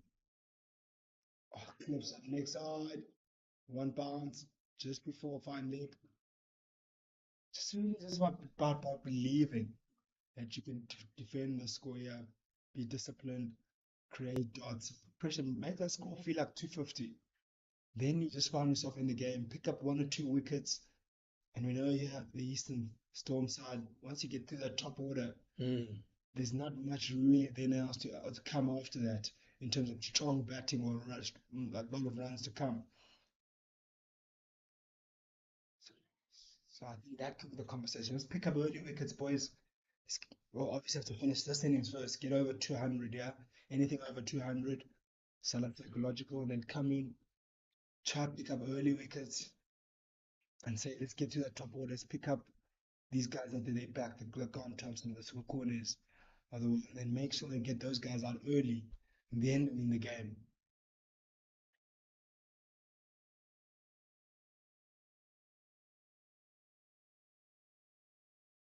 I don't think it's certainly over, yeah. I think on this surface here, Takalani, it's easy to score off that new ball, which requires a lot of discipline to bowl with it.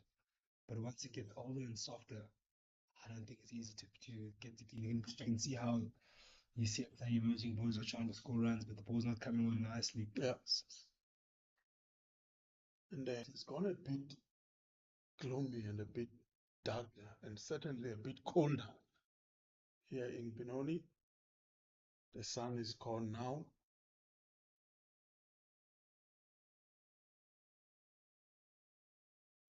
Yeah, it's been pretty much like this the whole day. Probably that's why you still find there's still a lot on the surface, still a lot of moisture. We did have maybe about 30 minutes of sun. Oh, big wicket that. Big wicket for Tumela Similani. That would definitely stagnate the progress of the CSA emerging side, or at least get them up to that top score we're talking about, 200. Dropped it short. Tried to cut it away, gets the outside edge, and a brilliant take again from Braden Hicks. Yeah, he's been good behind the stumps for the home side. The men who just started to play for this side this season. Braden Hicks. And I thought maybe Christopher Brett might be looking to bring his paces on, but he's stuck with Tumelos Melani. He has picked up 3 wickets so far. And he will be finishing his full 10 overs. Good effort this by the left-hand bowler for the home side. He really did well today.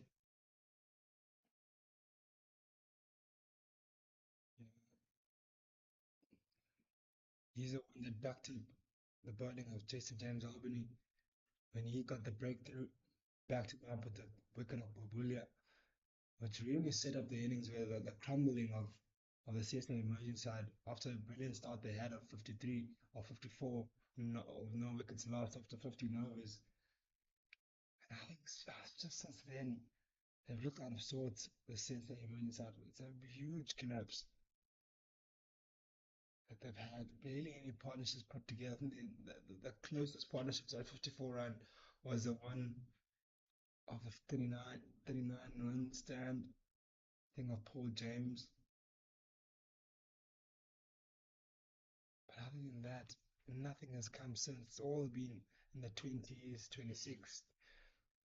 It's been starts, but nothing more than that And that must be really frustrating.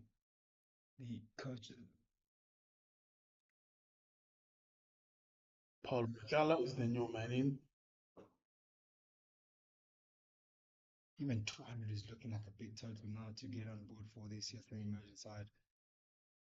After a real good start, I think this must be really a coach killer.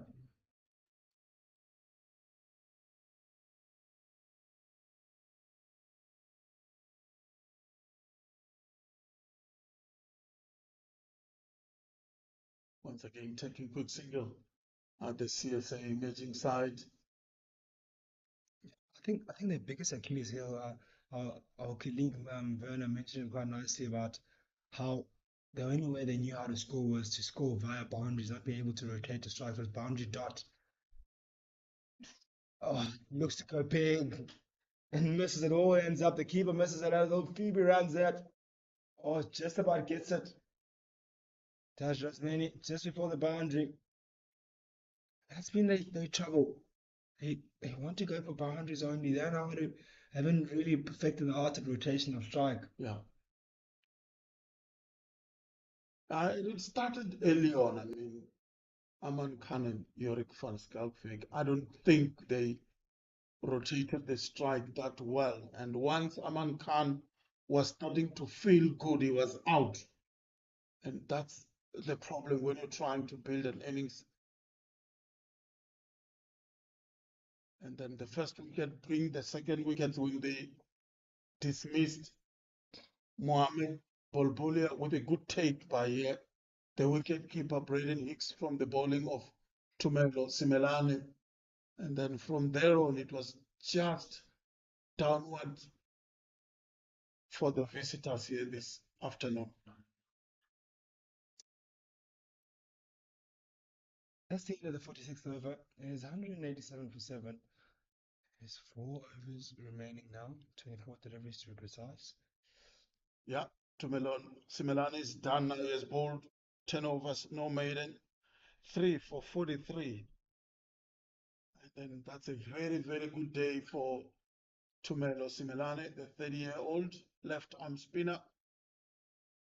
Came in at the right time, and that's what you expect from your spinner, isn't it? In the middle overs, able to stop the flow of runs, able to pick up wickets. Excellent day by the spinner of the home side.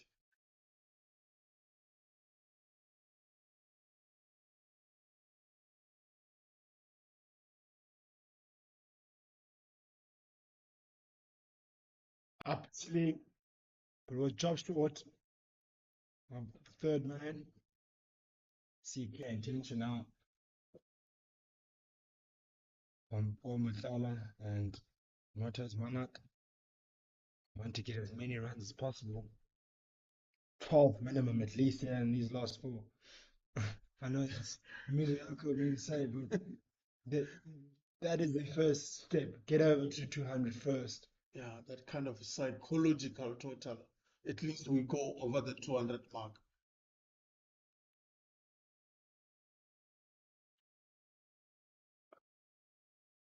And look, look, and besides the soft dismissals we've seen today from the CSA emergence, I don't think it's the easiest surface to bat on this.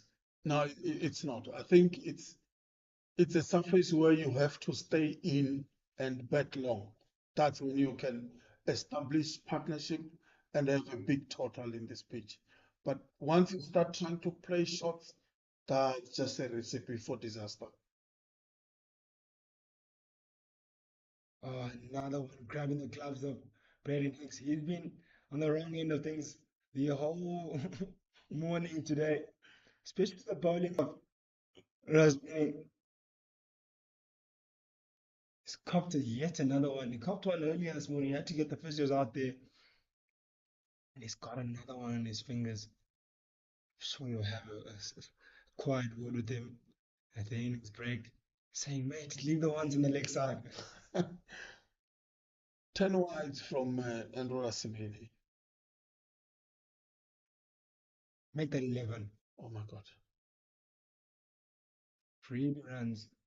Yeah, he's just giving it away too much. And I thought the second spell was really good by Andrew Rasimini. I thought he really bowled well.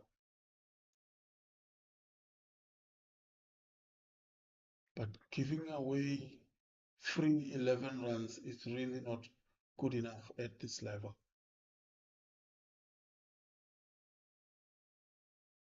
Oh, what a wicket. Comes a bit wider and rips that middle stump out the ground.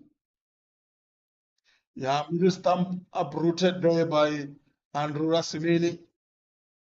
Going full and straight Yorker this time. Just look at that middle stump gone. That's another wicket down now for CSA. Emerging side 192 for 7. That's the wicket of Paul McCallum. Yeah, it goes from bad to worse now for the CSA emerging side.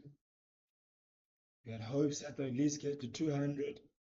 Got 2 wickets remaining, and it's looking even more difficult for that 200 mark than the psychological mark.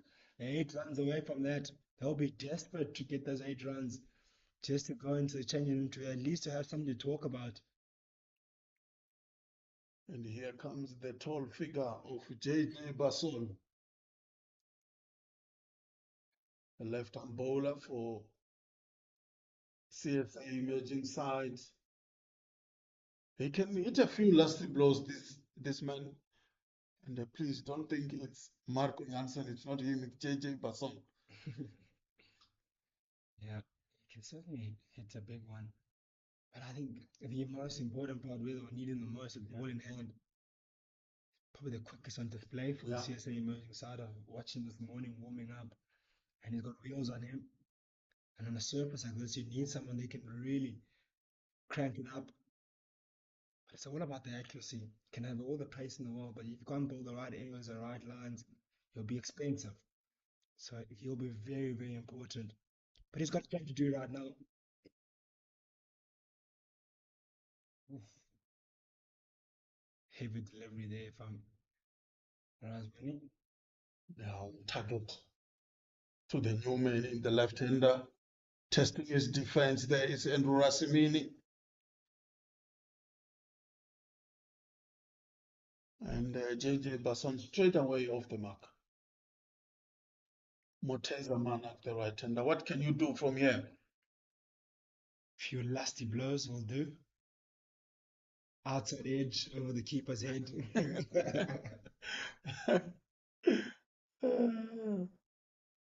Up and over, but it could be into hands of US Namer, just drops short away from him. They take 2, good running. But US Namer was in business there for a moment, just keeps on getting away from him. 105 now for 8. Edging closer and closer to that 200 mark. Oh, the CSA emerging side. They have to get it. They have to get 210, push to 220. Here, the visitors. Let's see what Moteza Manak can do. Yet another wide 12 of just the bowling of Razmini. He'll be really disappointed by that. I was going to say, with him having that, because he struggled majority of his wides have come from exactly that type of delivery, exact type of length. Yeah. Maybe he can start thinking about maybe coming really wide of that pop increase and allowing that natural in-swing delivery to not go too wide. Oh, what a stroke. Chipping it up in the air, just into a pocket of space. Will certainly get 2. Manak to end the 47th over. And it was 198 for 8 after 47 now. And just a last 3 overs remaining now.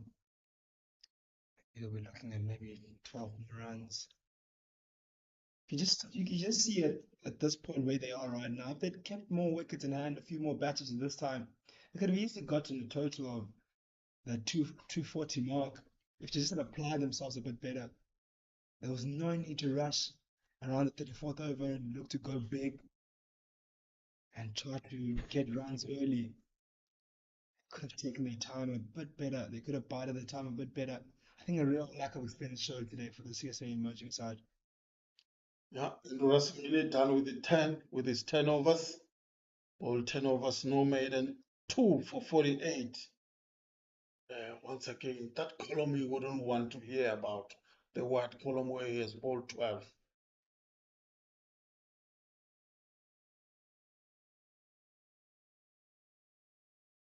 That single takes him up to 199. So certainly 200 you needed to win now.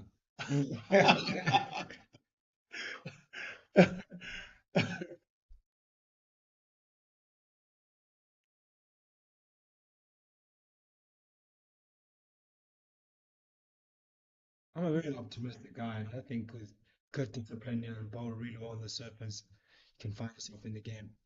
Yeah, 220, I think. Sweep straight to the man at deep square. I only get a single.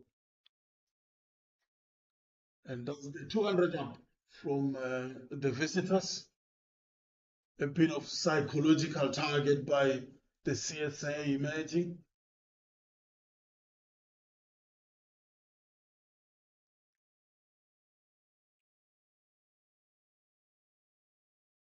Oh, nice running. Cheeky single there. But I love how cricket play with your mind. You know, these small targets like your 200 up, all of a sudden it looks a big total. When the batsman is on 99, you see the fielders coming in closer, you know, things like that.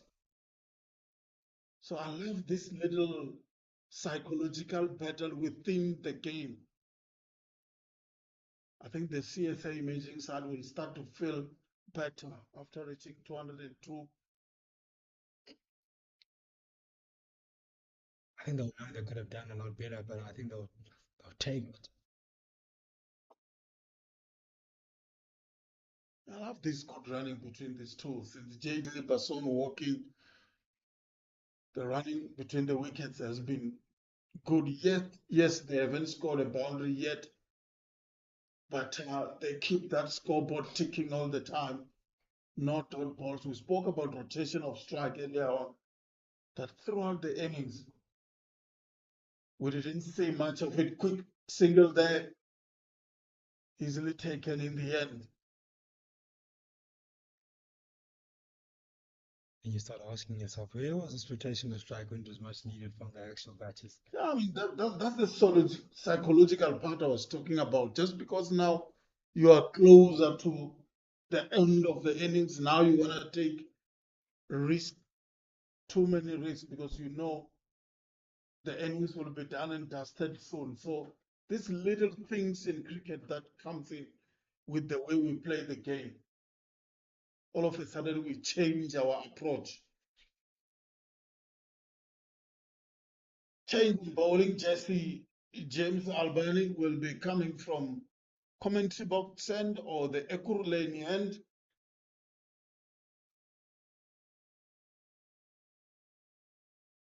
I'll tell you what, get 16 more runs in these last 2 overs. Oh, big psychological difference. Yeah, he's bowled 8 overs so far in the matches. Jesse James Albani, no maiden, 2 for 24. The good thing about him is he has only bowled 2 wides, which is not bad. Oh, that's a lovely cheeky one there. Will he get a boundary though? There's cover. Good fielding effort. At third man. I'll take that two though. Takes out 206. See the thinking there from Martin's Monarch. I was in the position early enough to play that shot. Kind of premeditated shot by Moteza Manak. I thought he knew that Jesse James Albani will bowl a bit wider. He was onto the shot early. Tries to go big, just over mid wicket. Will land safely. They're pushing hard for a second. And good running at the end. They get two again. Oh, good start for the over. This is now good cricket by CSA, making 4 runs from the first two of Jesse James Albanian. With his quality, you're looking at him to close off the innings well for your side, but he's gone 4 runs already in his first two deliveries. Again, chips over the keeper. He'll probably push hard for a second. He'll get 6 in the over now. Takes him up to 210. A bounty on this over makes it a massive over, actually. Yeah. Smart cricket here from Montez Monarch. He doesn't have the power, so he's using the pace of the bowler. Bowler has to smart as well. And the good thing what he's doing is also he's taking two, so he's always keeping the strike. Can just step across and try hit it over that fine leg. I'll hit it straight, but not powerfully enough. And I'll push hard for a second again. Good running. Now that's 8. Dealing in 2s. I love this. I love this from Montez Manak. Look at that. He's gone 20 from 21 deliveries. He was struggling a bit when he first walked in, but now he's dealing in twos, putting his side in a more comfortable position. Now we spoke about that 220. It looks like they will reach that 212 now for 8.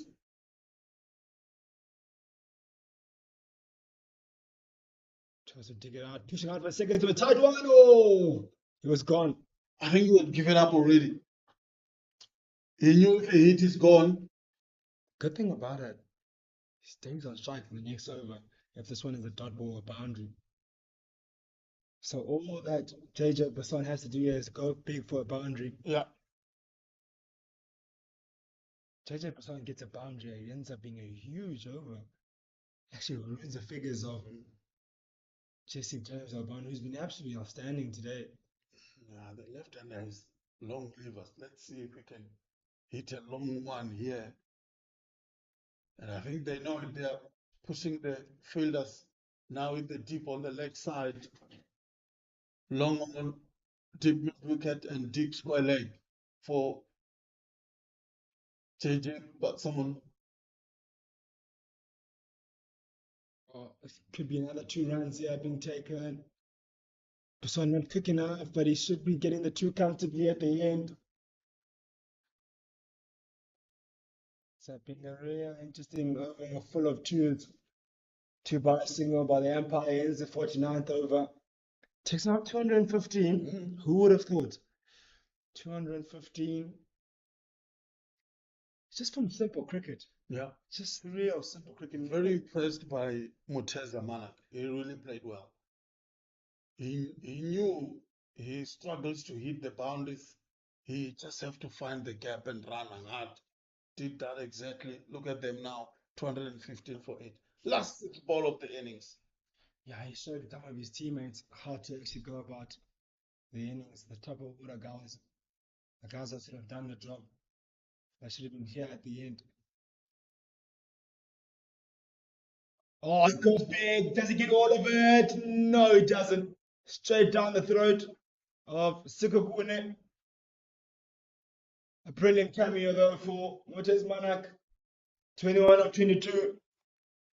He should be proud of that. Got his side to a real decent total. Tried everything there to go big.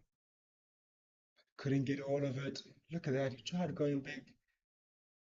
There was the fielder deep in the Kalkuna region.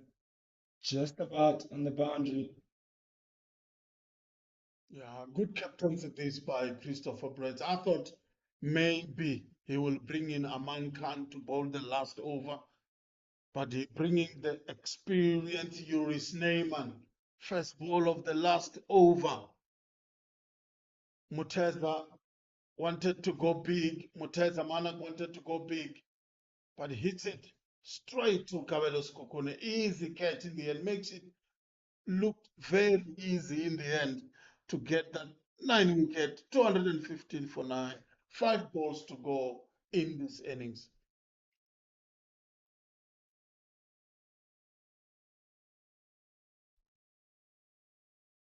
And the last man in is Dylan Boyce. It's also a left-hander. Quick single taken.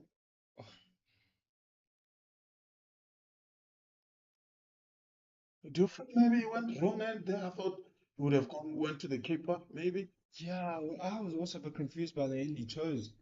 I thought you would have allowed that. Yeah, it seemed like the. I thought there was an opportunity there. Whoa! That's huge. That's massive.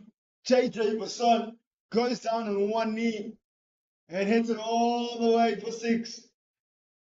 Yeah, it's the long levers of the tall figure of JJ Basson this time around. I told you, don't be confused and think it's Marco Jansen. This boy can hit a long one. He hits a biggie. Look at that score, 222 now for 9. Who would have thought? Give us two more of those. It is absolutely game on now. That six is as crucial as anything at this point. 3 balls to go. Can we get more excitement here from JJ Basson? What will the experience of Yuri Snyman and Wally both in the same area? Here we go. Oh, it tries to go big again. Oh, push two, definitely. Yeah, they need to. They definitely need to good running between these two. Not just good running, but it's important that JJ Basson gets back on strike. He's clearly the bigger hitter here. He's got two more deliveries. Gets one six, gets another six, yeah, or any of these two deliveries. It's 230. Good total that. Yeah. Oh, just pass, could be a boundary or pushing for two. Brilliant fielding effort. Takes him up to 226. Yeah, Stephen Murray is always a good fielder in the deep. But the good thing is they run two.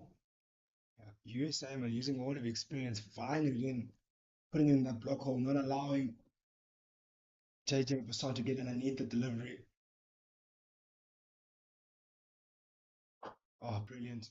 Nice way to end. They're probably in two. They have to push hard for the second. They'll get it comfortably at the end. Oh, it's naughty. That could have gone easily past the keeper there.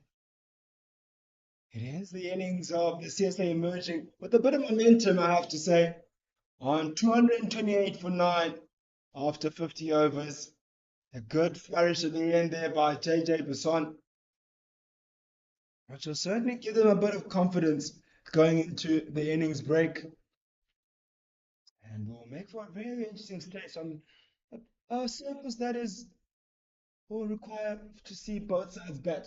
Let's look at how the innings went. It was Jurek van Skalbeek who came into bat with Aman Manak, who had a brilliant 54-run stand to open up the day. And then from there, when they were dismissed, which was Aman Manak, Babulia followed short after, and then everything just started crumbling from there. It was all these starts that were never converted from Jason Rolls, Paul James, Yutabo Pushamushavani, uh, Bandi Lumbata also tried to have a bit of a partnership there, but couldn't do much. But also the important two innings right at the end there from Motez Manak and JJ Basson, which really propelled them over to that 200 mark to the 228, which will make for a real interesting test for the second innings for the Eastern Storm. But we'll look at the bowling figures now of how. Yeah. After they were hammered by the Flex brands, now it's the home side, the Eastern Storm, they have to come back. We spoke about the likes of Andrew Rasimini. He bowled 10 overs, picking up 2 wickets for 48 runs.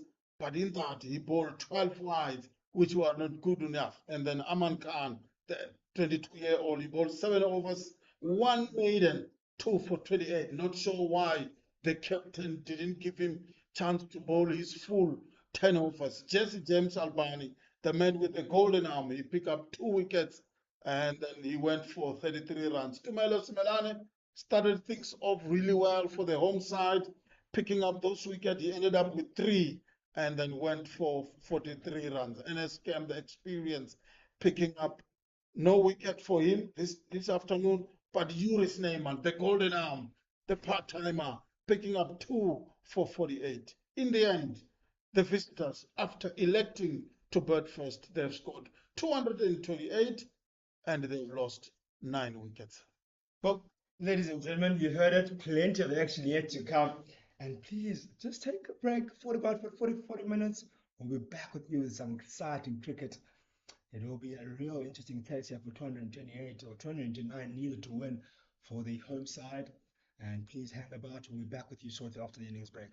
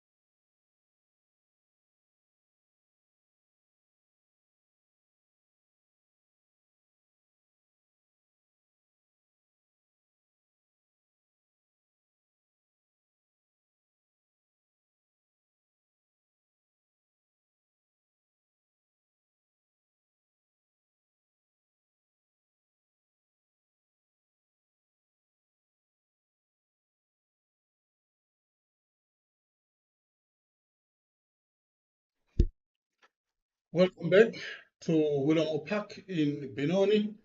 And we've got Division 2 one-day cup match between the visitors, Cricket South Africa emerging side up against the home side, the Eastern Storm. And earlier on, the visitors won the toss and elected to bat first. They were able to score 228 for 9 after the allotted 50 overs. Now we've got the home side now trying to chase that target as we see now. J.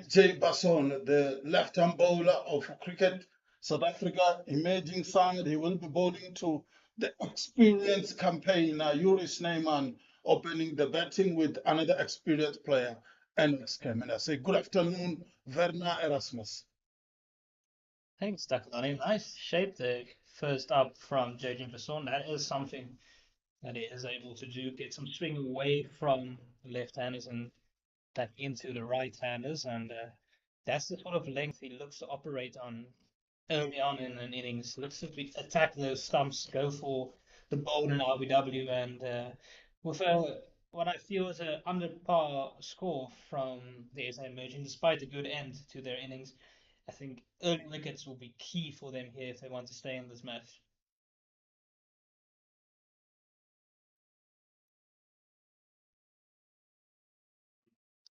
Another good delivery, this time back of a length from the youngster J. Basson.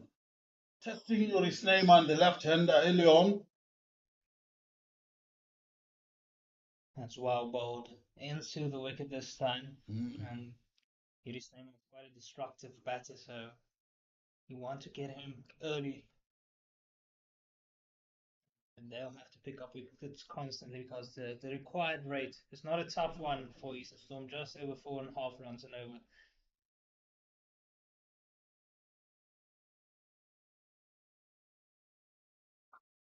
This time cut away by Yuri Snyman, and it's gone all the way.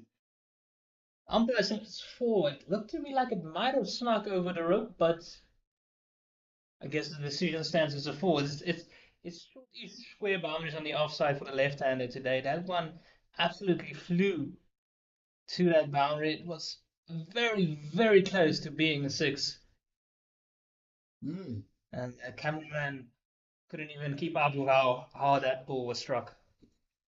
Yeah, that was a good shot there by Yuri Snyman to start things off for the home side.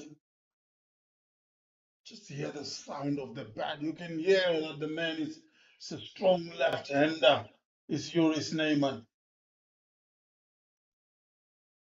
Yeah, Burnley left-handers also traveled quite a bit across the country, played for the Mpumalanga Rhinos a couple of seasons ago for a while, and now he's back up here to Easterns as well. Two slips for the left-hander. Point cover and middle on the offside. And then you've got third man patrolling the boundary. Oh, beauty, beauty. This young man can produce some of the best deliveries you have ever seen. And just having a chat there with his captain, that just one just kissed the surface. Yeah, lovely from JG Basson. In between length again, and Yuri Snyman stuck on the crease. I think he loved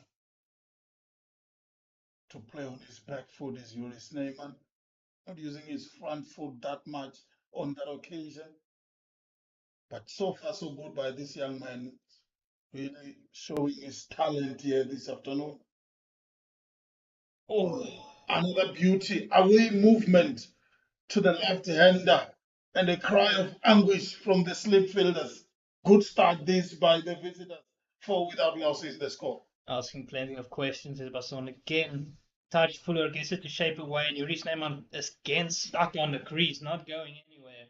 And despite that one boundary, that's an excellent over from young Jacobus Johannes Basson. Yeah, so Yuri Snyman will be opening the batting with the wicketkeeper Braden Hicks, not Alex Cam, according to our visuals. Is the right hander, the wicketkeeper. 23-year-old. He has played just 5 matches in this format of the game, just 30 runs to his name, with 22 as his highest score. He really wants to have a good start this afternoon. Show the coach, show the captain what he's capable of, being allowed to open the batting. He came back up to the top of the order last match. He did very well there in the T20 knockout competition, where I think he averaged over 40, the strike rate of 180. It was excellent going from him. So I think this is the right call from Eastern Storm. Ernest Kane has not had the best season in this format, but the credit tends to be quite positive in the power play. Yeah. Once again, cut away, and it comes to the boundary, flew over that backward point fielder for 4. Not a good start by Dylan boys this time around. Bowling to Braden Hicks. No sighter really by the young batsman. Just look at that. Just hit it over the top of point fielder for 4. Good shot. And wonderfully played. And seen on this wicket, the short deliveries tend to just stick and just hold up nicely if it puts away. Another one, this time it's a cover, throw cover, and goes to the one boundary for 4. What a shot this time around. 2 balls bowled, 2 boundaries scored. Good start by Braden Hicks. And when I said he was positive in the power play, I wasn't kidding. And but he's making it easy as the Island boys. Way too much width on both deliveries, especially this one. And he needs to get tight into those stumps because the moment you let him free his arms, it can be very dangerous. Yeah, but I love the confidence of the wicket keeper here this afternoon. Just played it with soft hands this time around.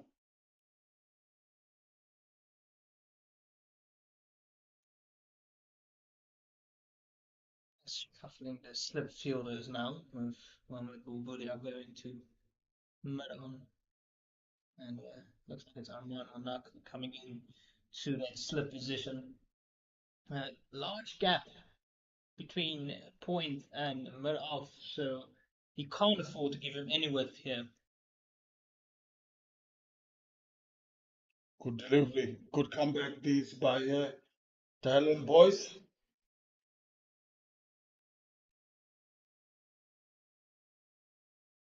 Good line, no width this time around. Just outside that line of off stump, as you see, the captain Mohamed Bulbulia. That's why maybe he moved himself out of the slip corner just to have a chat with this bowler.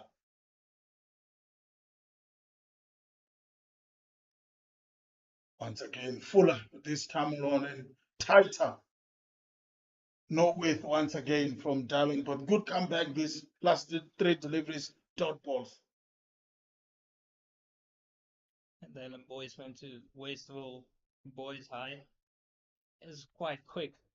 Is boys, but important for him to get those lines right. The last few have been much better from him. Wide once again, play to third midfielder, good fielding. It's just gonna be 1-2, and the over from the Chalet and the over from Darling boys, and the score is 13 without loss. Yuris Neyman on 4, and the wicket keeper better Braden Hicks is on 9. Good start this by the home side, Vernon. Yeah, it was a good start from them. Braden Hicks also from the area. He's right here from born in Boksburg, just up the road from here. And he used to play for Irene Villages, Braden Hicks club. I believe he made his debut for the Titans and then played 1 or 2 matches and then moved over to Eastern. It's been a good shift for him because he played an important role in the CSA T20 challenge. And now, instead of on to the right hand, he has 2 steps in place. So he has 2 things to keep in mind. The batter, that ball swinging back in to the front pattern with the stumps, and one just angling across. And that's why it's so good to have front line left arm fast bowler.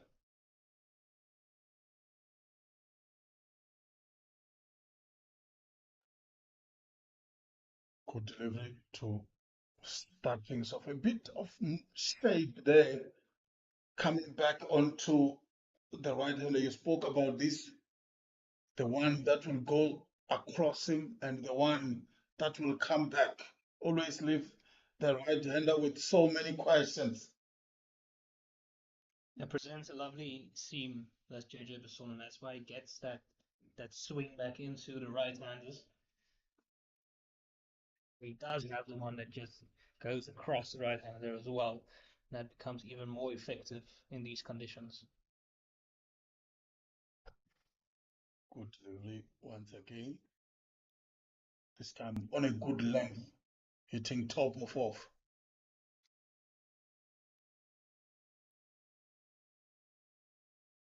He's a good player, this JJ Basson. So far, yes, really bowled well. Didn't start off so well his first two deliveries, but he's come back strong.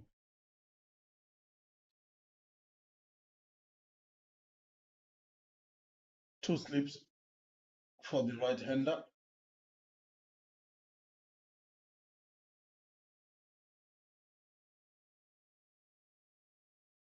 Oh, that comeback we spoke about and well dealt with by Braden Hicks. I think he's aware of what this young man can do. Yeah, got an inner half of the bat there. Just got his bat down in time. JJ Basson, still only 17 years old. He's Mm. in matric this year at Noord level, and I'm glad I'm not a matric batter right now. Imagine facing this kind of delivery in swing. One goes away. Hayes as well. Joris Neyman love to play on the back foot. Yeah, it's all hands is Yuri's name, really. He likes to follow the ball with the hands. He's a good timer of the ball and can hit it very hard as well. That's why you need to get that ball just a touch fuller to Yeah. get that in between length. The indecision might just catch him out. Again, they're leaving a nice big gap, inviting a drive between mid-off and cover.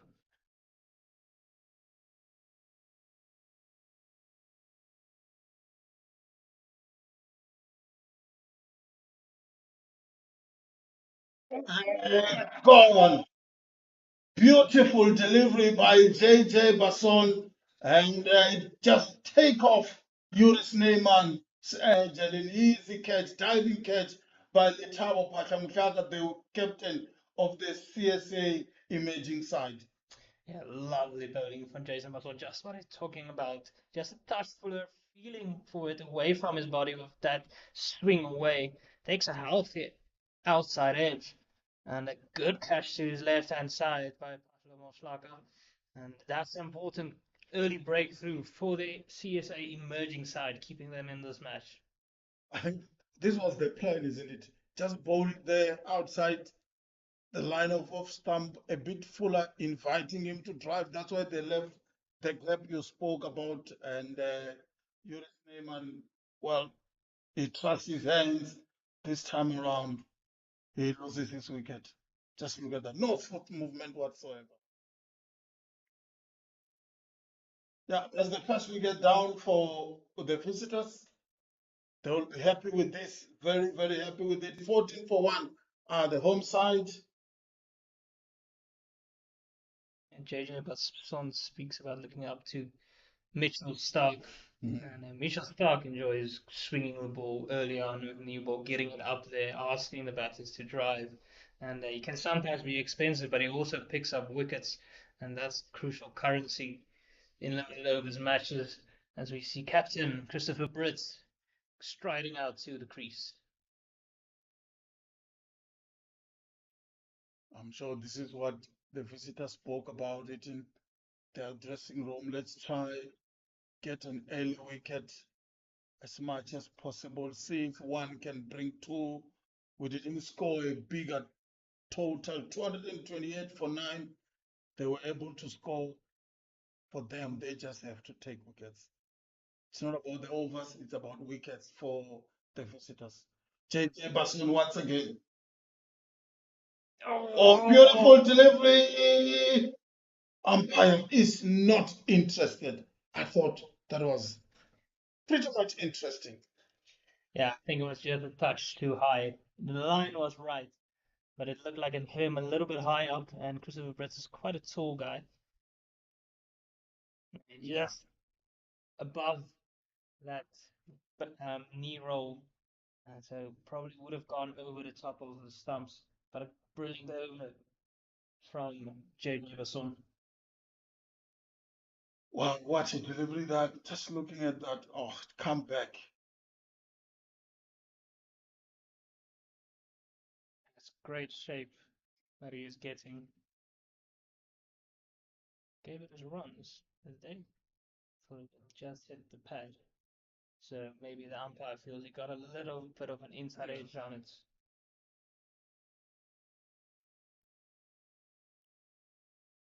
Darling boys will continue from the chalet end. He will be bowling to the new batsman, the captain of the home side, Christopher Brett. Good delivery, good length, good line, not giving away any width, not too full. Just that line you spoke about, just in between length. Yeah, he's corrected his lines since the two original deliveries and were too wide and put away by Hicks. Since then come back very nicely.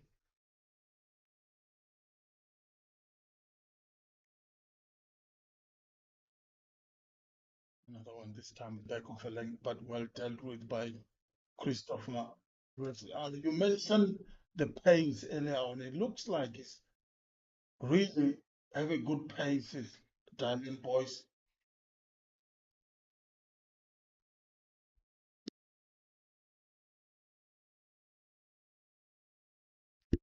Yeah, he does have good pace as Dylan Boys. This time well placed and well squeezed through that point region for beautiful shot by the captain Christopher Briggs to score his first boundary of the innings. Yeah, it really wasn't a poor delivery from Dylan Boys. Hit on the up, not much width. He really worked it into that gap, and especially the timing that takes it away for Christopher Briss, and that'll set him on his way. The home side now need 210 to win the match. And Briss is from this area, born in Benoni, so back to where it all started for him. Oh, good delivery.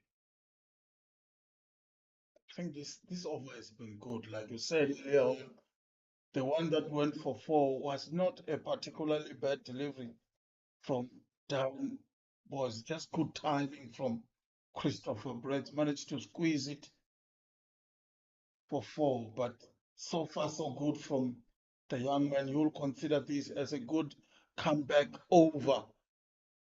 And you see his captain having a chat with him all the time.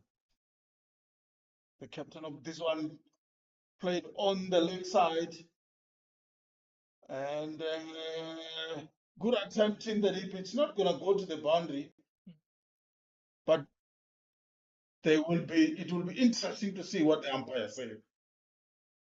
There, if he wasn't maybe over the boundary by the time he caught it back. Looks like the state's okay. So good job by Mohamed Boubulia, just stopping it right in front of the boundary.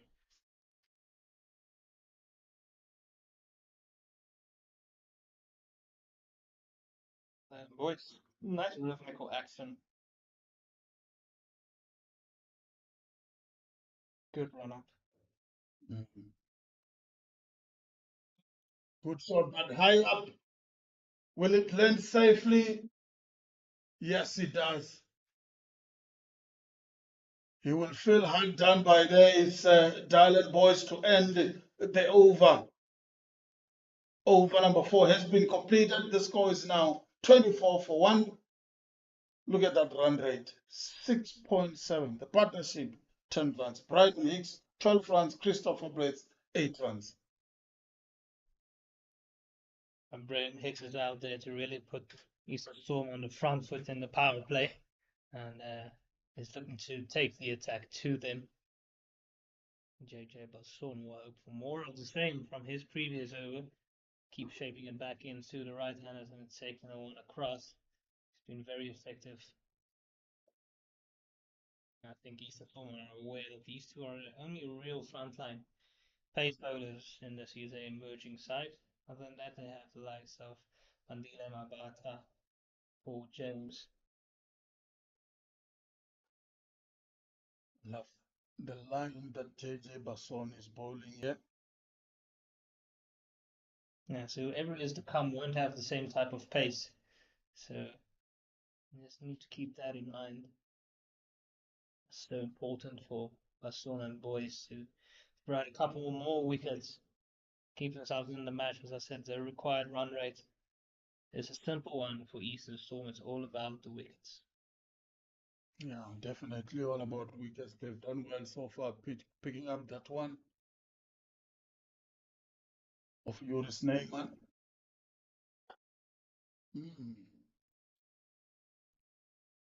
Didn't really time that one while Braden Hicks wanted to play a drive on the offside. Yeah, almost fighting the swing at this stage. Wonder if you want to see him walk across and maybe work to the leg side with the swing, but that's the opportunity for JJ Basson as well to take one across. Yeah, once again, there is that gap between cover and mid-off that have been left by the emerging side. That's way over his head. Way. I think another Braden Hicks could have stood on top of Braden Hicks.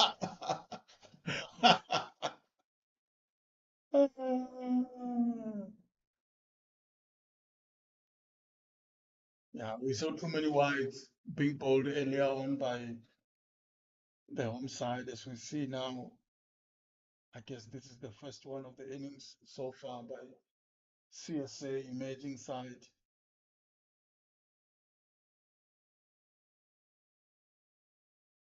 Plenty of gaps in the power play. Braden Hicks looking to utilize that to his advantage. Oh, hurry up! Hurry up! Will it be a catch? No, couldn't reach. That's the wicket keeper, Litavo Pakamukaka, and I think might have pulled his hamstring there, or a muscle pull. But a good attempt in the end by the wicket keeper, captain of the side. Oh, it's such an uncomfortable ball. That's so well directed by JJ Baston.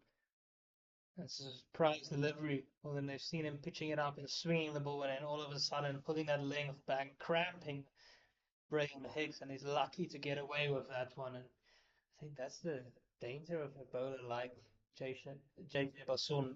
With that height, he gets good bounce as well. And that's why we all draw that line similarities with Mark Janssen and his style. This time taking it across, not swinging back in. And on a good line, so Christopher Brett couldn't swing his arm there. Yeah, so far so good by JJ Basson. I think the big question, like you mentioned earlier, it will be about the change bowlers who are coming to replace this opening bowling pair of CSA emerging side. What happens then?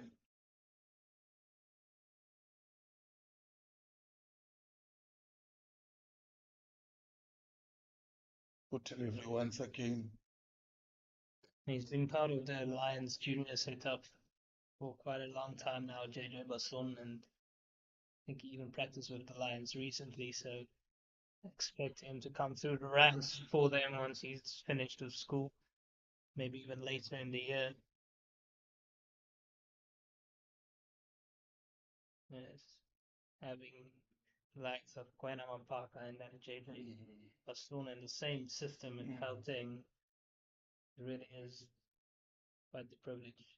Yeah, two left arm quicks, still very young.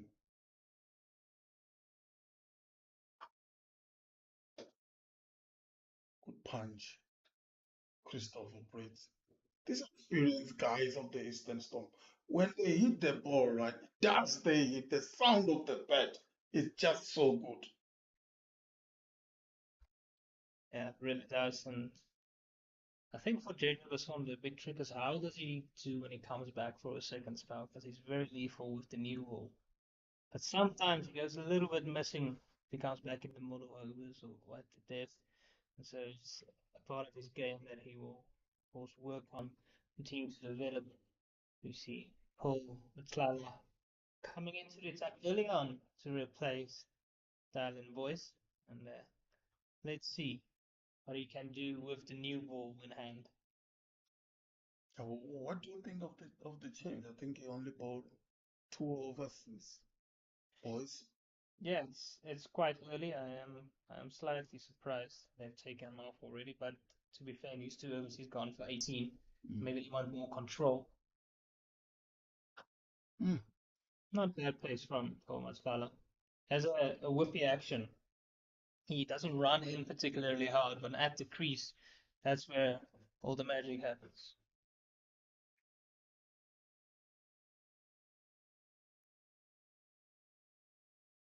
That run rate keeps dropping down. At some point, it was touching 7 to the over. Now it's 5.3.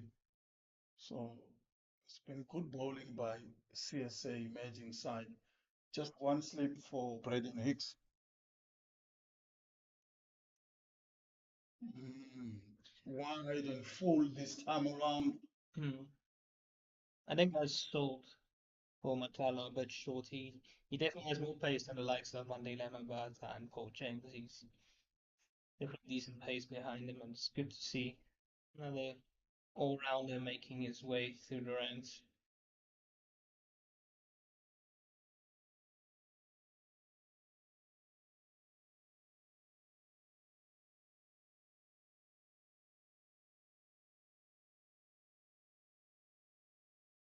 Hmm. I think when he bowls wicket to wicket, he does hit the deck hard.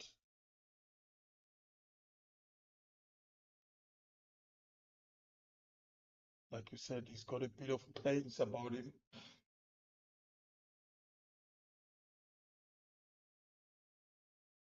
Yeah, not the tallest guy, Matala. Nice and skinny, so maybe a candidate to get some LBWs.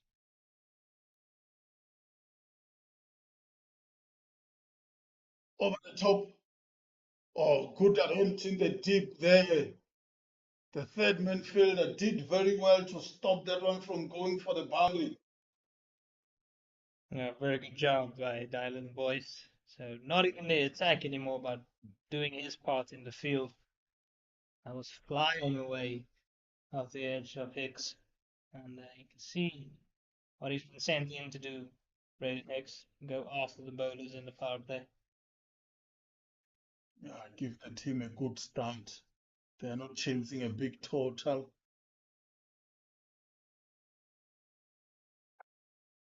This time on the leg side.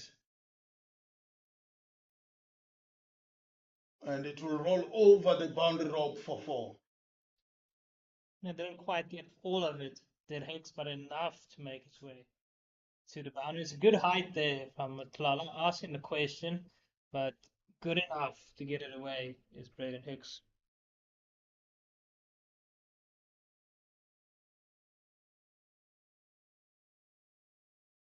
Very entertaining inning so far by the wicket keeper. 19 from 17 deliveries. Good, beautiful delivery, good comeback. I love him when he bowled this kind of length. That is the end of Makala's first over. 6 runs from it. The score 33 for 1. The partnership 19 runs between Braden Hicks and the captain Christopher Prince.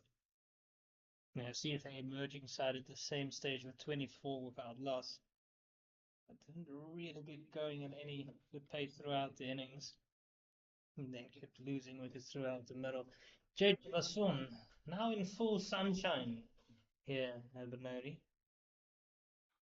He's into his fourth over.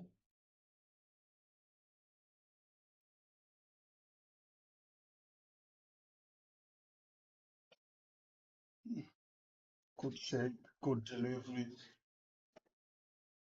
good pace as well. This youngster is just joy to watch. And bowling lovely areas is JJ Basson keeping it nice and simple, asking him the right questions on the front foot, and then knowing that he has that sharp bumper in his arsenal as well.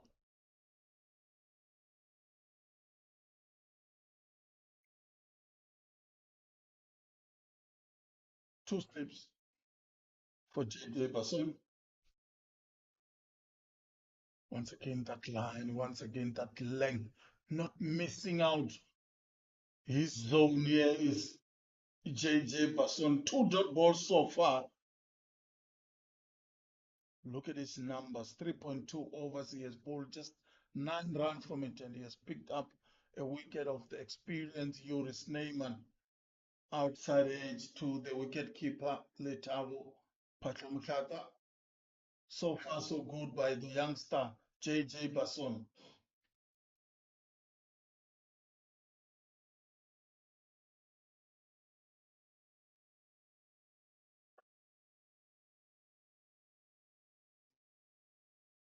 Just keeping it on a good length. He might just edge one a bit fuller now. 3 dots in a row. Maybe ask the batter to go for a drive with 2 flips in place. Christopher Brits himself, classy right-handed. Tall man as well. Gets a good stride in. Sun is out here in Benoni. It's really a good day to enjoy some one-day cup, Division 2 one-day cup match between these two sides. Down the leg side, the Eastern Stone, the home side, so many players with plenty of experience, and then you've got CSA emerging side.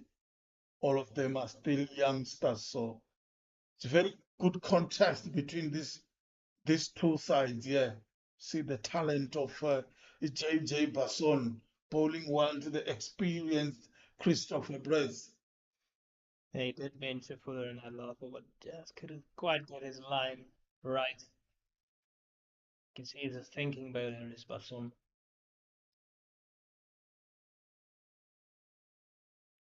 Not really a loud appeal once again by JJ Basson and Thokozisi Shezi. Once again, not interested. Yeah, I think that's the main thing here to Benoni is not to allow him to free those arms. So they're tucking him up at the moment, bowling him wicket to wicket, keeping it close to the body. He doesn't feel as comfortable with it there than he is when he gets some room outside the off stump.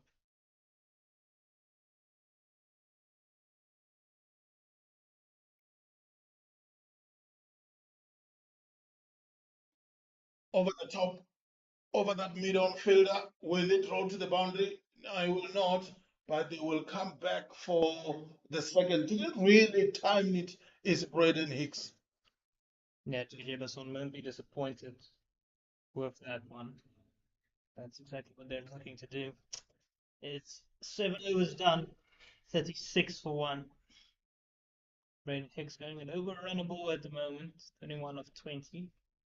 Christopher Brits on 9 of 14. Yeah, he looks like a dangerous player, is Braden Hicks, and he's got experienced players around him to guide through the innings. I mentioned earlier on his highest score in this format is just 22. So he's just 1 run away from his highest score, and he will have to kick on, maybe get his first half century in this format, as we see Paul McCallum bowling from the shallow end. Yeah, that's a good shot.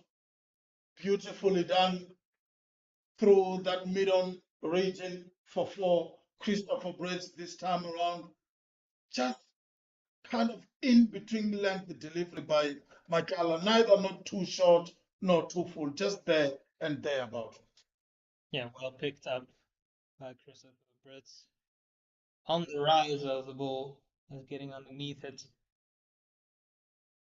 He's a strong boy, is Christopher Brits.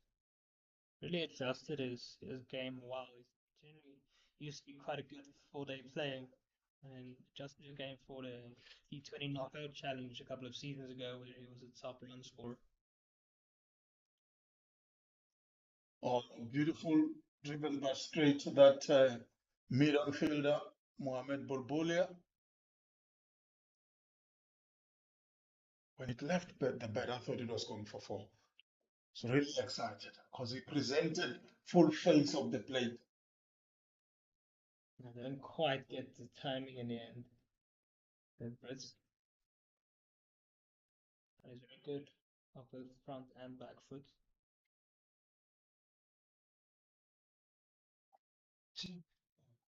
That this one didn't really time it once again, but over mid-on, over Mohamed Bulbulia. It's not going to go to the boundary.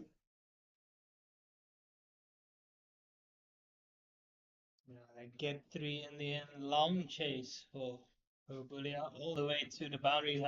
Had to run around a few times now. You can see it's taking a bit out of him. Another positive over so far for Eastern Storm, and this time it's coming off the bat of Chris Brits. I don't think Paul Matala should be upset with that one. It was a good delivery. Tucked him up and just managed to get enough to go over the top. Definitely not a poor one. If it was 10 years ago, that bat wouldn't have been good enough, maybe 20 years ago, good enough to get it over the fielder. This time, perfect timing, well hit, 4 runs. Thank you very much. Now Braden Hicks has his highest score in this format of the game. Yeah, becoming a little bit predictable now. Paul Matala just hitting that same length, they're just waiting on the back foot for it. You can see it's not that short, but they're just waiting, hanging back on it. So Porter Frame to just get a touch fuller. Ask some new questions as it's already 11 off the over. And they've already passed the score where this year's emerging side were after the end of the power play. And it's a change of field now with mid-wicket going back on the boundary and finally coming up into the ring.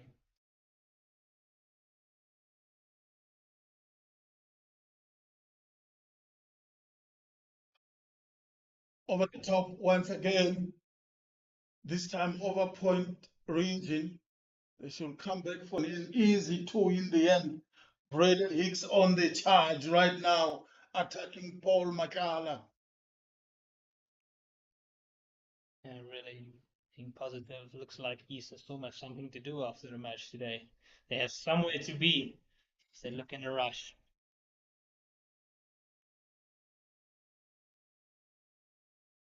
It's getting a bit of movement back into the right hand as Matala. If he can just get it a touch fuller. So far, he continues to hit that same length.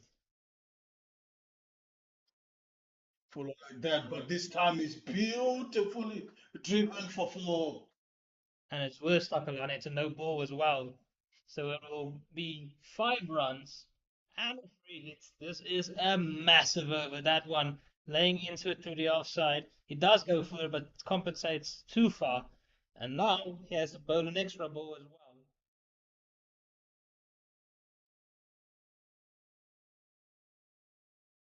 This over, a very, very expensive one. It's already 18 of the over, and still ball to come with free hits.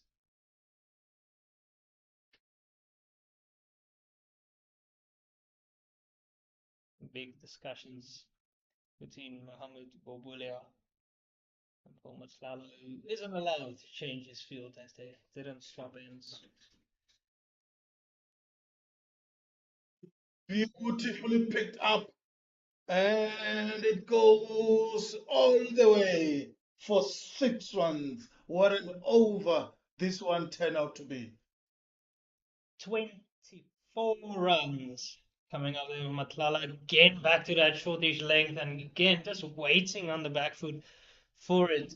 He really needed no invitation to go after it, but a free hit just means it's even more so. It's 60 for one after eight, going at almost 8 runs per over now.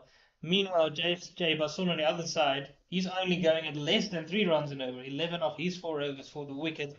So it's all coming from the Chalets and Yeah, beautiful batting this by Braden Hicks. You spoke about him earlier on, how dangerous he can be. And then batting with the experience, Christopher Brace, the captain of the side. J.J. Basson, full once again. Beautiful movement, beautiful shape. Dot ball. That's the most important thing. yeah, currently just looking at different class to the other bowlers so far. J.J. Basson just looks on just a level higher than the others. Other 4 overs have gone for 49 runs. J.J. Basson's 4 overs have gone for 11. Yeah.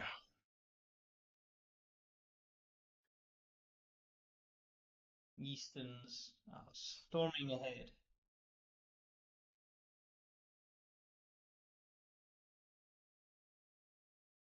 Oh, beautifully timing, beat the cover fielder.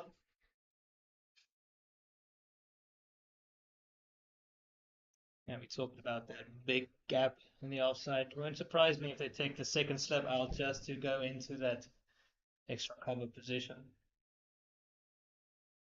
Yeah, I think at some point they need to start thinking of being a bit defensive.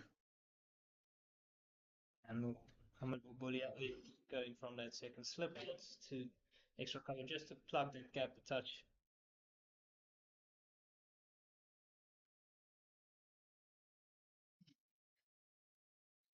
Well dealt with in the end by Christopher Blitz. Full straight by the left-hander. Monaco slip just needs to make sure he has the right positioning next to Pashim Moshabi. And we don't want to be too close to the keeper, as he can still dive across and cover some nice distance.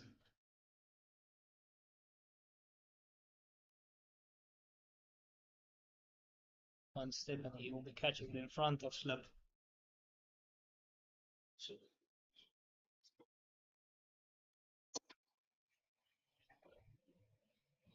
Oi. lovely bounce from Jaden Basson, hitting the pitch hard. Might be the last over of his spell. So two big deliveries still to come.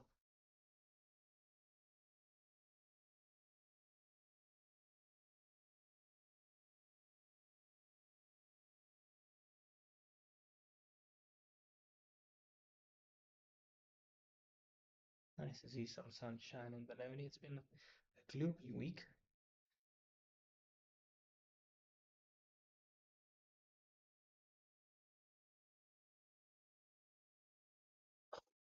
Full this time, but well played. And it will go to the boundary for 4.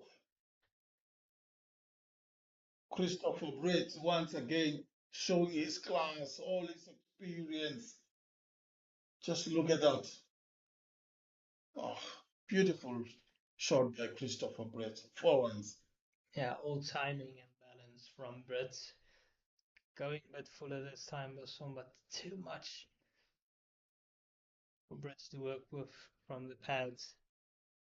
And they're really using this power play to good effect out of the Eastern Storm.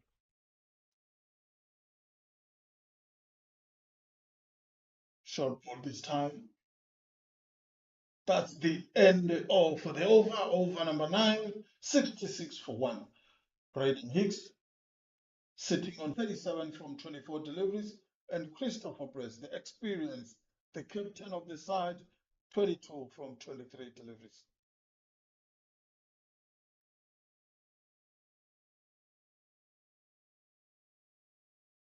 So we see the home side, the dressing room, the coach there, Jeffrey Toyana,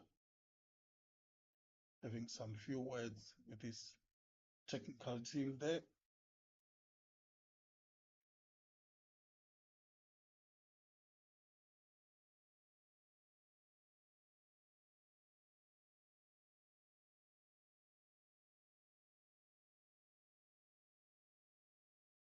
Change in bowling, it will be Vandy Lambata replacing Paul Makala from the shallow end.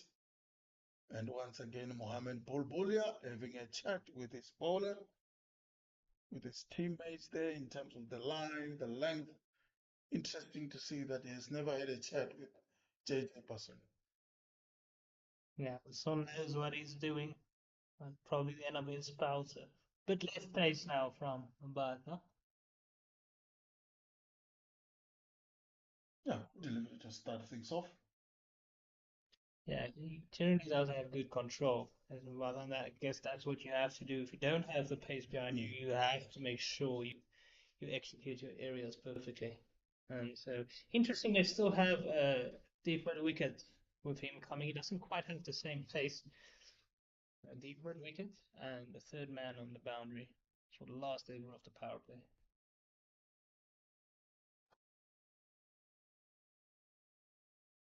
Yeah, once again, another top delivery from Vandy Lambata.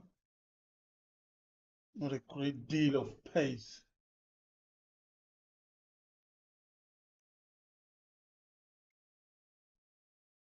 And we will have commentary change after the end of this over. Then you will be joined by Kamva Nekane.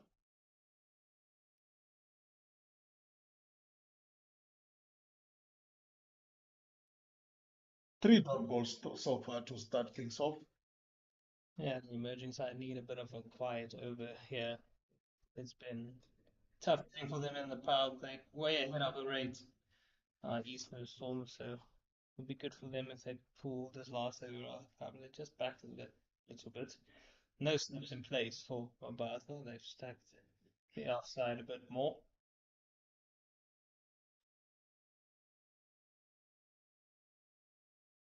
Down the leg side and beat 45, 4 runs. Yeah, absolutely can't afford the too straight here. We're finally up in the ring.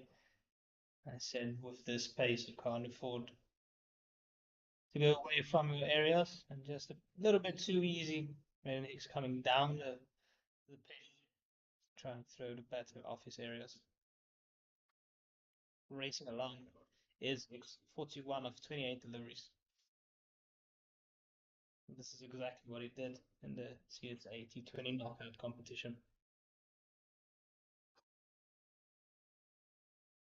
Good comeback, Vandy Lambata.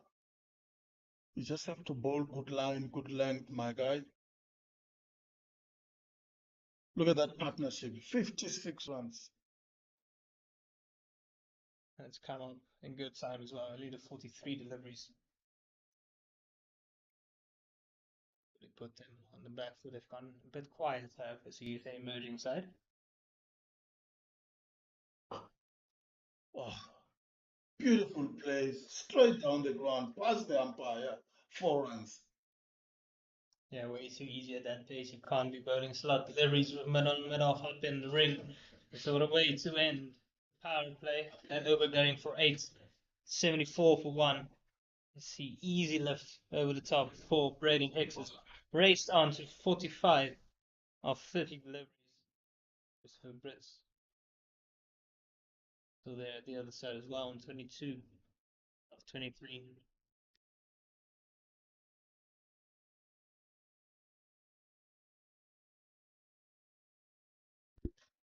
JJ Baston will be given a 6th over here. They're desperate for a wicket out of the CSA emerging side. This partnership quickly taking this match away from them.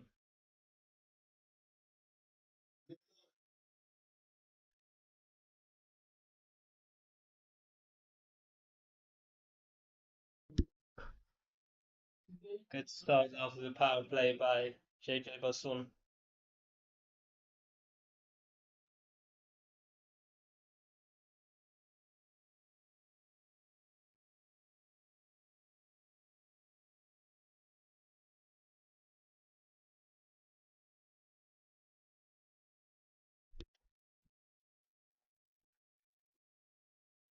Good afternoon, Vernon. A very convincing piece of cricket there in this partnership so far.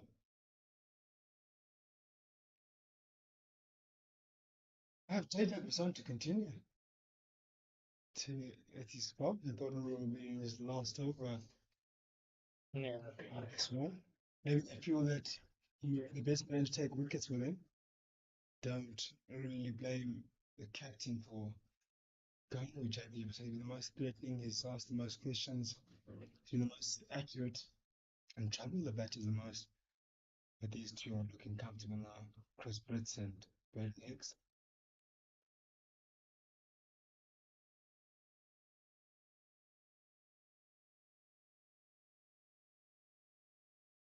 It's been lovely batting by JJ Basson. Class apart from the rest of the bowlers, he seemed very in control of what he's doing, executing his plans well. Just the one wicket, unfortunately. Love to pick up another one or two. This partnership, especially the wicket of Hicks, so important as the pace he is batting at 100, striking of 150. He can really take this match away from them in the blink of an eye. As required run rate already come down to less than 4 runs and over required.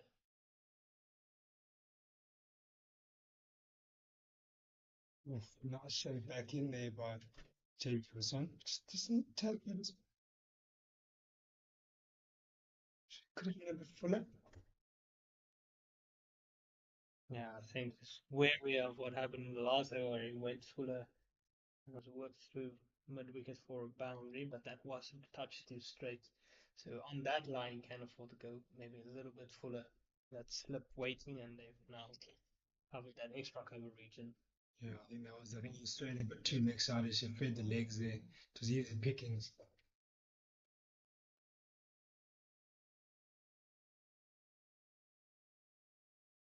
Just need someone to back him on the other end. Someone to do something very similar to what he's doing. Just to hold up one end. Obviously, Spa is almost done now. He's really bowled really well, this young man. Bowled some real good pace. Just had a look at him this morning and looked in really good rhythm warming up. He was picked up by the Power Royals in the SA20 auction of last season. Of course, didn't get to play as he was part of the Under 19 World Cup for the SA Under 19s, but won't be surprised if he gets retained ahead of the upcoming season for them. Yeah, really got something about him, man. He's got some accuracy, he's got pace, he's got a bit of shape back in, and his action is quite easy as well. Seems like he can guy that can just bowl all day long for you. What's the end of the 11th over? It is 76 for 1. Eastern still needing 150 runs, not runs to win. Still plenty of balls remaining, 234. So very comfortable at the moment. Required run rate sitting at 3.9. So that would be possible here for the CSA emerging side to actually really have a chance of winning here, picking up wickets. Yeah, all looking very comfortable for Eastern Storm at the moment. And they are about to continue. Went for 8 on his first over, but now they can change the field a bit. It's after the power play, so they don't need to just after 2 out as they have at the moment.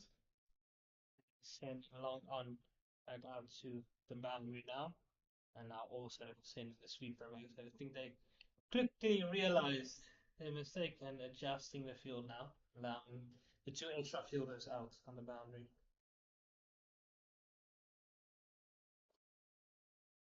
Good fielding. The covers. Cover the center to 2 there. Good stop by Manak. We shall see him in action. Probably not too. Now bowl some quick off spin. He played quite a few matches for the Lions in the CSA one T20 challenge. It's quite economical, so he didn't take many wickets. It's obviously just past mid wicket. Take 2 there. But these two have batted brilliantly, really. Just watching them the way they've gone about their business, so confident and so precise in what they're doing. Like none at one point I saw that they were doubting themselves in their stroke play. Just seems so sure at the crease. He's tying his shoelaces on the Lamabata. Oof, so well struck. Again by Hicks down the ground. And it'll bring up a wonderful 50 by Braden Hicks. Comes up of only 33 deliveries. He's taken the attack to the CSA emerging side. And in some style. Yeah, really exquisite shot that. Should never be going straight behind the bowler that delivery. So almost a back of length delivery, but just really got it as it was on the rise, picked it up quite nicely with such great control and got all the timing on that.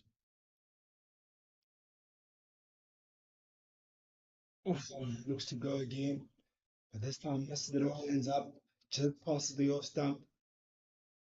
That's the luck the CSA side would need. Maybe they want to catch the inside edge of the bat and ripple the stumps. But just unfortunately, just goes past the off stump. He's out there to have fun, is Braden Hicks. He made that swap in the last match, bringing him up to the top of the order again, like where he was in the T20 knockouts. And has worked the treat for them. Yeah, it's a lot more comfortable with. But not that he wasn't doing gut without the seamers, but the pace that matters there is offering. It's a really easy picking for him right now, especially on this surface. And that set over of Paul Matsala took the wind out of their sails. The CSA emerging side went for 24 runs. But it feels a little bit quiet out there in the field. Pass over that was usually those overs, ones that you once upon you're thinking before those type of overs, you're thinking in the game. Then a big over there just takes you like makes you feel like you're really completely out the game again. Especially having been able to pick up wickets. So that's it. I'm trying to go now for this emergent side. I have to find a way to pick up a wicket. I think I'm making a change in bowling. Someone will be replaced by Jason Rose. Yeah, Jason Rose, slow left armer, all rounder. It's also very accurate. He does change up his pace quite nicely, though he tends to be quick through the air. He rushes through his overs as well. Looks to get through it rapidly before the batters know he's back for a second delivery. And they do need a bit of a change of pace here. Emerging side even more than that. They need wickets because if they don't pick up wickets here, they're not getting back into this. There's no really defending this territory. Oh, well, that's not the way you want to start. Freebie runs, leg side, and he gives 3, 4 away plus the wide. I think he might have gotten a touch on. Oh no, 5. I think he might have gotten a bottom edge onto that one. So it's 4 off the bat, 4 that they've run. Even worse.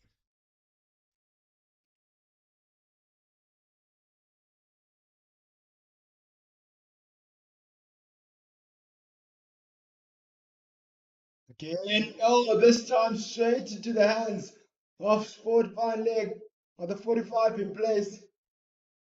Braden Hicks will be kicking himself. He could have hit that anywhere. Yeah, lucky to get away with that one. His rolls, it was there to be hit. Looks like it's Paul Marcella who took that catch straight to him. Didn't get much on it, did Hicks, but he's done his job. He's been sent out there to take the power play on and get him off to a quick start. That's exactly what he did. Getting a bit of a drag down from rolls, but not getting the elevation on it. Comfortable catch. I don't think he timed it at all. He got the bat kind of twisted in his hands as he made contact.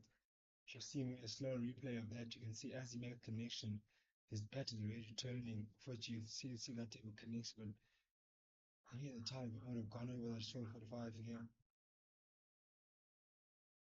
Umpires signaling off camera as they want to come and hammer down on the crease again, get it nice and firm. Again, Benoni just complaining a bit about the footing. And my batsman a little bit slow to react, so we might have a little bit of a delay. Cabello, Sekokune, man who strides in at number 4. It's opened quite a bit in the path. Bit of a change in role for him. Left-hander, so has years of experience behind him. That's Sekokune. Yeah, we're happy for some runs to let themselves rally out to the chase.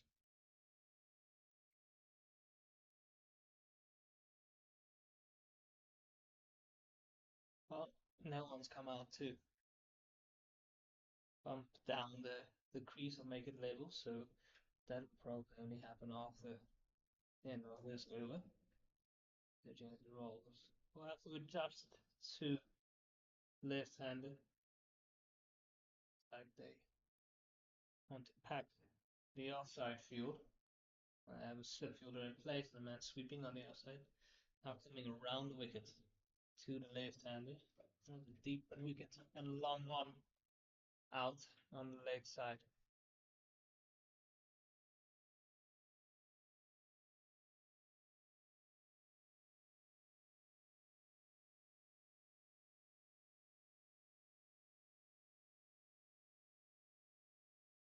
Not generally a big turner of the ball for certain rolls. Look to use that angle.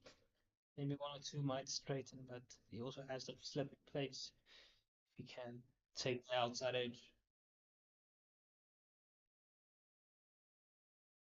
For short at that occasion, allowed Sekokune to play a cut with the back foot and to get off the mark. Walk on runs. And a lot will rest on Chris Foot's shoulders now. There's a anchor in the innings.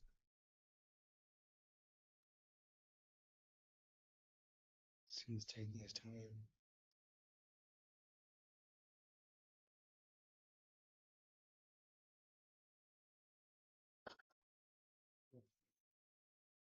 Get by the shot there. Look straight for long periods of time. That delivery. Getting the one or two wickets here is game one. I truly believe that. Yeah, they need quite a bit more there. Here's the emerging side to bring themselves back into this match. It's the end of over number 13. It's 89 for 2, still going for just under 7 runs to the over Ice and Storm. That wicket of Braden Hicks should pull that run rate back just a touch. Yep, that's the end of the 13th over. It is 89 for 2 after 40, 89 for 2, sorry. 140 more runs still needed to win for the Eastern Storm, and 8 more wickets required for the CSA emerging side to pull off some sort of miracle here, if even possible.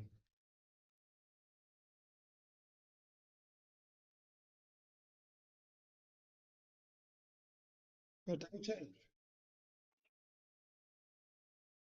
What teams are Minak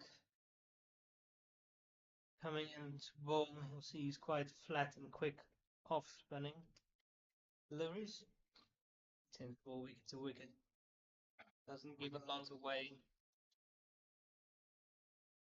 But I think more than tying up an end, I'll have to pick up some wickets here today. Of course, twin brother of Manak was also in the side today.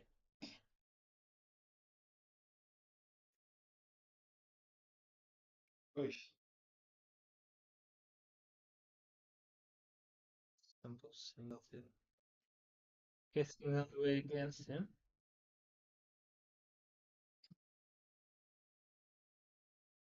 It was very good for the Lions.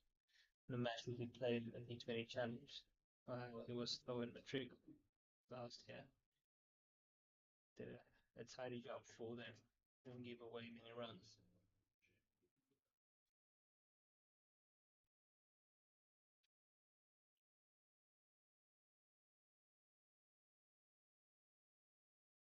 And shot there by Silver on it. Just play it straight down the ground. Yeah, Moore just needs to pull his length back a touch. As opposed to full easy go down with it.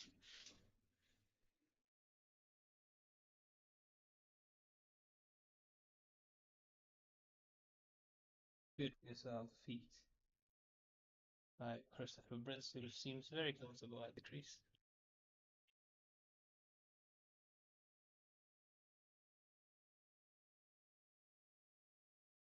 Interesting now the plans on how to pick up that for the wickets there for the CSA emerging side. Oof, just cuts that. Brilliant cut, just right on the off stump. So when it doesn't get too much timing on it, but does cut it pretty late. So allows him to come for three. Yeah, dive from the tall man. But still not quite able to reach it in time.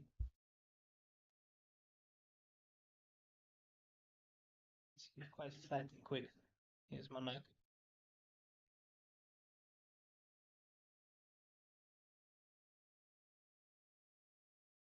Again, they might get another turn here, pushing hard. Good running. Yeah, expensive first over so far for Monak. It's been 8, still a ball to go in the over. So keeping up the tempo, Eastern Storm. They'll put more than that.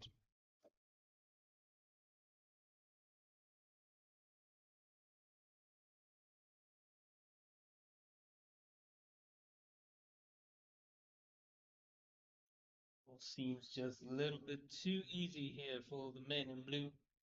It's 98 for 2 after 14. It looks easy, and his Brits really was batting well. Seems like they signed him for the yet another partnership, yeah.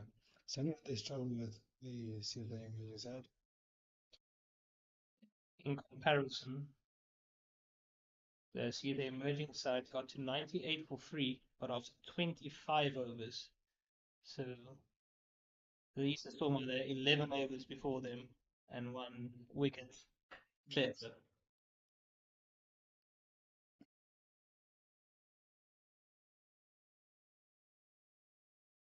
Yeah, the thing was straight down the ground.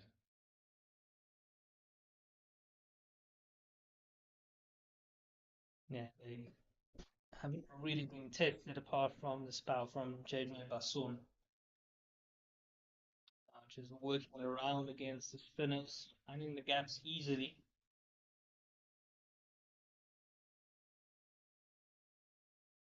Well placed again, should be another 2. Will be Eastern Storm cruising out there at the moment. Yeah, good type of song on it. He's also picking the gap quite nicely and piercing me. Hasn't really played slipping angle so far.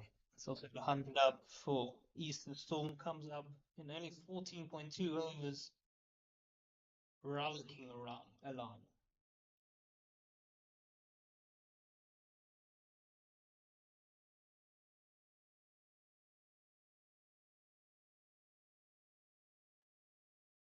Short again.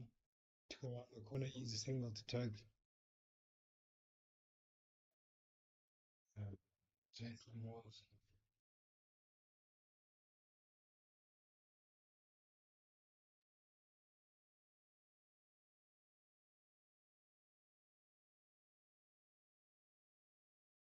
A bit of typical from the Joburg area. He's made 950s across his listing career. Big shots from Christopher Britz, and that is the short boundary for the day. and it carries comfortably over Mohammed Bubulia at square leg. And they keep putting on the pressure here on the young emerging side. Yeah, it looked. We looked interested for a very long time there. It looked flat and looked like the mud fall into his hands, and just had to watch the sail over into the right stand.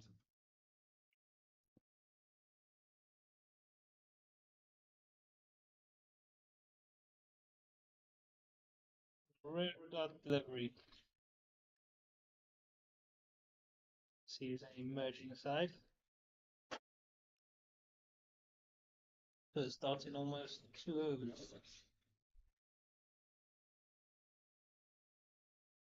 Oof.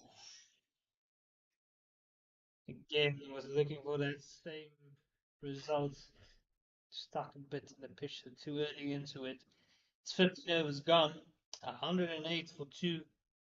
And run rate, so it's 7.2 runs to the over.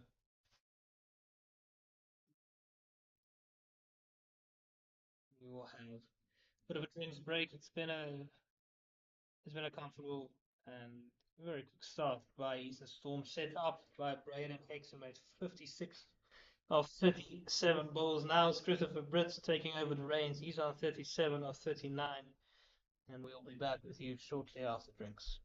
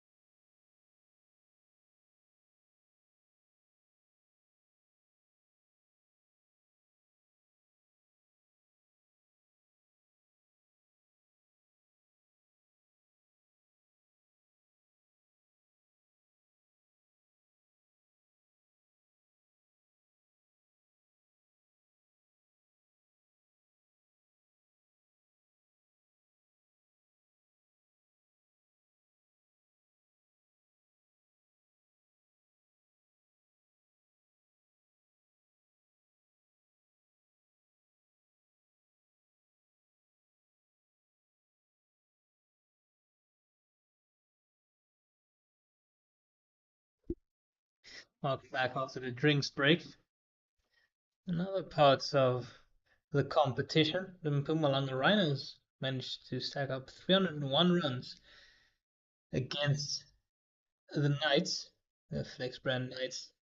Benjamin van Niekerk made an 80 of only 81 deliveries, and then at the back end, Aubrey Swanepoel 41 of 23, and Gareth Duke 35 of only 13 deliveries. So making a good match of it against the Knights, who are now in response 63 for 4. And here at Benoni, we're at 108 for 2 after 15 of the Eastern Storm. Mutiza Manak to continue.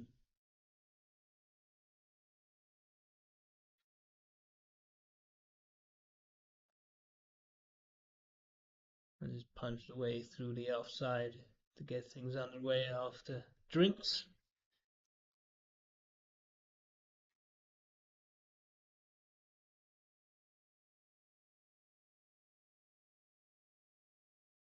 Clouds has come across again. There's no sunshine anymore. It's been up and down the weather here in Benoni.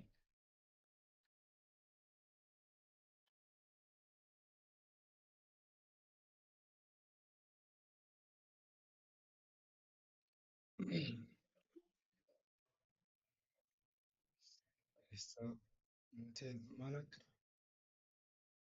still searching for a wicket. Yeah, I think it is breakthrough for his side. They're desperately needing a wicket to change the tide of this game. Yeah.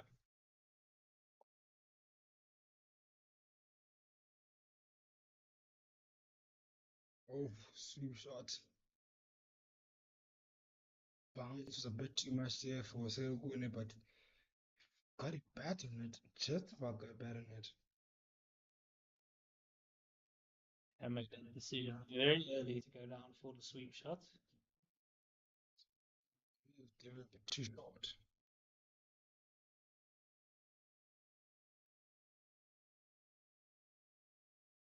Yeah, they need a wicket of breaths here. That's what they need to do.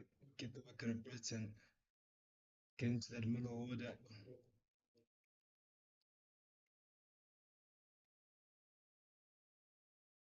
Oh, juicy full toss and smashed away over the boundary at deep mid wicket.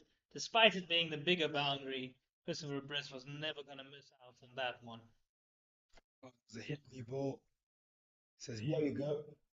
Hit me for six. And he went all the way. Easy pickings there. Looked like he might have tried a variation there, Manak, and just didn't come out the hand right. So another expensive over.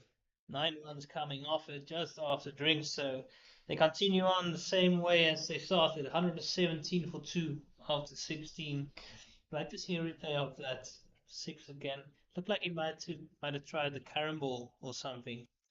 Mutiza Manak sliding out the right hand side of his fingers.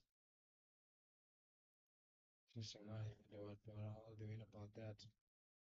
Because that was a real freebie one. Bone change. Looks like Dale and Boyce coming back into the attack, and this time changing sides. Yeah, from the Equilanian. Bit of a discussion with him as KJ Basson.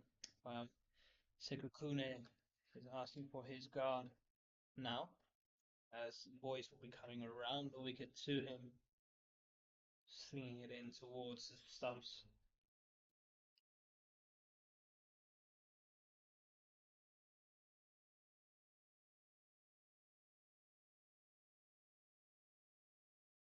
Kune just cruising his field. There's a man out sweeping on the outside, a third man finding, and deep for Twele.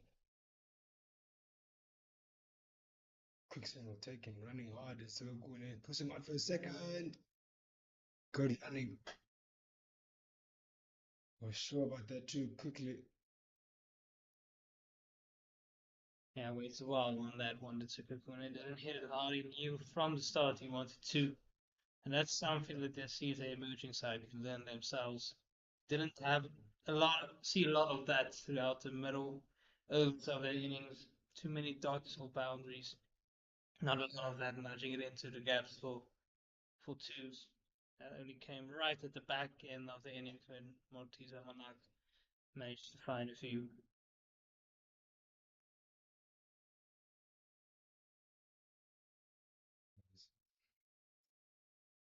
Just for a single.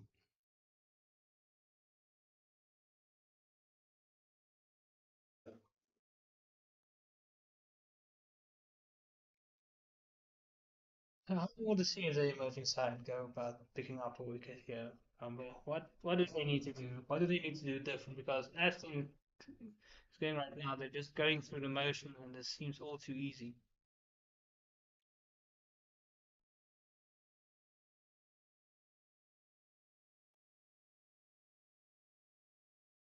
I think I think they've just about set the right field right now. That straight field where it's three on the offside with the coming place and point, the middle up. I think the best way possible, I think, is just to put a stop to the runs first because it seems like things are just quieting down in terms of the boards. It's not doing much also.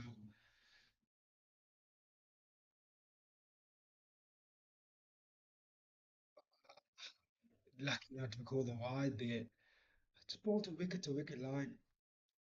Yeah, I think he just got away with that one, did boys.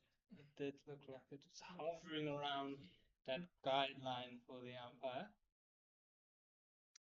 So yeah, for me, I'd probably go to the straight, go back to basics. Wicket to wicket line. Oh, goes for a shorter one. Doesn't time it completely well. Does Chris Brits. Luckily, he lands safely just before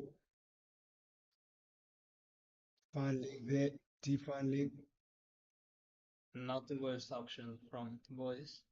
Rushing him with it. That was good height as well on that one.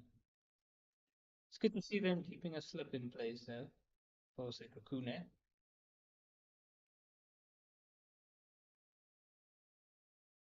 Oh, he's a proper sliding down leg, surely. Oh, and it goes for four. Absolutely unlucky that. Pull the right area, go the right line, hit the pads of the baton, but ends up going for four. And luckily for the bowler, it doesn't count against him, though that was not a great delivery from him.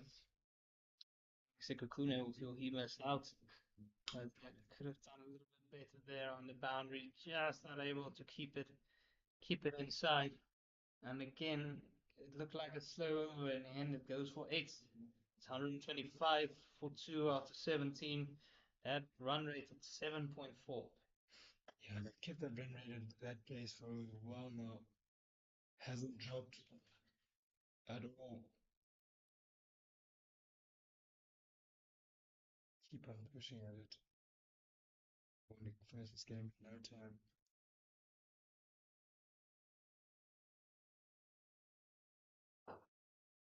Nice stop there for example. Minute. And Madoff is up in the ring. Wonder if Crystal Briz will look to go up and over the outside.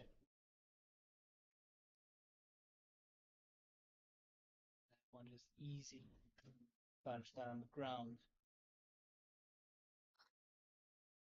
And still a touch too full. Mortiza Malik, coming up. Can't do that full.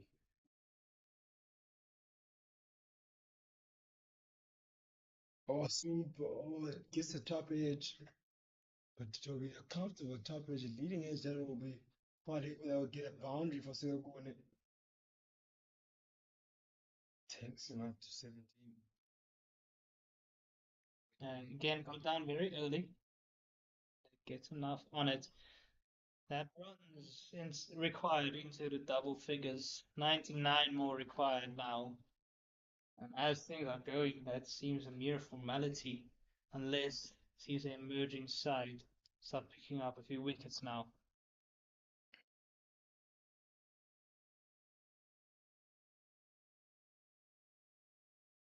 This looks like a very easy chase. 125 delivers remaining.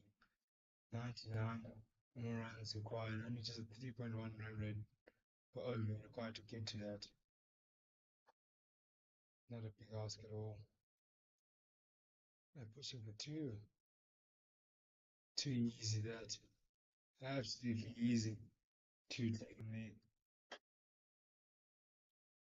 Yeah, should have been stopped. Allow them to come back for the second run because it was a half stop, no pace into the outfield. So a lot of work to do for Jason Rolls coming in from the sweeper position.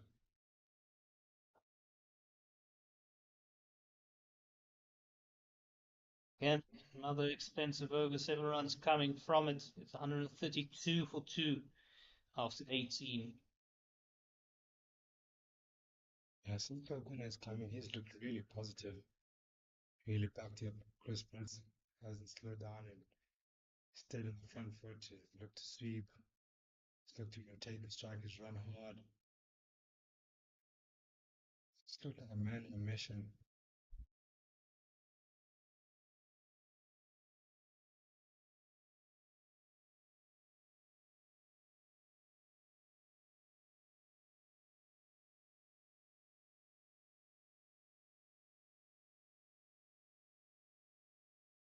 Two short from the Island boys easily cut away. And Chris Brits, who's slowly moving up towards another half century. I think the CSA emerging side is really maybe thin on seamers.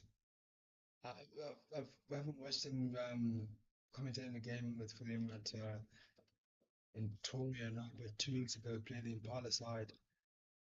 They set a real decent total on the board, but they couldn't really. I think they said 280 and couldn't really pick up wickets or threaten the batter. And the Impala side made easy work of their chance.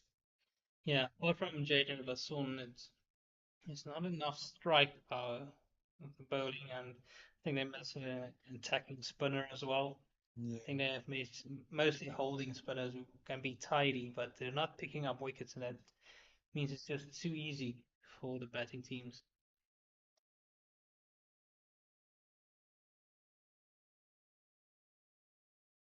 and the Impala game, JJ wasn't available, so the alignment was even felt like was even thinner Mm. with no attacking spinner as well.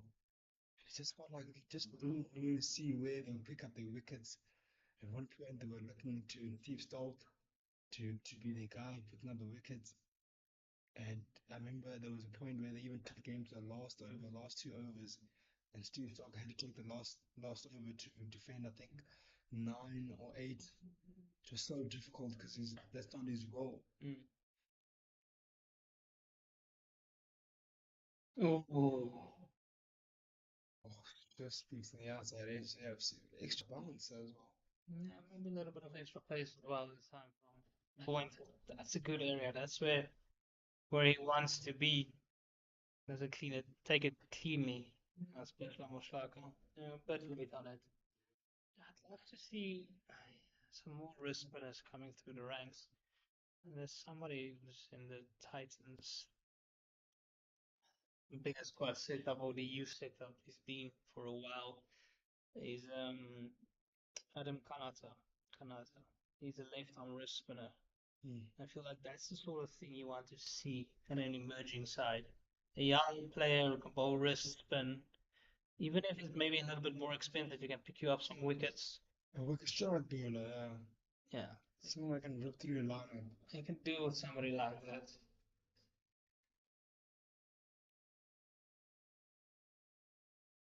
A short pulled away straight to the man that keeps quick.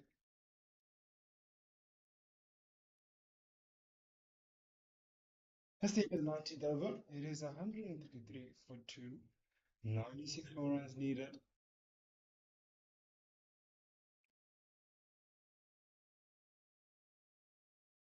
It's 3 runs away from 50 runs. Almost a run above 50. And this partnership also 3 runs away from 50. They've been doing it very easily. And the Eastern Storm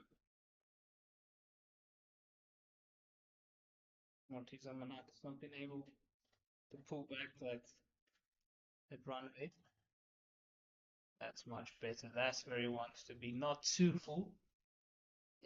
Keep it tight to the stumps.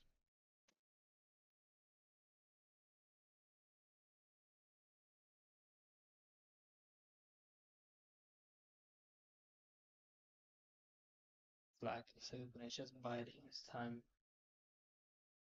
And there's that temptation to go over the top and over mid-on, who continues to hold that type of line. Oh, there's a wicket! And it's taken! Sicko Cornell couldn't hold himself back from taking that sweep, and he went for it again. I felt like he wanted to go for the sweep again. It was his go-to shot for the last couple of overs. And he went down on one knee. This time he got it too well. Straight to the man in deep square. And well taken by Mohamed Bulia. Kune will be disappointed. Things were going well for them in that partnership, and it comes to an end. There's still out there, and he'll be joined by the young Devamare, who's been in impressive form this season. He struggled last season. Talk to him ahead of the match, and something just clicked because he had been struggling. It's been more of a mental shift. I think since that 4-day series, he made 180 not outs in the one match, and since then, it's been almost non-stop for him. So it's very impressive. Made scores since the 4th of December. He's made scores of 47, 180 not out, 79, 62 not out, 80 not out, 70 not out, 110, and 60. These are the list of scores he's made since 4 December. He's been in a remarkable form for them. And the good thing for them is he bats at a good tempo as well. So a vital cog in the middle order. Yeah, it's a rich man of form that. He's real cattle pat. You want to carry that form into here. And on the other side, the flip side of the coin, Cedric Saddleton. CSA side, I want to see the back of them very quickly.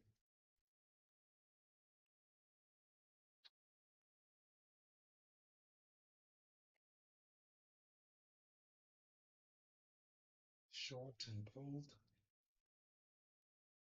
Just for a single. Good over so far. Gets Willowmoore underway. Was that a very good under 19 World Cup a couple of years ago in 2024? That was played here in South Africa. And then had a very quiet back end of that year, and then last season as well. He wasn't at his best, but this season he's really found his feet. It's 20 overs gone, 135 for 3. And I will make way for Takalane Nechava.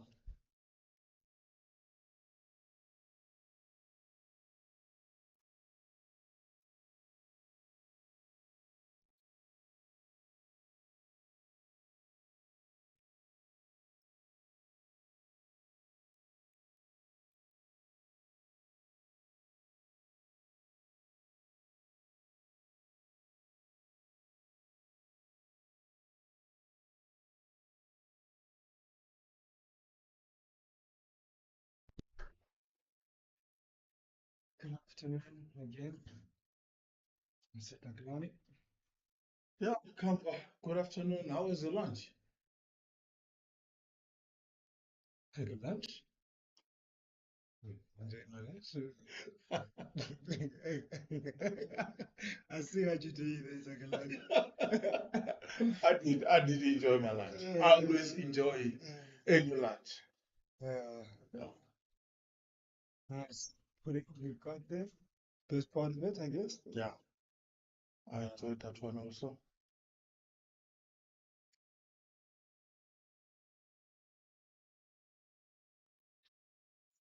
score one, 200, 136 for three, and 93 runs remaining. Any possibilities of a miracle here? Takamani? And the side are totally in control of the situation right now. Yes, they've lost 3 wickets, but they still have the experience of Christopher Brett, the skipper, who's sitting on 47, and the young talent of Devon Murray. Beautiful driven good single. Oh, no. Looks interesting, but I think would have been home safely in the end. I've got this like urge. I don't know if one more wicket will fall here from either one of the seamers or the spin. I think I'd take a chance. Maybe bring back the strike bowler, J.J. Besson. We had Tim bring him on now. You know how informed he is. John Moraes. You don't want him to get stuck in. And if you want to give yourself a chance of winning, you have to see the back of him quickly. He's got 3 overs remaining. His J.J. Besson, and I'd take a chance and possibly bring him back. He's got 4 overs remaining, sorry. And I'll bring him back. Hopefully, just see if I can get something out of him. Maybe 2 wickets. Oh, shot. Absolutely brilliant shot. Yeah, there's good cover drive as you can see by Christopher Brett there. Just all about the hands and the timing really, and that's gonna be his 50. Well played, skipper. Just looking at the replay. Oh my goodness, just look at that shot. Beautifully driven through the cover for 4 by Christopher Brett.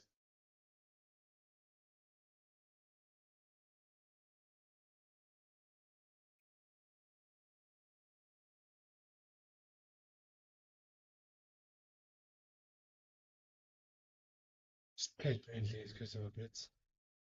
He's looked in control of his game, in control of his stroke play, hasn't really played a shot in anger. Everything he's played has been precise to the T. Yeah, good to see though, Darwin boys coming this side, the Ekurhuleni end, and it looks like he's really bowling well. He really struggled earlier in bowling from the shallow end. They really pamper him, his Darwin boys.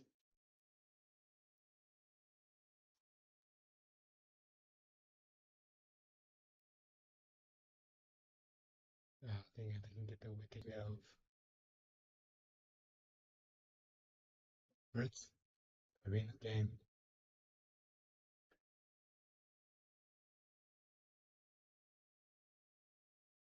I think the big question is what can the youngster do from here? The home side need 87 from so many of us. Just look at that beautiful driven once again. But you fall there in that occasion. Well, straight there, 2-4, Yeah, and rightfully punished. just free his arms there.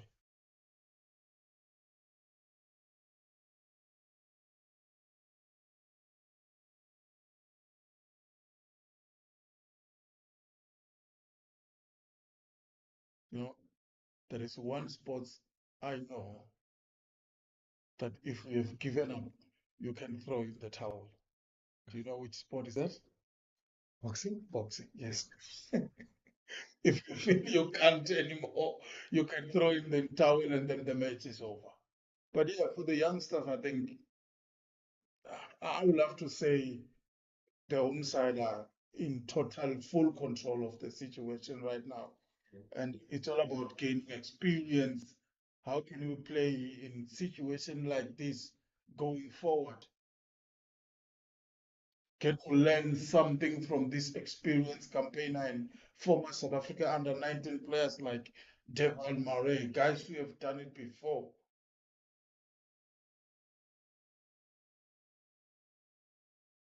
It's just too easy the way Motels Amanak is bowling right now. They are just easily rotating the strike. The two batters, Devan Murray and Christopher Briggs, target 299 after the away side won the toss and scored 228 for 9. Now they need 81 more runs to win the match.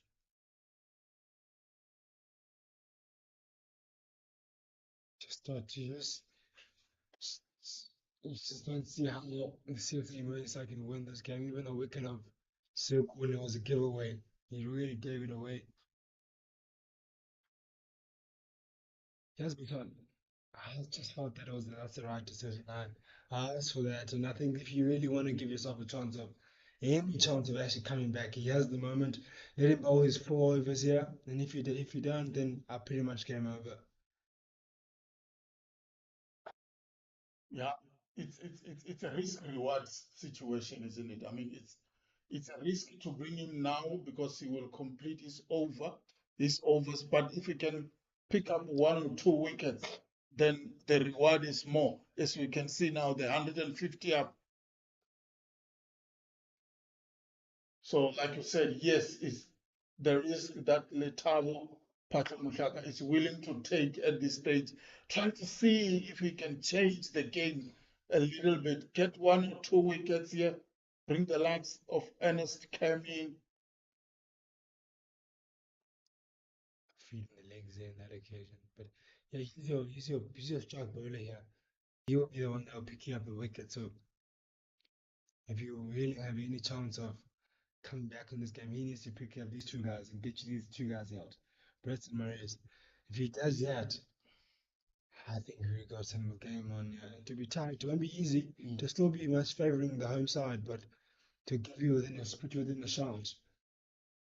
And it will keep the team going as well. As you can hear on the field, it's very quiet. It looks like they're just going with emotions right now, just waiting for the batsman to make mistake. Quick single once again. Oh, it's going to be too good running. Good running between these two, the experience and the young star, the quality cricket being played by the home side. These two guys know the dimensions of this field, so they know where to go on. As you can see, there's not much happening for the emerging side right now. They're just going through the motions, just waiting for the batsman to make mistakes. Yes, the captain has brought in JJ Basson, but he might be a bit wary, the youngster. It's not easy to bowl 6 overs and then few overs later you're back into the attack. Need a bit of rest. But what can the captain do right now? He needs to try and create something for the side. Not much field changes at the moment. Not much chatting, not much clapping. The energy has gone down, but maybe JJ Basson can create something for them here. Still have the energy though to bowl a bouncer is the youngster, which is good to see. Yeah, but he doesn't have the same amount of zip that he had earlier when he started. But I guess this is the best chance here to win the game. He needs to, you know, empty out the tank here. Try to do something for his side, even like two back-to-back wickets, a hat trick, something just to change the tide of this game.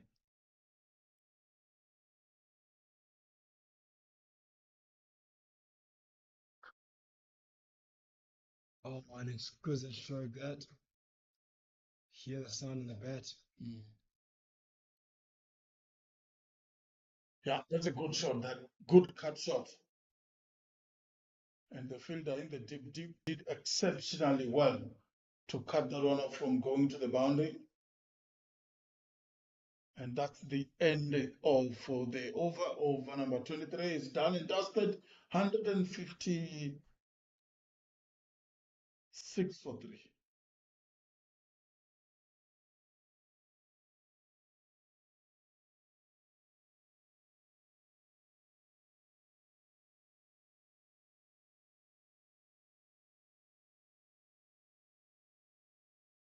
just tying his shoelaces there.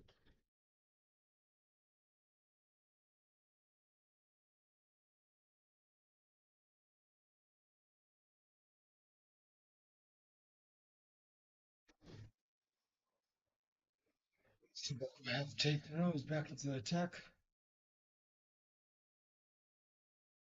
It's a handy spinner as well. Jason Rose. Yeah, good cricket player. Good all-rounder for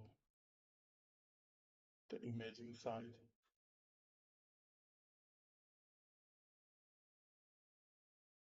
Good with the bat as well, a very good fielder.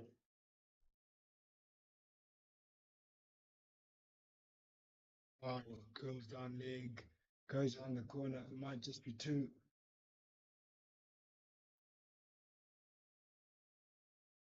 And the long finger of J. Basson galloping away to try and stop that from going to the boundary. Good effort in the end by the lanky bowler.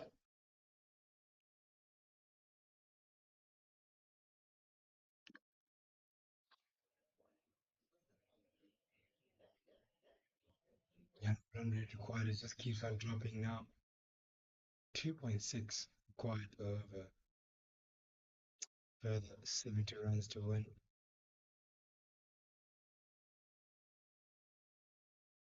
Still 160 deliveries.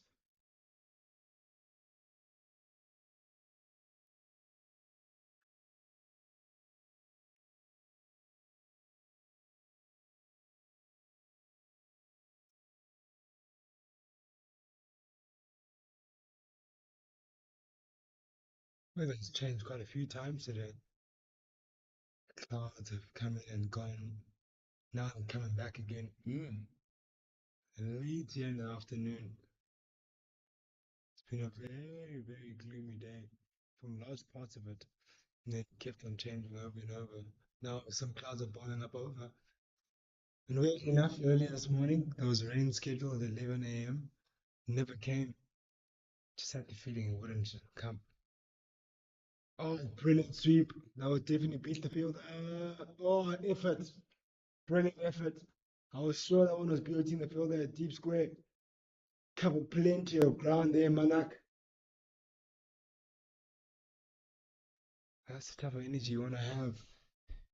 Yeah, and also he was able to negate the spin. Once it bounced into the spin, that ball is gone. So good effort in the deep by Monarch.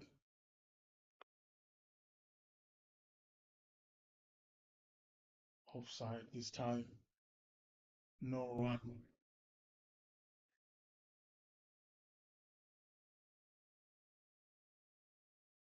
End of the over.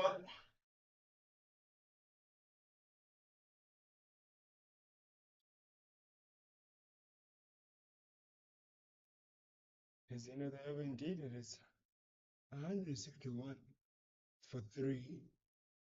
So further 68 runs required to win for the Eastern Storm, who've looked absolutely comfortable so far.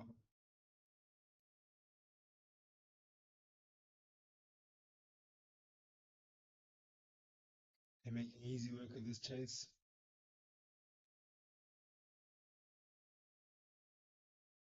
Oh, short. Oh, could have been a tickle there. Chris Brett's risky shot. If you don't get good bat on that, you could easily tip that one to the keeper's gloves.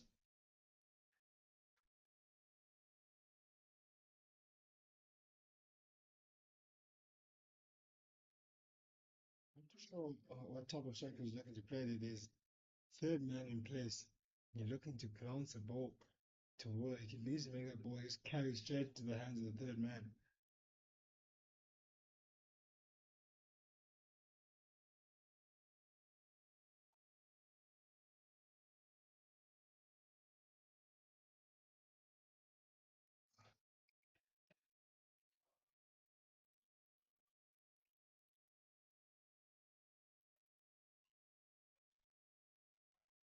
The partnership growing nicely here so far. 27 runs between these two. Devon Murray came in and really looked the part. As we see now, once again, this young man, JJ Basson, working very hard to try and bring his side back into this game. Just guiding it this time around and keep it down. And good couple of runs being picked up by this two. And that's been the hallmark of this partnership is the running between the wickets. They've been excellent. Yeah, they're really, really good at doing that. All partnership today pretty much have run really well in between the wickets for the Eastern Storm. Something they clearly pride themselves in where they must run hard. And I can fault them with those extras and that fielding, those Yeah. outfields. Oh, slapped straight down the ground and muscled with some venom. John Reyes continuing his rich vein of form. Yeah, shot of the day for me, shot of the shows a man in form. Just look at that. It's all about the hands, not much foot movement. Beautiful driven straight down the ground, 4 runs. And the home side are charging on to a victory here. 62 more required.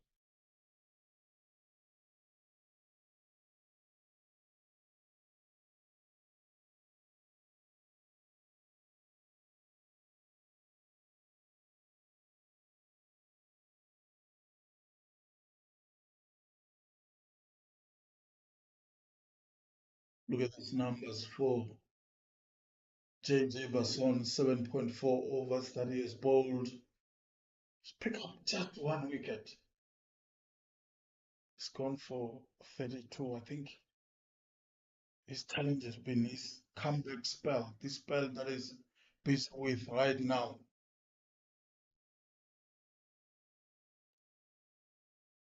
Oh, goes short. Just past. Oh, interesting call there to call the wide. I thought that was just past the shoulder length.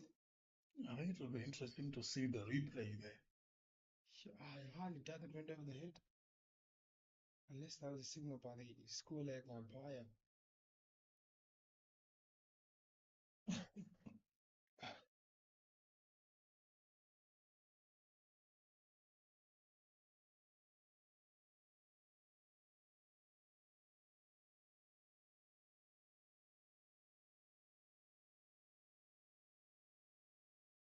Oh, Crixon will take it. Oi!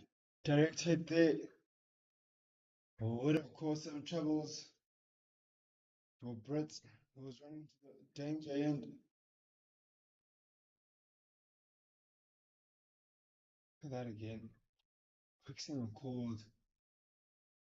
Oh, what it was really tight.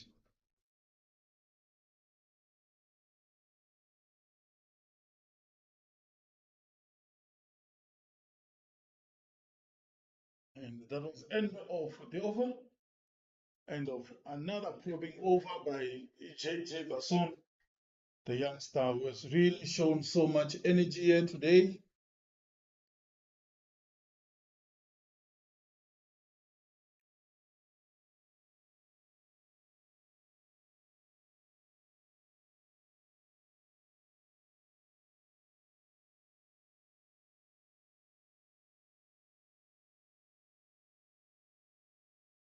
Jason Rose does goes through his over so quickly. Yeah. Before you knew it, the over is done and dusted. Look at that, running back quickly to his stride. Oh, plenty of urgency.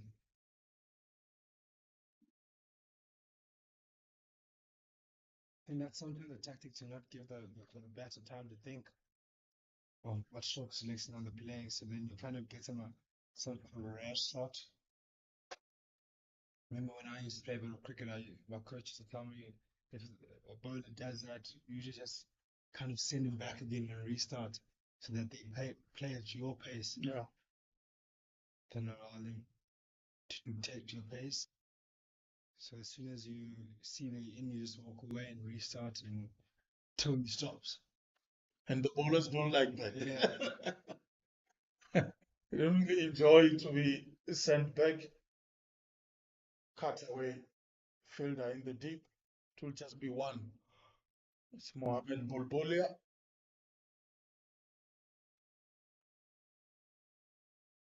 That's the end of the 25th over, 26th over, sorry. Scoring 171 for one. 171 for three.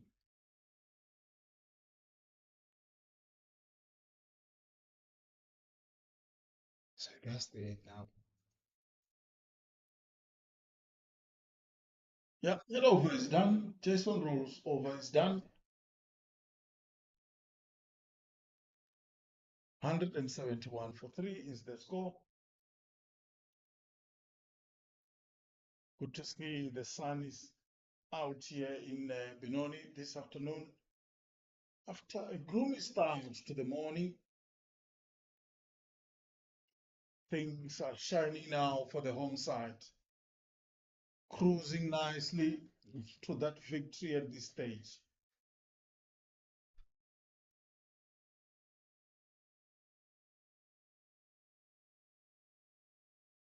Yeah, cruising indeed. And cruising like Willowmoore.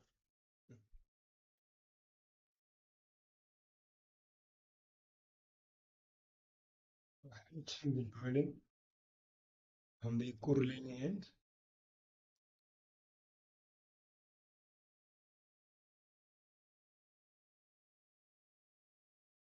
Starting over 4.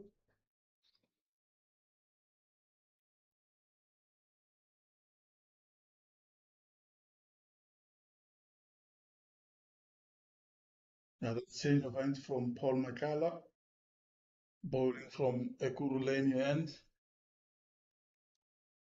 And I felt earlier on when he was bowling was just bowling too short. I think too many drag downs. This time a bit fuller, just like that, and it will just be one. I certainly bowled a bit fuller now, yeah.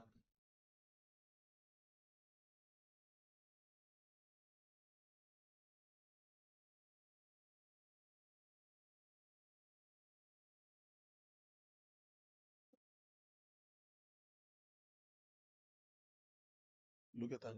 2 overs, he went for 30 in his first spell. Oh, powerful hit. Flat bat by Chris Brett. Oh my word. That was smoked. Bang. Yeah, I tell you what, that really was really hammered by the captain for 4. Sure. That was so unforgiving. We spoke about the length. I mean, he's not that quick, and if he keeps bowling short, Again, oh, the sound of the bat of that. Back to back boundaries. Also the length. yeah, You speak of. yeah, the length. It's just too easy for a batsman like Christopher Bridge. I mean, he's sitting back, waiting and waiting for this kind of delivery. And once he see that his eyes lit up, and it's a powerful man, is Christopher Bridge, all he can do is just smoke it for 4.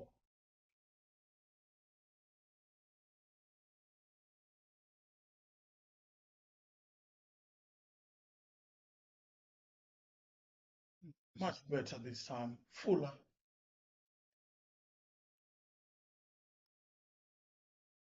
Yeah.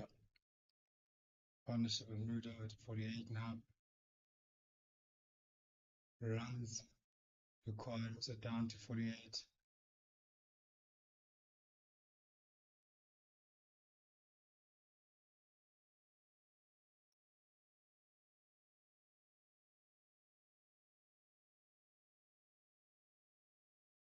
Oh, yeah. Hit through the covers. And again at the boundary. An expensive over. This one, Paul Makala. Yeah, nowhere to hide for you, Paul McCallum. Ball short, hammered, ball fuller this time, beautifully driven. It's all about quality in the batting, really, from the home side.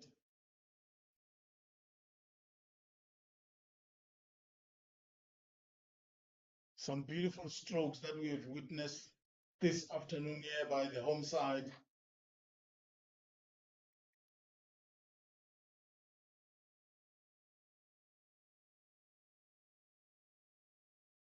Yeah, it's real top cricket we played. Yeah, 44 more runs required.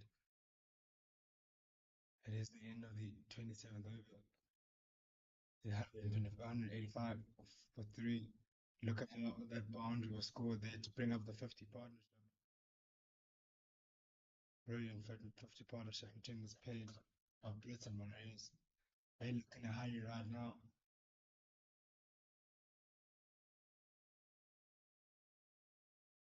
Might wrap it up in the next couple of overs. This away they going. Yeah, they're in so much hurry, these two. Like Verna said earlier, maybe they've got other plans after this match. Yeah,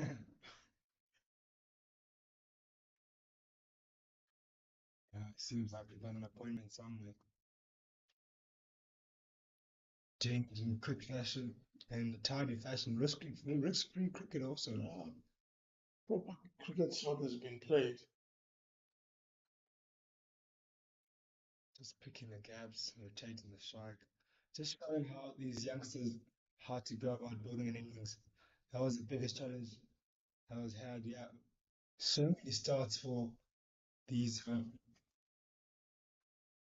CSA emerging side.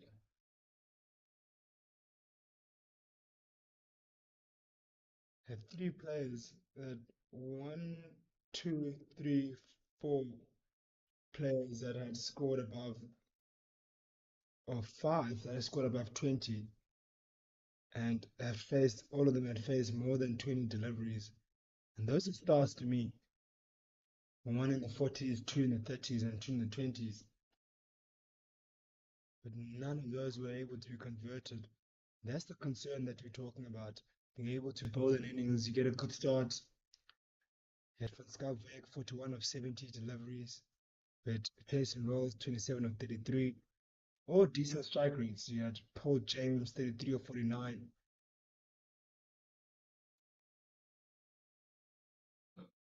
Oh my word. You had Python Machaga 35 of 49. Good start there as well. This is a half chance. Oh, just dropping short. You also had Montez Manak. He was more of finishing at the end there with 21 of 23 deliveries. So all decent knocks, but not enough conversions, not enough big scores. Yeah, you always feel like they didn't wait for the bad balls. You know, I think they just wanted to hit too many boundaries, not enough rotation of strike. And we see different way of batting from the home side. They were able to rotate the strike. When the bad ball come, they are able to put it away, create pressure. And I think that's been the difference between the two sides. Not an easy pitch to bet on, but if you stay there, stay long, like what Christopher Brett is doing now, it becomes much easier to bet. As we see change in bowling, it's the youngster Wendile Bata bowling from Ekurhuleni end. Oh, it goes short and oh, goes all the way for six. His fingertips away from Bubula's hands, but was hit too powerfully by Chris Brett. Short and rightly put away. Yeah, this is just gift. It's just gift. He's not that quick. Just like Paul McCullough, not the quickest of the bowlers. In this pitch, the ball just sit up and scream to be hit, and he hit it so well. Good attempt in the deep by Mohamed Bulbulia, but it was just hit hard all the way for six. Again, short and again another boundary. Oh, Gotsayanovic should be another boundary. Hand wasn't strong enough and four. Yeah, the man there just lie down and say, this is just serious hammering from the home side. Did try his best to stop that one from going over the rope, but his effort all in vain in the end. As now Devan Murray is on the charge. Earlier on, Werner Erasmus was explaining how good he is and he's been in good touch. The partnership is 60 runs, 64 runs. Right now, as we see now, the umpire calling on the drinks for a short drinks break. Yeah, before the James break, there's a bit of running repairs being done on the surface. And Bandy Lambata not looking comfortable there.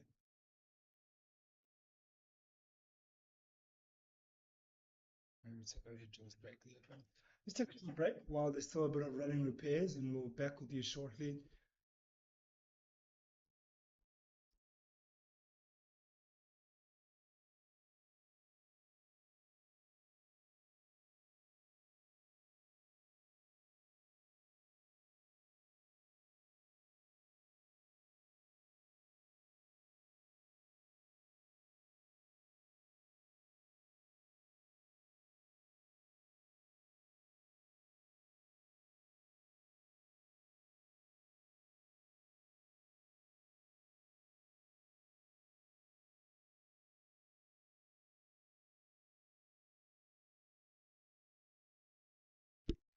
We're back to continue this over. It was a bit of a break that had needed a bit of a running repairs on the surface.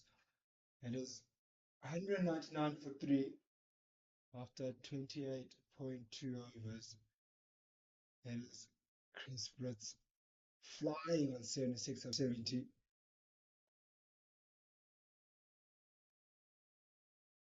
It's just scored two back-to-back boundaries, takes a single now. Yeah, beautifully driven to Paul Makala, who's fielding at long on.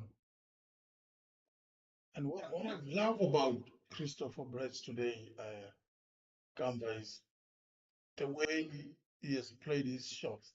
And that's the 200 up for the home side, 200 for three. He has really presented full face of the bat. And that's what you want to see in this form of the game. Yo, that was powered. Whoa. Ton Marais.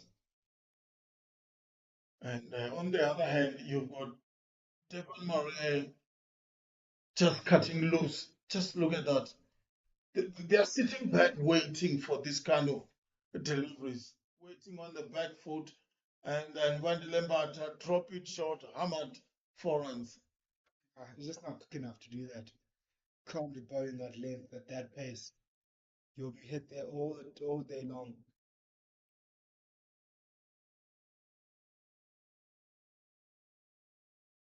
That's where he needs to bowl. Oh, running. Oh, it's a touch one. Oh, they had to be better.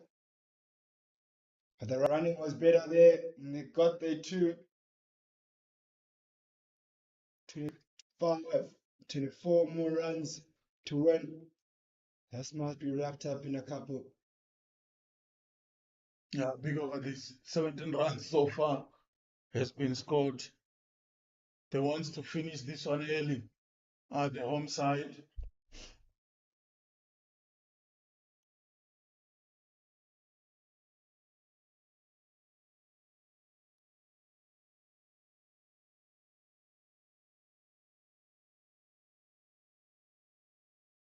That's the end of the 29th.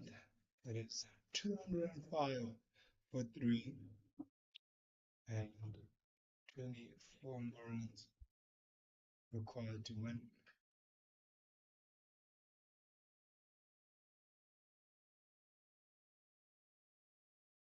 just see how timely the score was.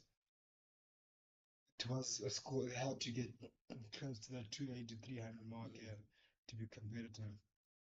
And until they pick up wickets,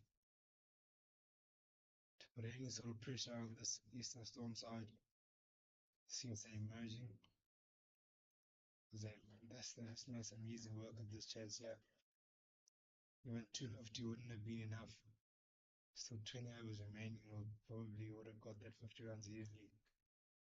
So 280 into 300 would have been the score to get. But I guess maybe it was a bit better to bat later in the afternoon. Maybe the surface has flattened out.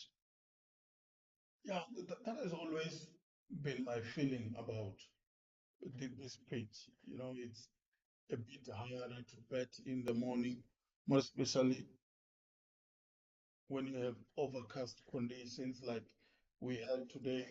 It's a bit tougher. So you'll advise your captain to bowl first, and then when the sun comes out like what it is right now, it becomes much easier to bet.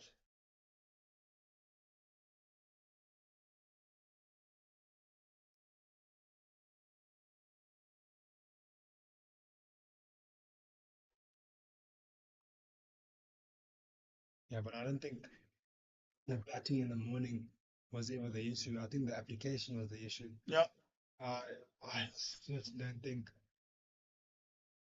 they batted awfully badly in terms of that morning set. It was difficult to bat.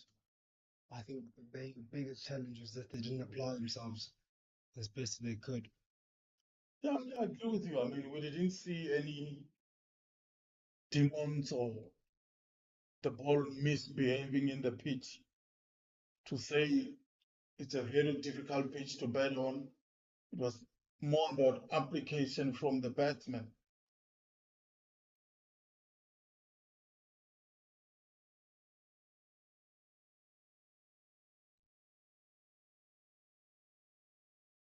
And after the end of this over, we'll have commentary change.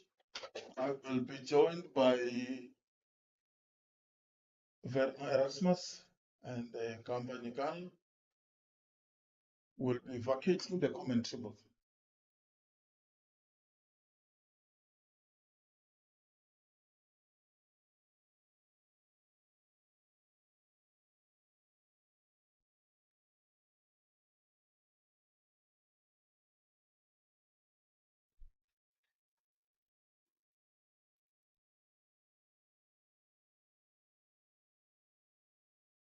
That's the end of the 30th over.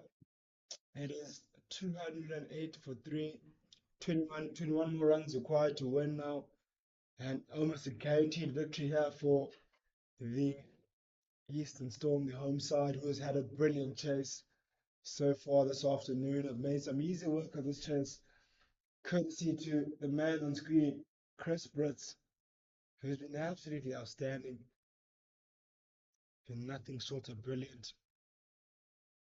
Has been Chris Britz, and he'll probably look to finish this sooner rather than later.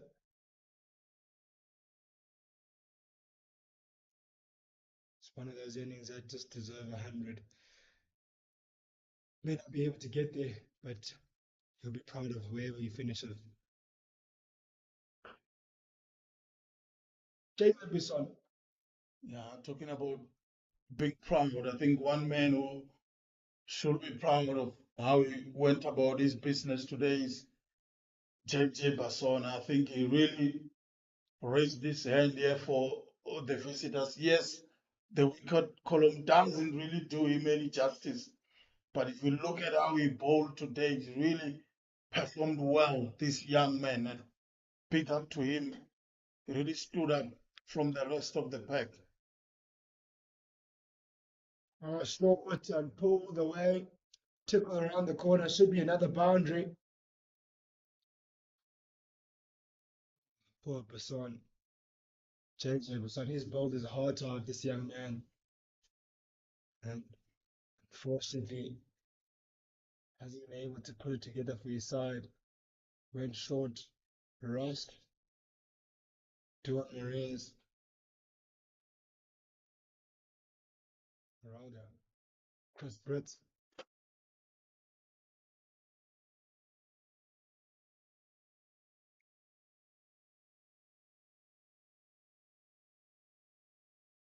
Booted men and pulled. That's not straight to the man. A deep square.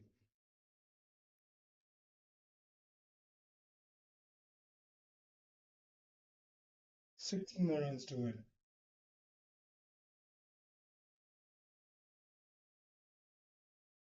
It's a few powerful blows away. 3 maximum and we out of here.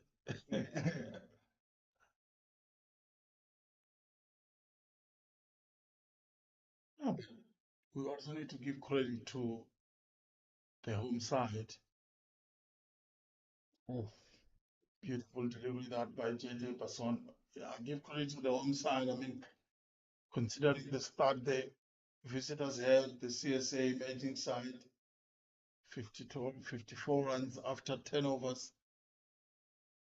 The home side didn't get any wicket, but they managed to pick up 2 wickets, then pull it back. We all were thinking maybe 250 plus will be an easy target for the visitors, but oh boy, only 228 they were able to make.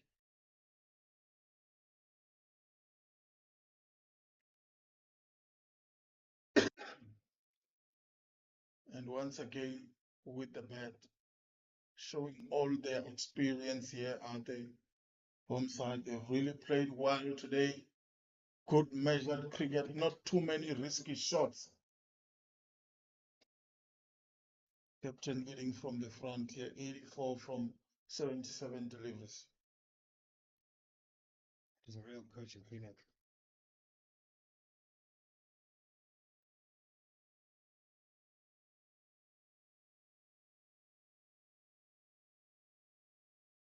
That's an interesting thing to note. Christmas is an 84. 16 more runs to win. He got all the runs, he got 100. Goes bang bang. Bata bowls one of those shorter ones again. Those back of the length delivery. He might climb onto it and he'll start believing when he gets into the 90s.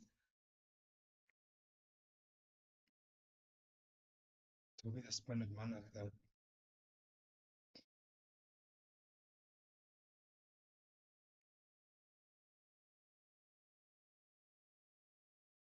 Interesting if he's thinking about that.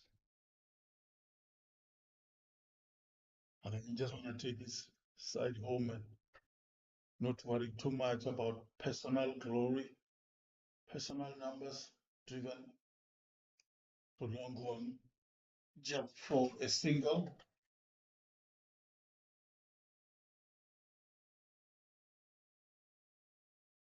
One hundred and 14 for 3.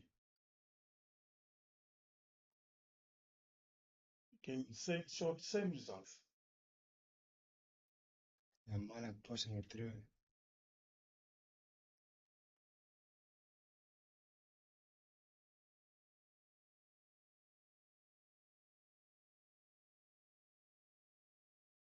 The home side need 14 runs from 112 balls. It's a miracle required there. It's not going to happen. Yeah, impossible. 13 now.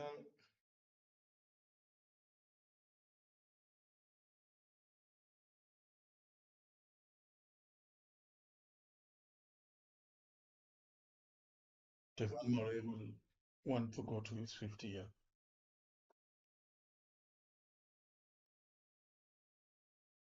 8 runs short.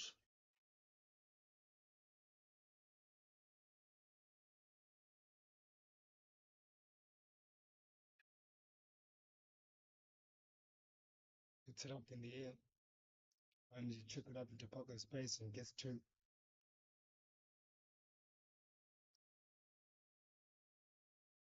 Now leave us with 11 runs to win the final. Maybe it could be the final over.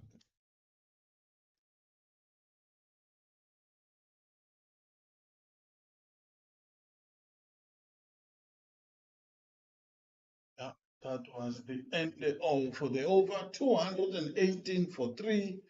Christopher Brett is sitting on 86.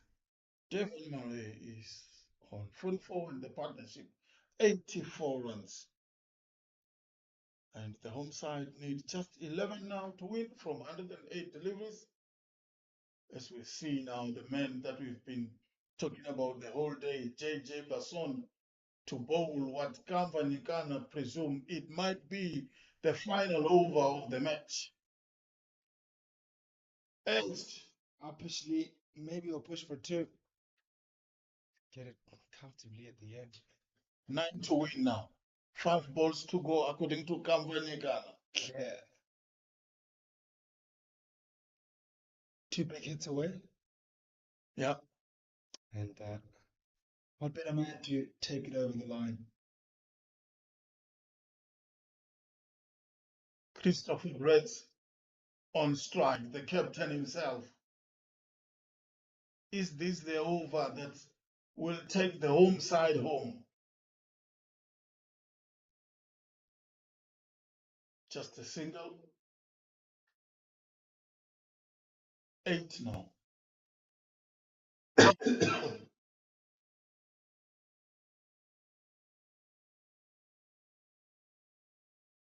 Seems like they want to walk it over.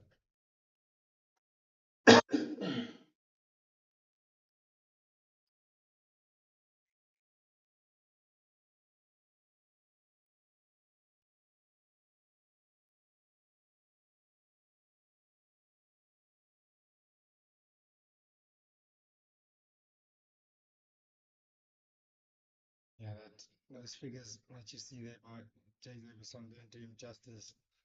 Really, he's bowled really well today. This young man, Jay Leverson, has bowled his heart out and he's bowled so much pace and accuracy. Just need someone else on the other end to back him up.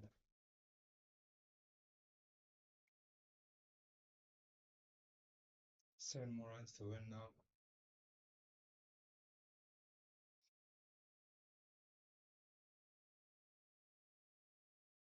Oh, nice short one there.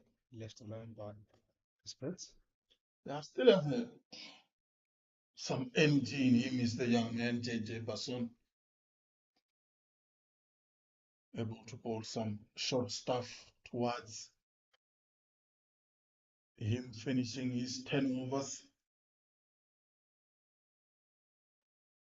It's not easy to bend your back right at the end of your spot, right at the end of the 10 over, lots of overs that you have.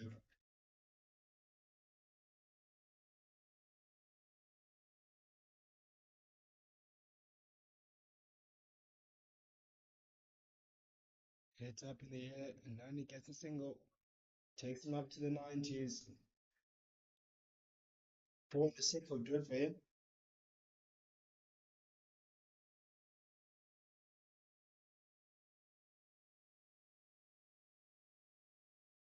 For Spritz on 90 of 84 deliveries, an outstanding performance of him. Don't worry. So a 4-6 won't do for him because his side just needs 6 runs to win the match. 100, certainly. I'm rooting for him. He's played so brilliantly today. Spritz will take and one Murray's will keep the strike. And for the over, JJ Basson is over. Just looking at his plan, he bowled 10 overs, no maiden, 1 for 22, and he bowled 2 wides, 35 dot balls, and an economy of 4.5. Good effort by the young man. Yeah, really good numbers there. It really could have been less, but I think he bowled really well. He's probably deserved two more of the wickets, maybe on that wickets column. Yeah, he did have a very good day, JJ Basson. Also, 2 big hits at the end there. But when he came in at the bats at the end, straight down the ground, that could be a 50 up for, maybe not, it'll only be two. Thought he had timed it better.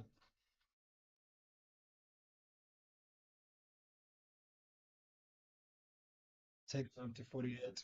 Three more runs needed, just a boundary to end this game that's been really been dominated by the Eastern Storm.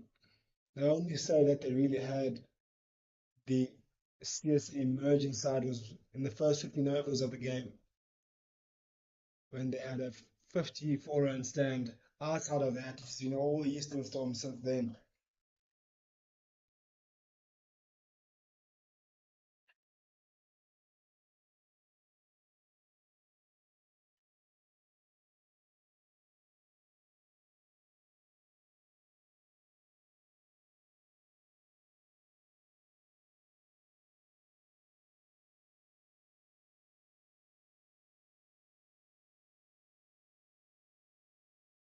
So turns down the wicket does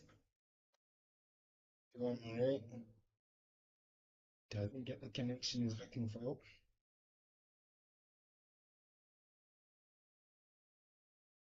And that could be it. Not just yet, maybe just. And that is a 50 up for Don Reyes. Really a good performance from him. Came in and was very positive on ball one. Backed up his skipper. And he's been a rich vein of form in recent months. Really outstanding form so far. Purple patch is in. Chances down the wicket, quick single, deflection, could be a boundary. And that is it, ladies and gentlemen. Eastern Storm will come out victorious over the CSA emerging side. This is how they score their winning runs. Chances down the wicket and deflects off the knee and goes all the way for four. Well deserved victory there for the Eastern Storm, the home side. Won by 7 wickets. Chris Britz finishes with 90 of 84. Man of the match performance that. And Duan is 51 of 52. Backs him up. Not the performance the CSA men's side was looking for. Yeah, definitely. I think it's been clinical performance by the home side. The visitors won the toss, elected to bat first. They only scored 228 for 9, and we all thought the score was not enough. Jorik van Schalkwyk scored 41 from 70 deliveries. Normally, his strike rate touches around the 90th mark. And then Aman Khan, he really struggled, scored 18 from 40 deliveries. His strike rate is under 50. And in this level of the game, in this format of the game, you expect an opening batter to do much better. Mohamed Manak was dismissed early on by Tumelo Simelane just for two. And I think that's where the game really turned around for the home side. Jason Rose, 27 from 33 deliveries. Paul James, 33 from 49 deliveries. Letabo Pakamkak, I thought he really tried for his 33 from 49. And then Mutaza Manak in there and some few lusty blows, 21 from 23 deliveries. In the end, they were able to get 228 for 9. The bowling card, pick of the bowlers for the home side, Andrew Rasmussen picking up 2 wickets, Tumela Simelane, the spinner, picking up 3 wickets, and Yuri Sneyman, the experienced Yuri Sneyman, picking up two for 40 runs. Yeah, an absolutely outstanding performance there. And what a match we witnessed between the Eastern Storm, the home side, versus the CSA emerging side. Plenty of learnings for the CSA emerging side. And I'm sure they'll be really looking forward to improving all those numbers and all these things. They'll be watching the footage of what happened today.